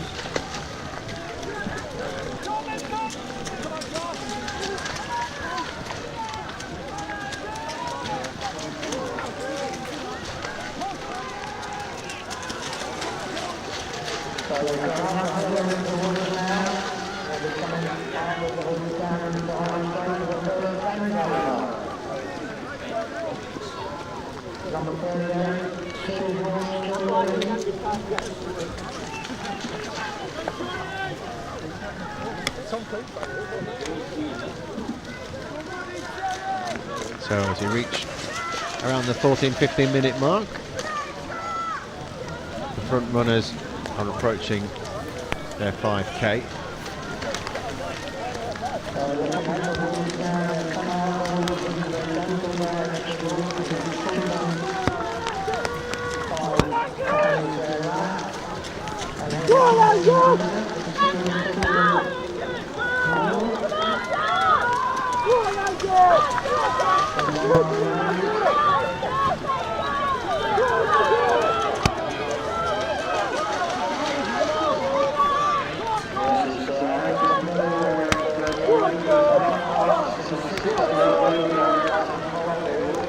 And this is the end of the first lap, and it's a City of York who will lead at the end of the first leg. Off goes runner number 2, closely followed by Wirral.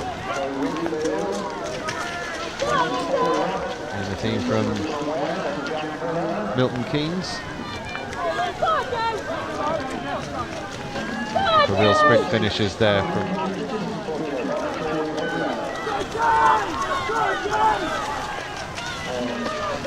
East Sussex, I think that was.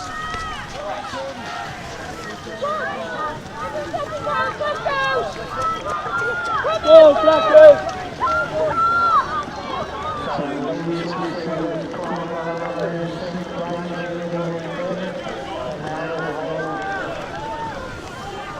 So the City of York team, which were leading, was Angus McMillan on that first leg. Sam Dickinson will take over for leg number 2.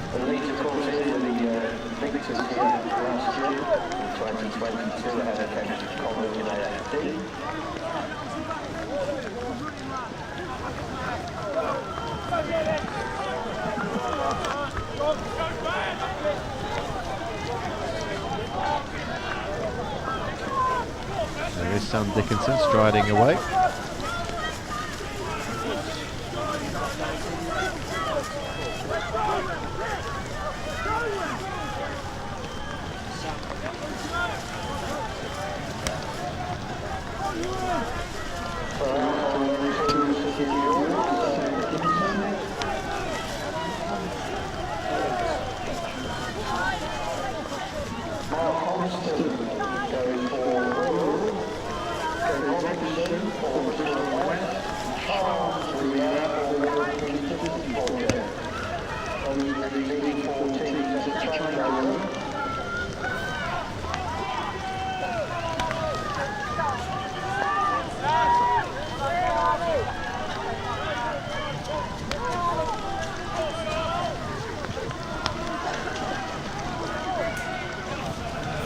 Checking which way he's going to go there.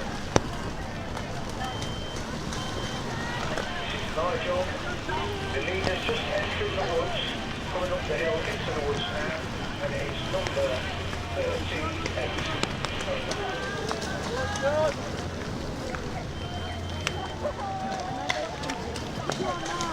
Second place, 116.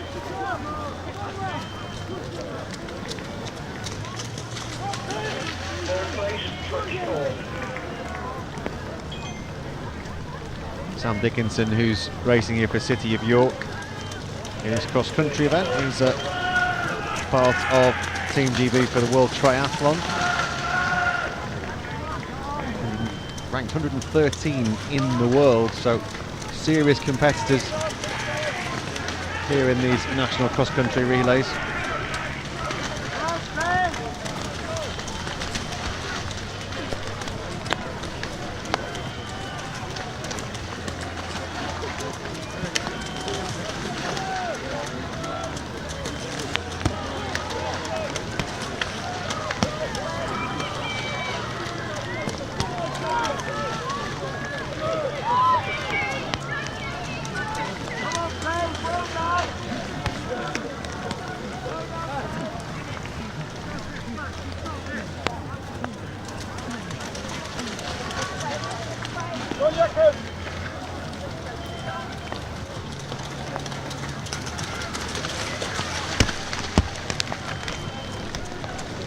Well, used to some serious running.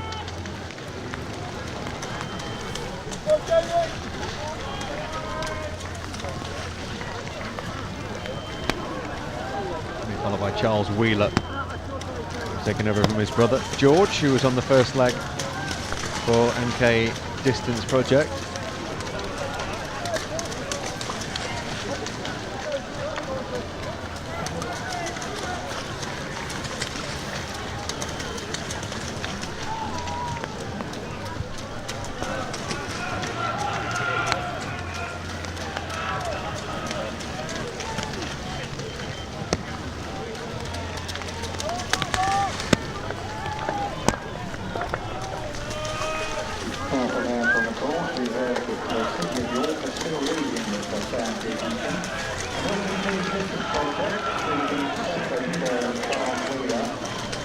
Talking of some serious athletes who've been here today. Charles Wheeler for Milton Keynes.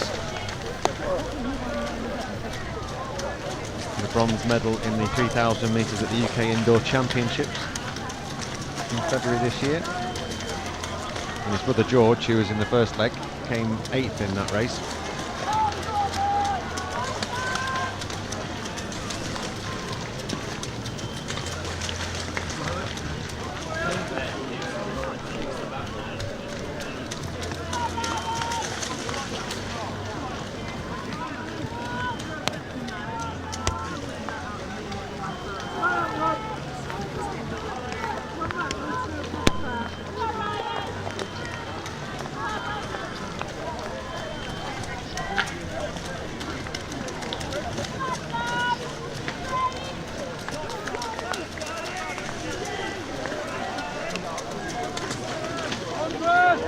Already well into the first lap of this leg for the leaders.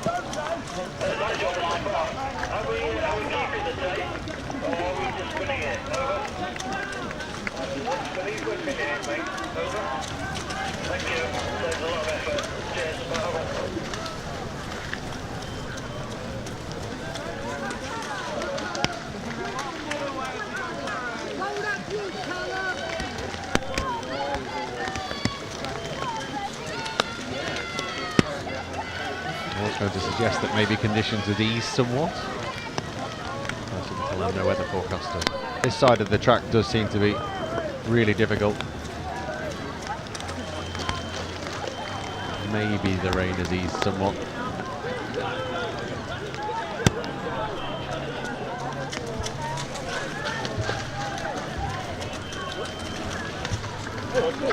Off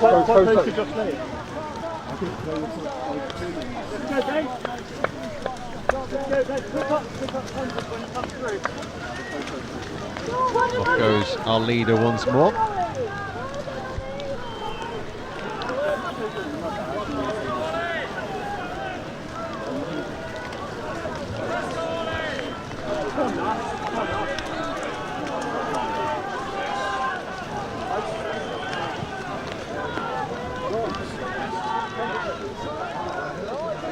Go on, Jack! Come on, Jack, get seated.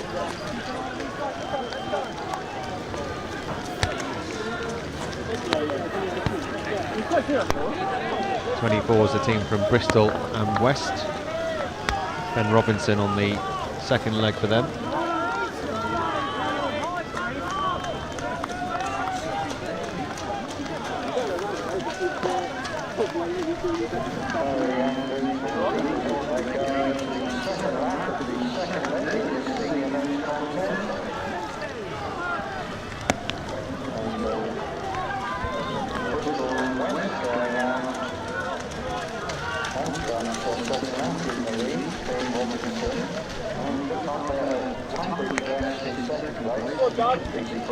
Go on, Dad. Mr. John Kingston, the national champion, comes to the end of the second leg.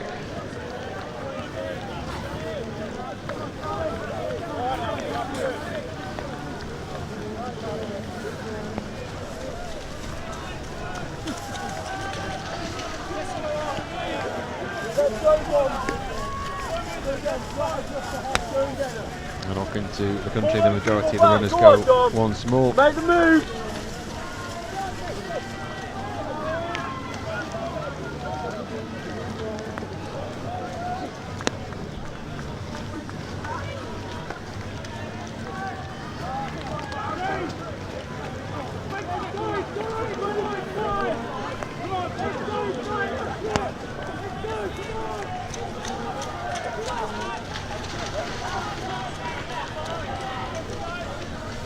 And there is your leader in your leading team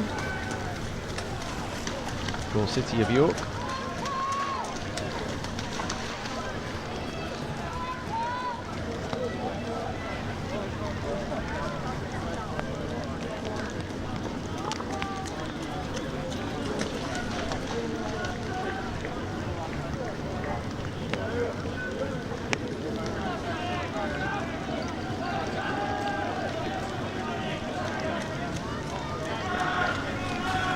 Sam Dickinson from City of York, based at the Leeds Triathlon Centre.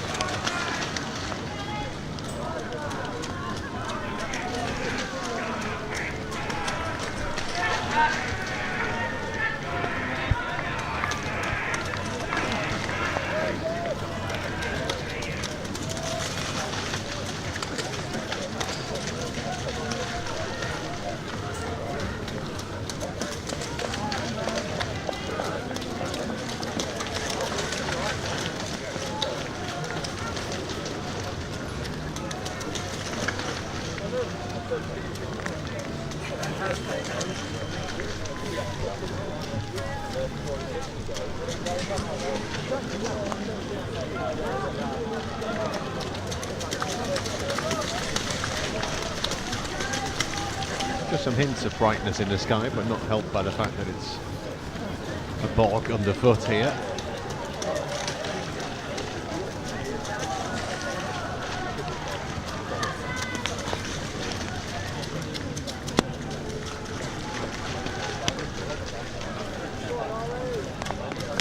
There may be signs that we've got two leaders once again.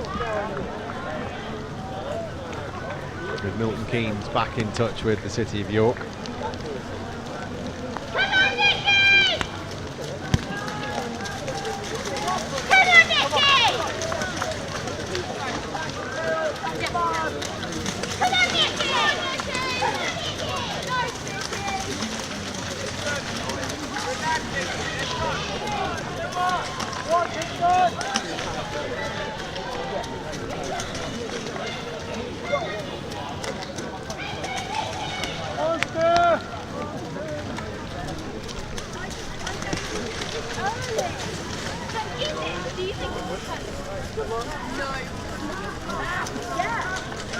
Oh my gosh, they aren't laughing. Right. Keep going, I'll point to you. Okay, so he's here. He's running up and down the course.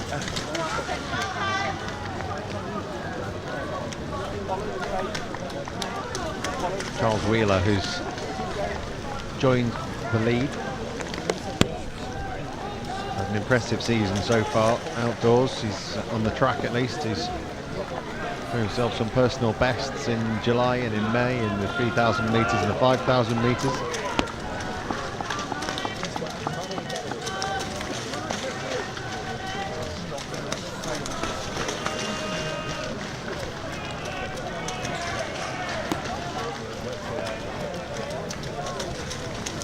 He's doing well here today to keep up with a bit of a scorching second leg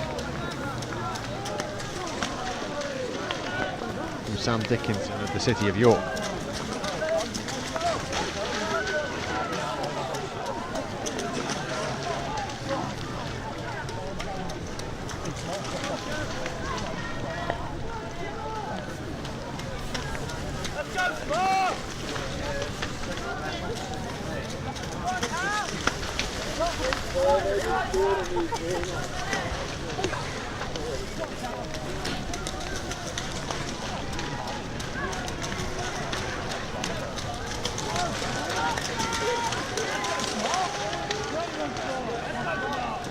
This place for a sort of exercise.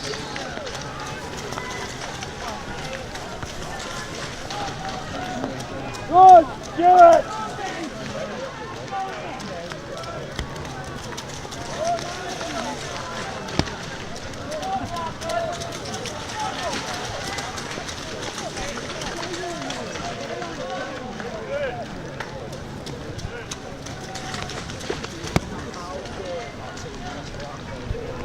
And the races for leg 3. It'll be Tim Stratton for City of York.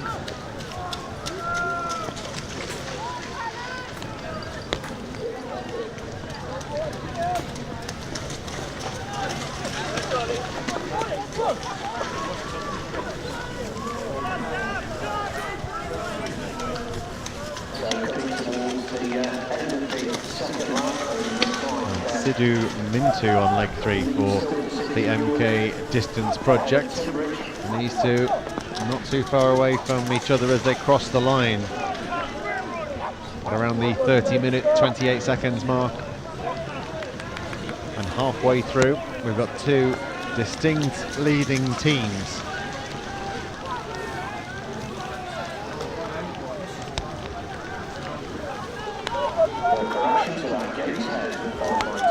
Third over the line. Here's a team from Gateshead Harriers who have come from nowhere in particular. And 181 looks like Tunbridge. They've had a good day so far. So Gateshead in third, Tunbridge in fourth.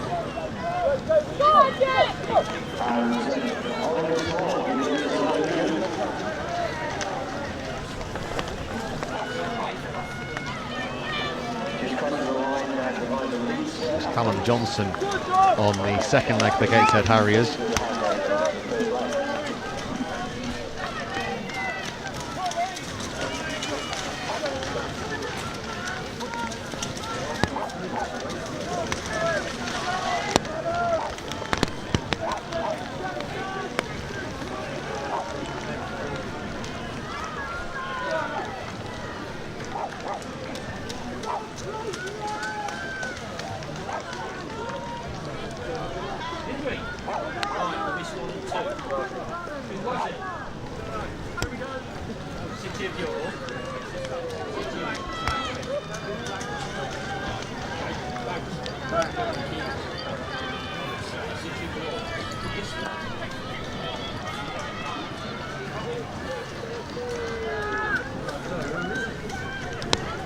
Callum Johnson, another world triathlete for Team GB.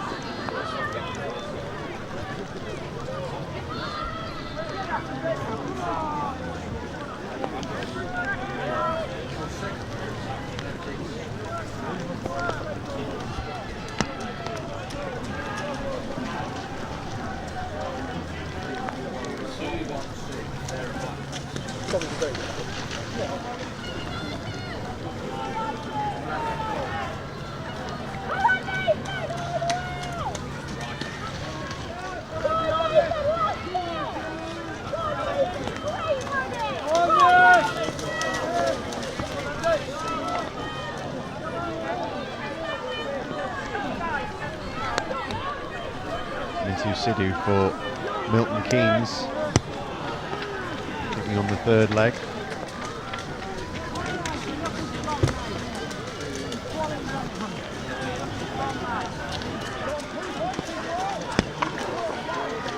Tim Stratton in the lead for City of York.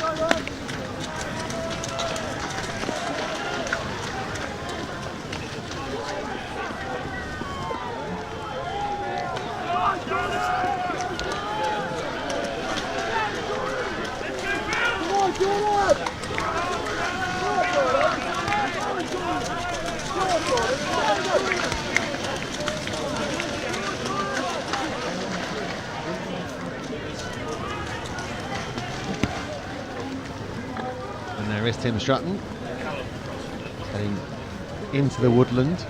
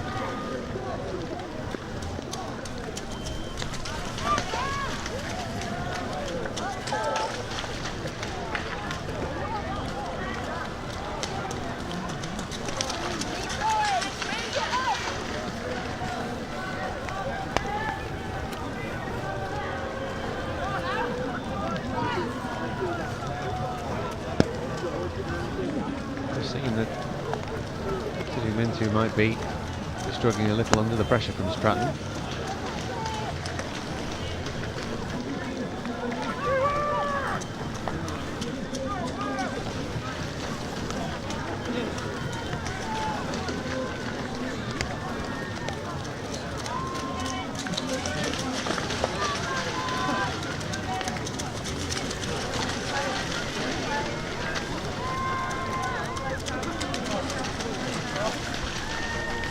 Great to see so many people just putting so much into this.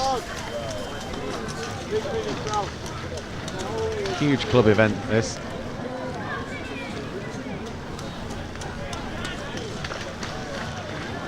Some years it's completely dry, some years it's like this.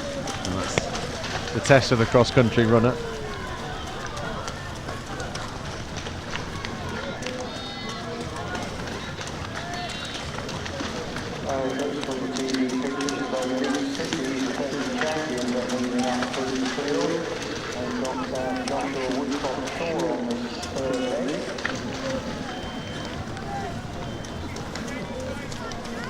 So our leader on leg 3 for City of York, Tim Stratton.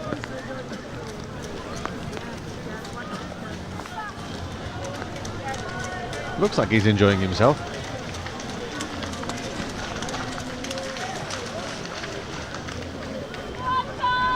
Bit of a thumbs up there. I think he is enjoying himself.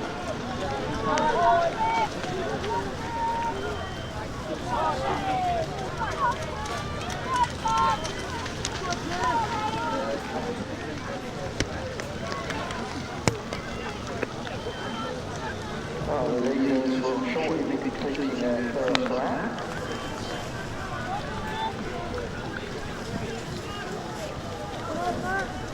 So City of York are leading Tim Stratton. There's Sidhu Mintu of Milton Keynes. And Joshua from Short. They push these up into third.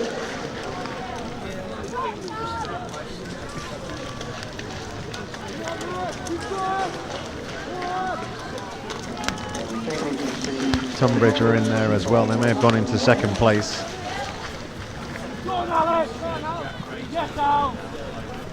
With Alistair Kinlock.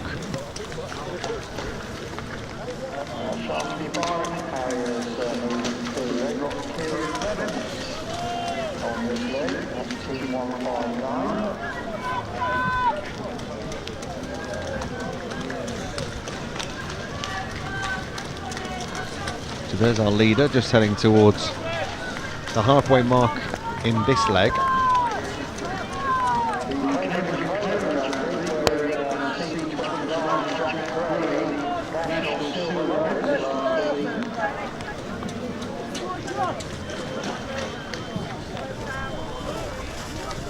And off he goes for one more lap of this course.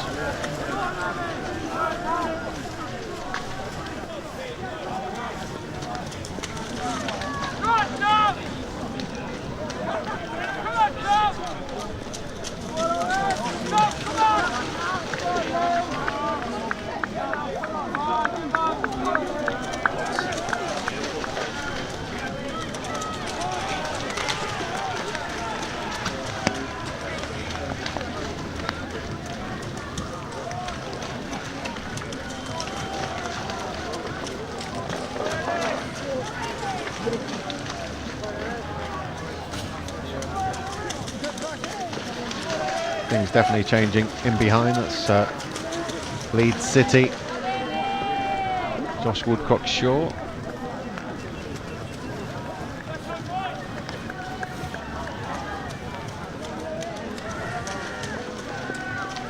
I think it's Ed Harry is there. Lewis Liddell.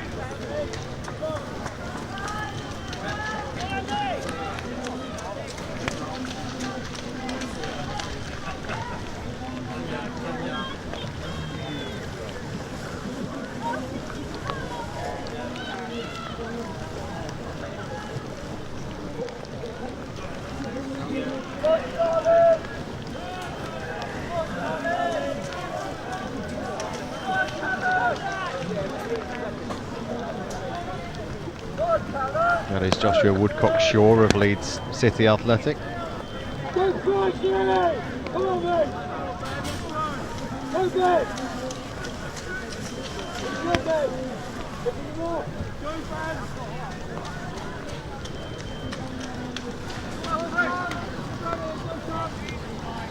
Come on, over there!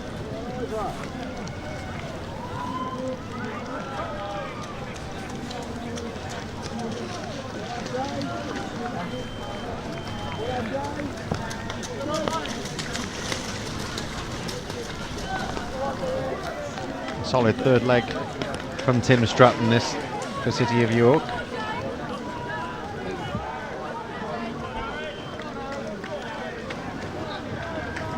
Soon be able to hand over.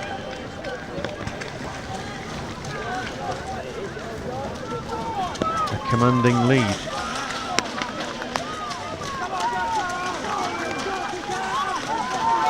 It'll be Mark Bolland-Cage from City of York who will take on the fourth leg.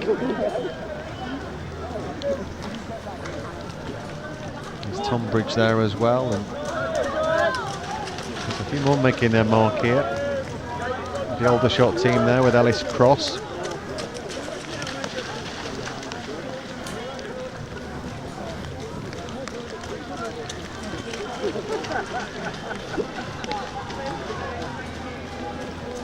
We'll soon get an idea of exactly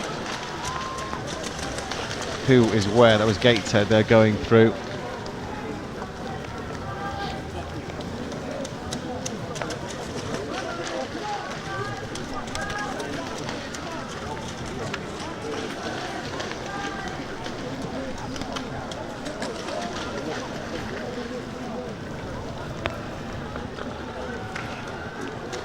Team from Cornwall in the yellow.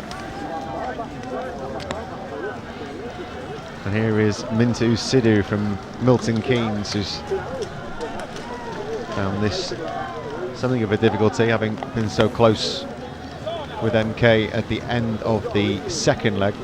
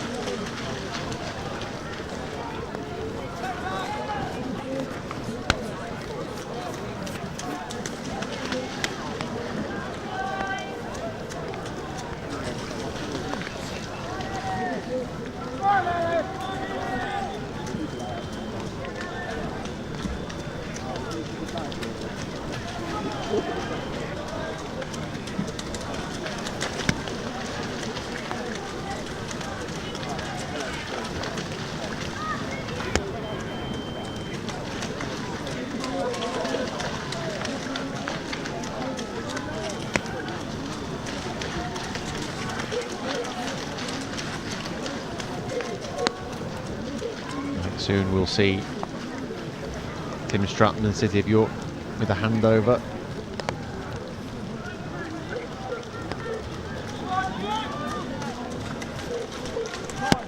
get an idea of who is actually in the running to win this race, this final race of what's been a fantastic day of competition in Mansfield.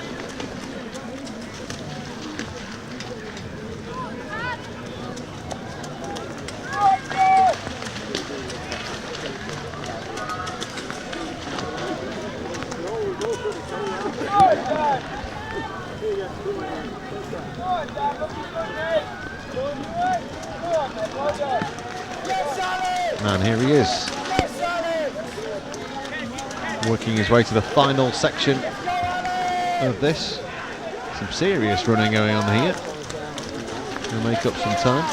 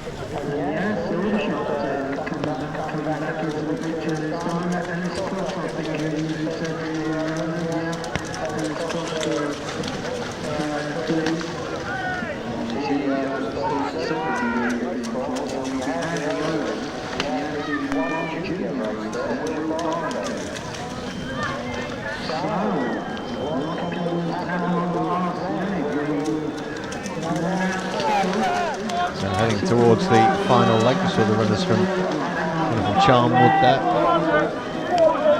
Some teams just completing their second leg, halfway around. There's Tim Stratton, just gone out of your picture away to your left-hand side.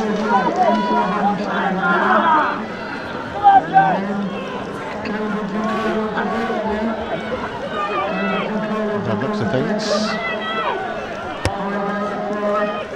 Getting chased down for this mark by some serious running in behind.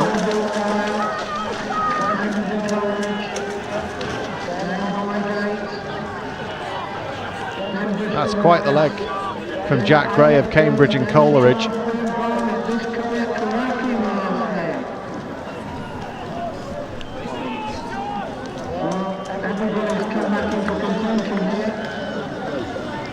And we've got some proper racing on this final leg now. It did seem as if City of York were running away with it, almost literally, but several teams have made up the pace. Through go leads. There's 5 or 6 possibly in contention for this.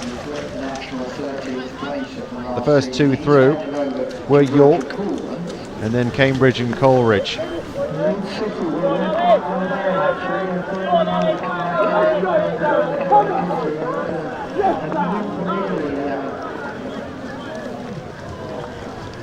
But it was Jack Gray with that storming run. Really gave it everything in the second half of that leg that has put Cambridge and Coleridge into consideration for this race.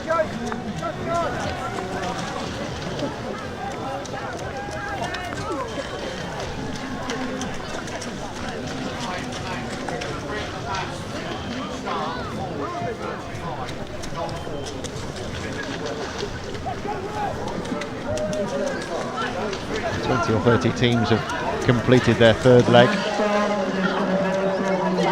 We're off and away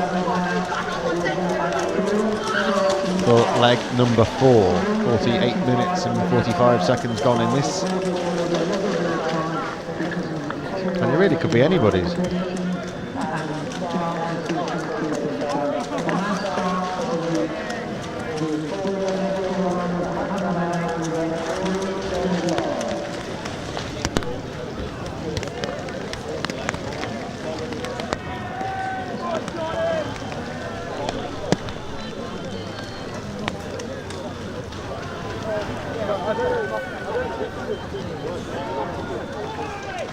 5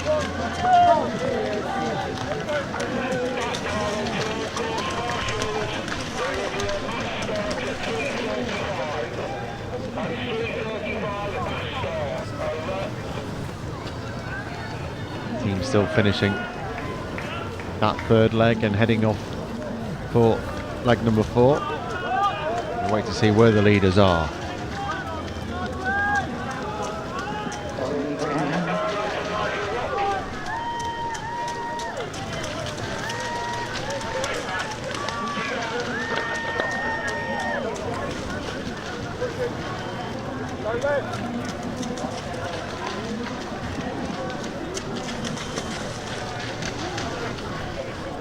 So we're looking out for they go into the woods for the fourth of the fourth leg, not the final time, on the fourth leg. We'll see who's in the lead.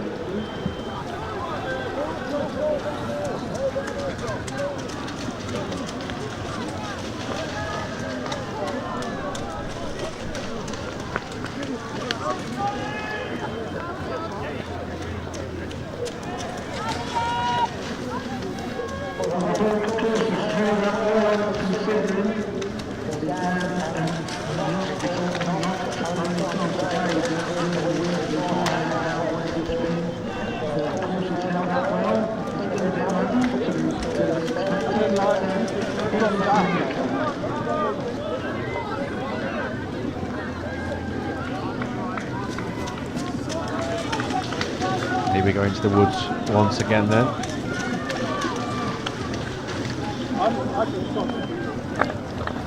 So you can see the runners marked with a D on their vest, and they're the ones who are on the fourth leg right now, so several going through there.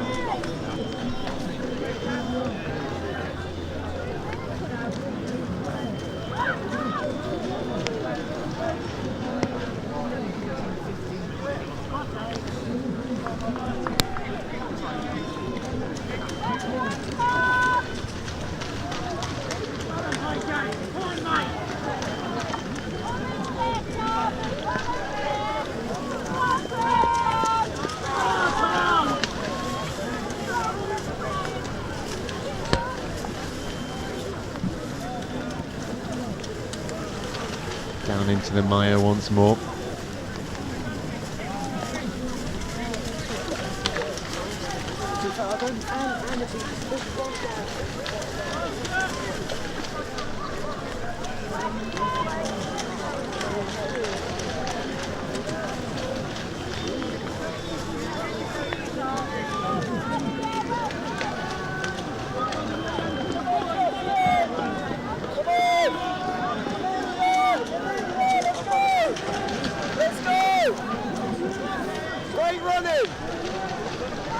Gateshead there or thereabouts as some of the leaders are going through.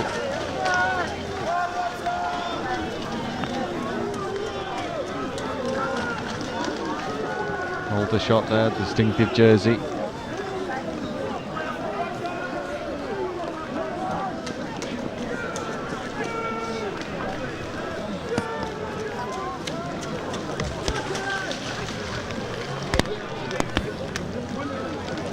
Distinctly darker overhead as well as the rain sets in once more.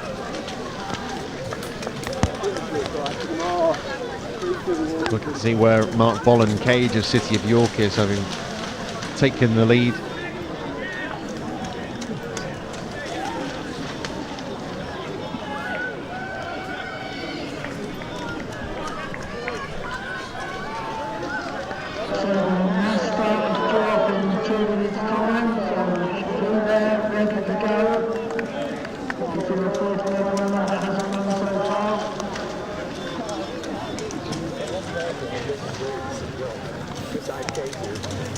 This could be an awkward finish with teams coming out of nowhere. There's been some movers, mentioned Gateshead and Tunbridge on the last leg.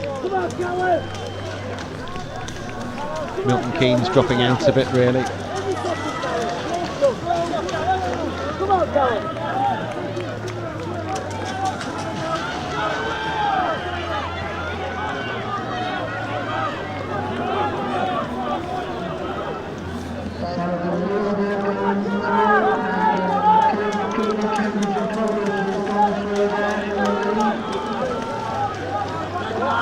go Aldershot on their fourth leg, looking very fresh.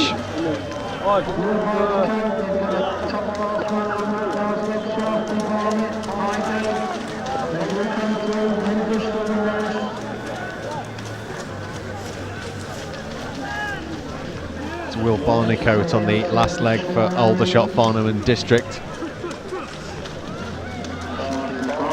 Sometimes you can just tell.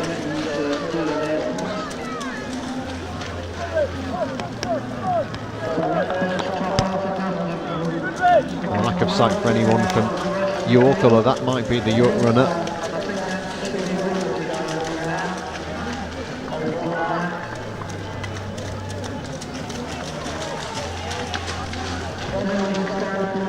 Mark Bolland Cage on the final leg for City of York AC.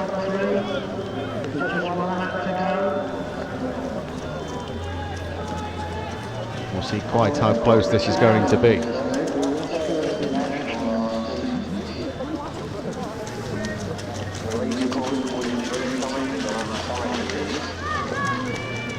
Certainly losing the light.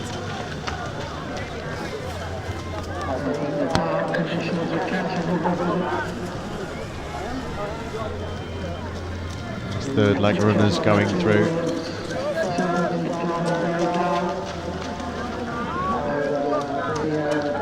'89 there was it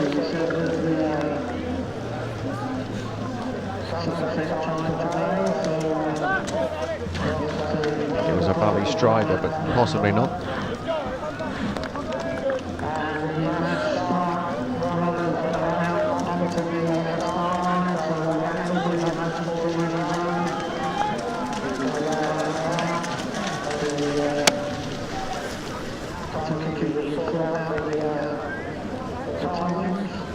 So everybody will get their time for their various amounts of course that they run.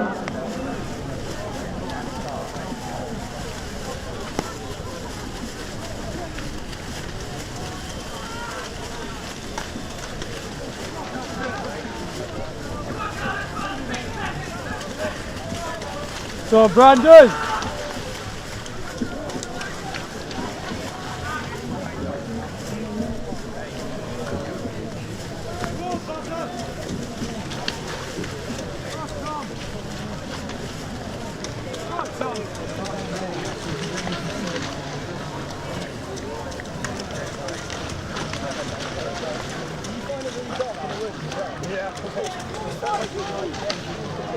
Well into this final leg now.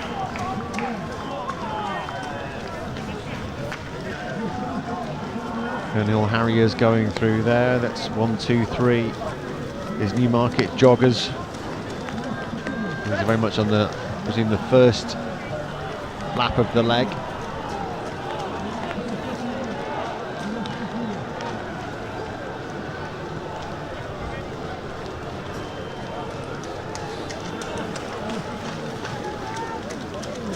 Bromsgrove and Redditch going through there. Mark Appleton on the final leg for them. Scott Beattie of Morpeth Harriers also in the final leg.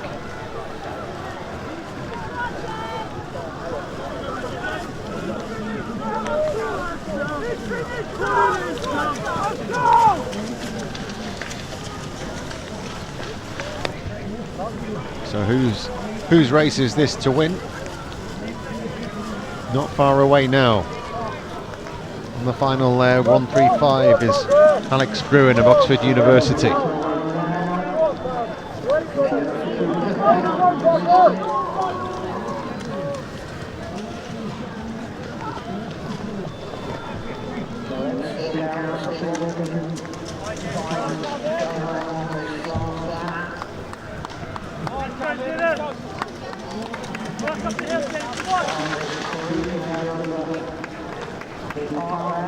Still plenty of running left in this race, but conversely, time running out for anyone to make a move on the front of the field.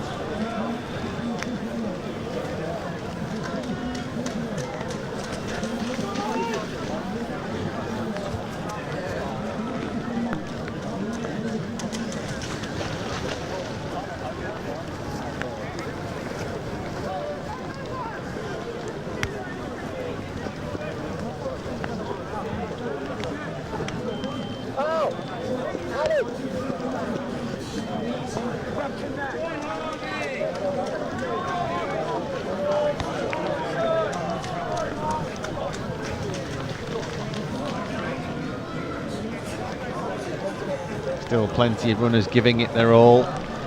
We're just keeping an eye to see who's going to make it through to the start-finish line first. On Wednesday I got back. Guys. Cambridge and Coleridge still very much in this, in behind.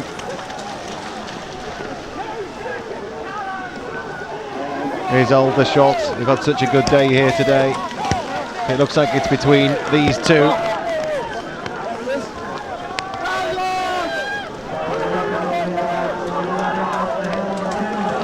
Will Barnicott for Aldershot, Cambridge and Coleridge. Is Callum Elson. And it's really going to be a close finish if it's between these two. The crowd know who to follow.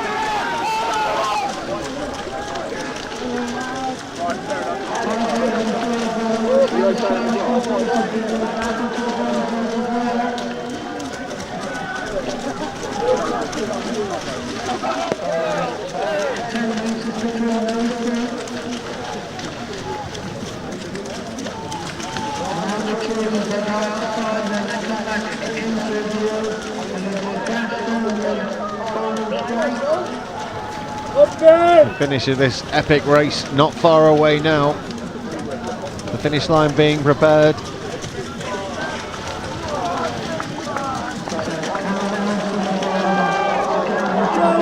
How close is this going to be? It's going to be very, very close.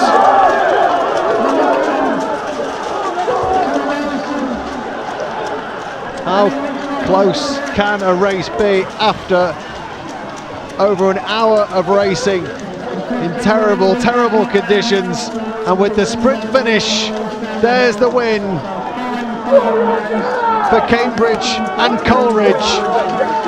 Callum Elson with the sprint, just holding off Aldershot. The team of Thomas Keane, Jonathan Escalante Phillips, Jack Gray and Callum Elson.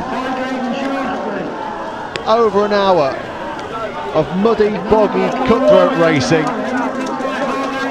And it all came down to a sprint finish at the end. You have to say commiserations to the Aldershot side.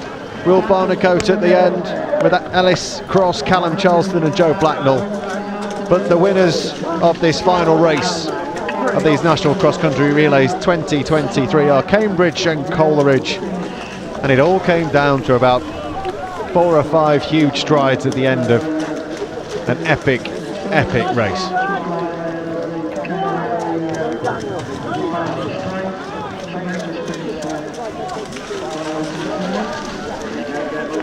Still tens of teams going round and round once again, enjoying what has been a superb event here at Berry Hill Park in Mansfield.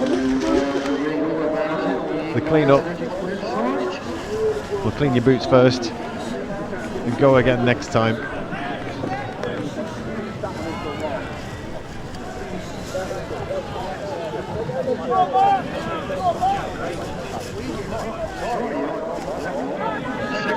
So a fabulous finish and a win for Cambridge and Coleridge. We'll see the rest of the runners go through. But from myself, David Eason, it's been an epic day of fantastic racing. And goodbye from me. We'll leave you with the pictures of the rest of this race as it finishes.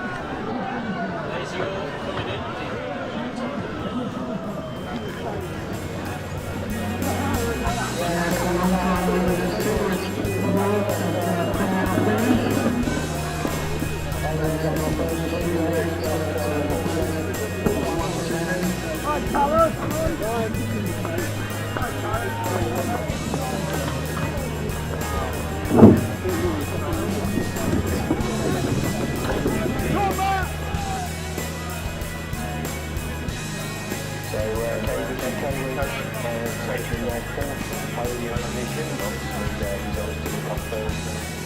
in the last 7 years. Now the silver in 2022.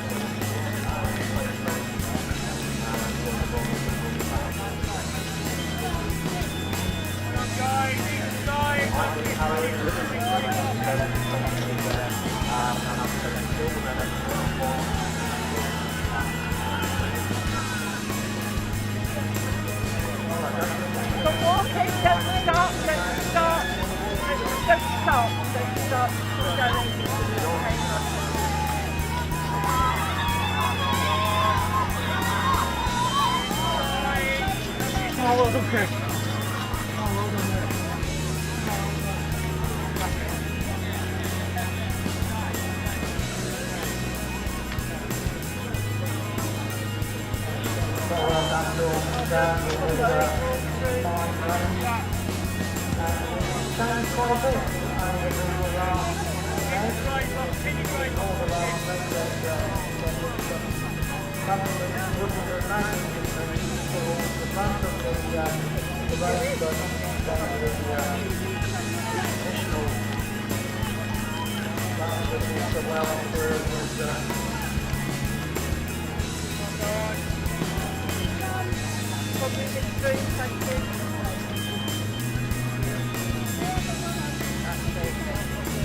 Stop head, walking, top stop, over to the bend, stop, go. That's it. So we know that the match started to be underway now for 10 minutes or so. So a little battle really going on the road there, I've got to say.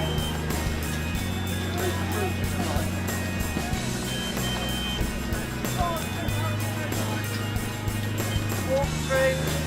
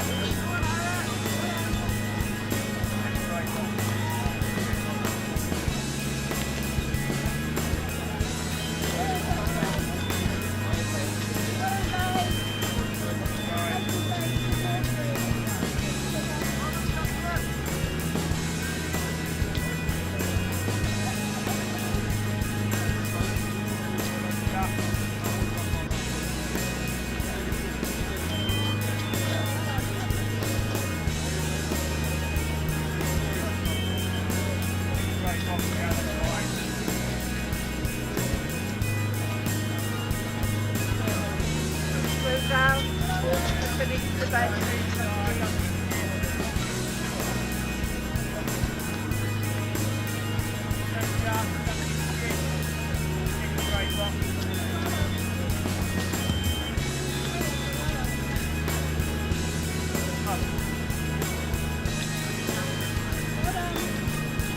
Take the thing.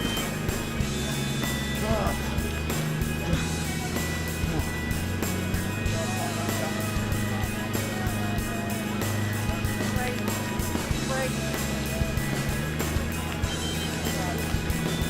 Lift the bench, make it start. Please don't start suddenly. Lift the bench. Lift the bench.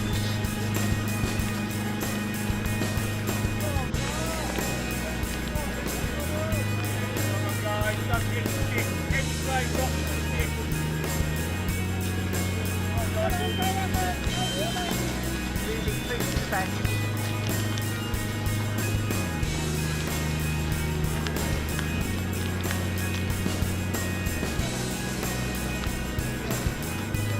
Okay, keep moving through, walk through the bench. Walk through the bench.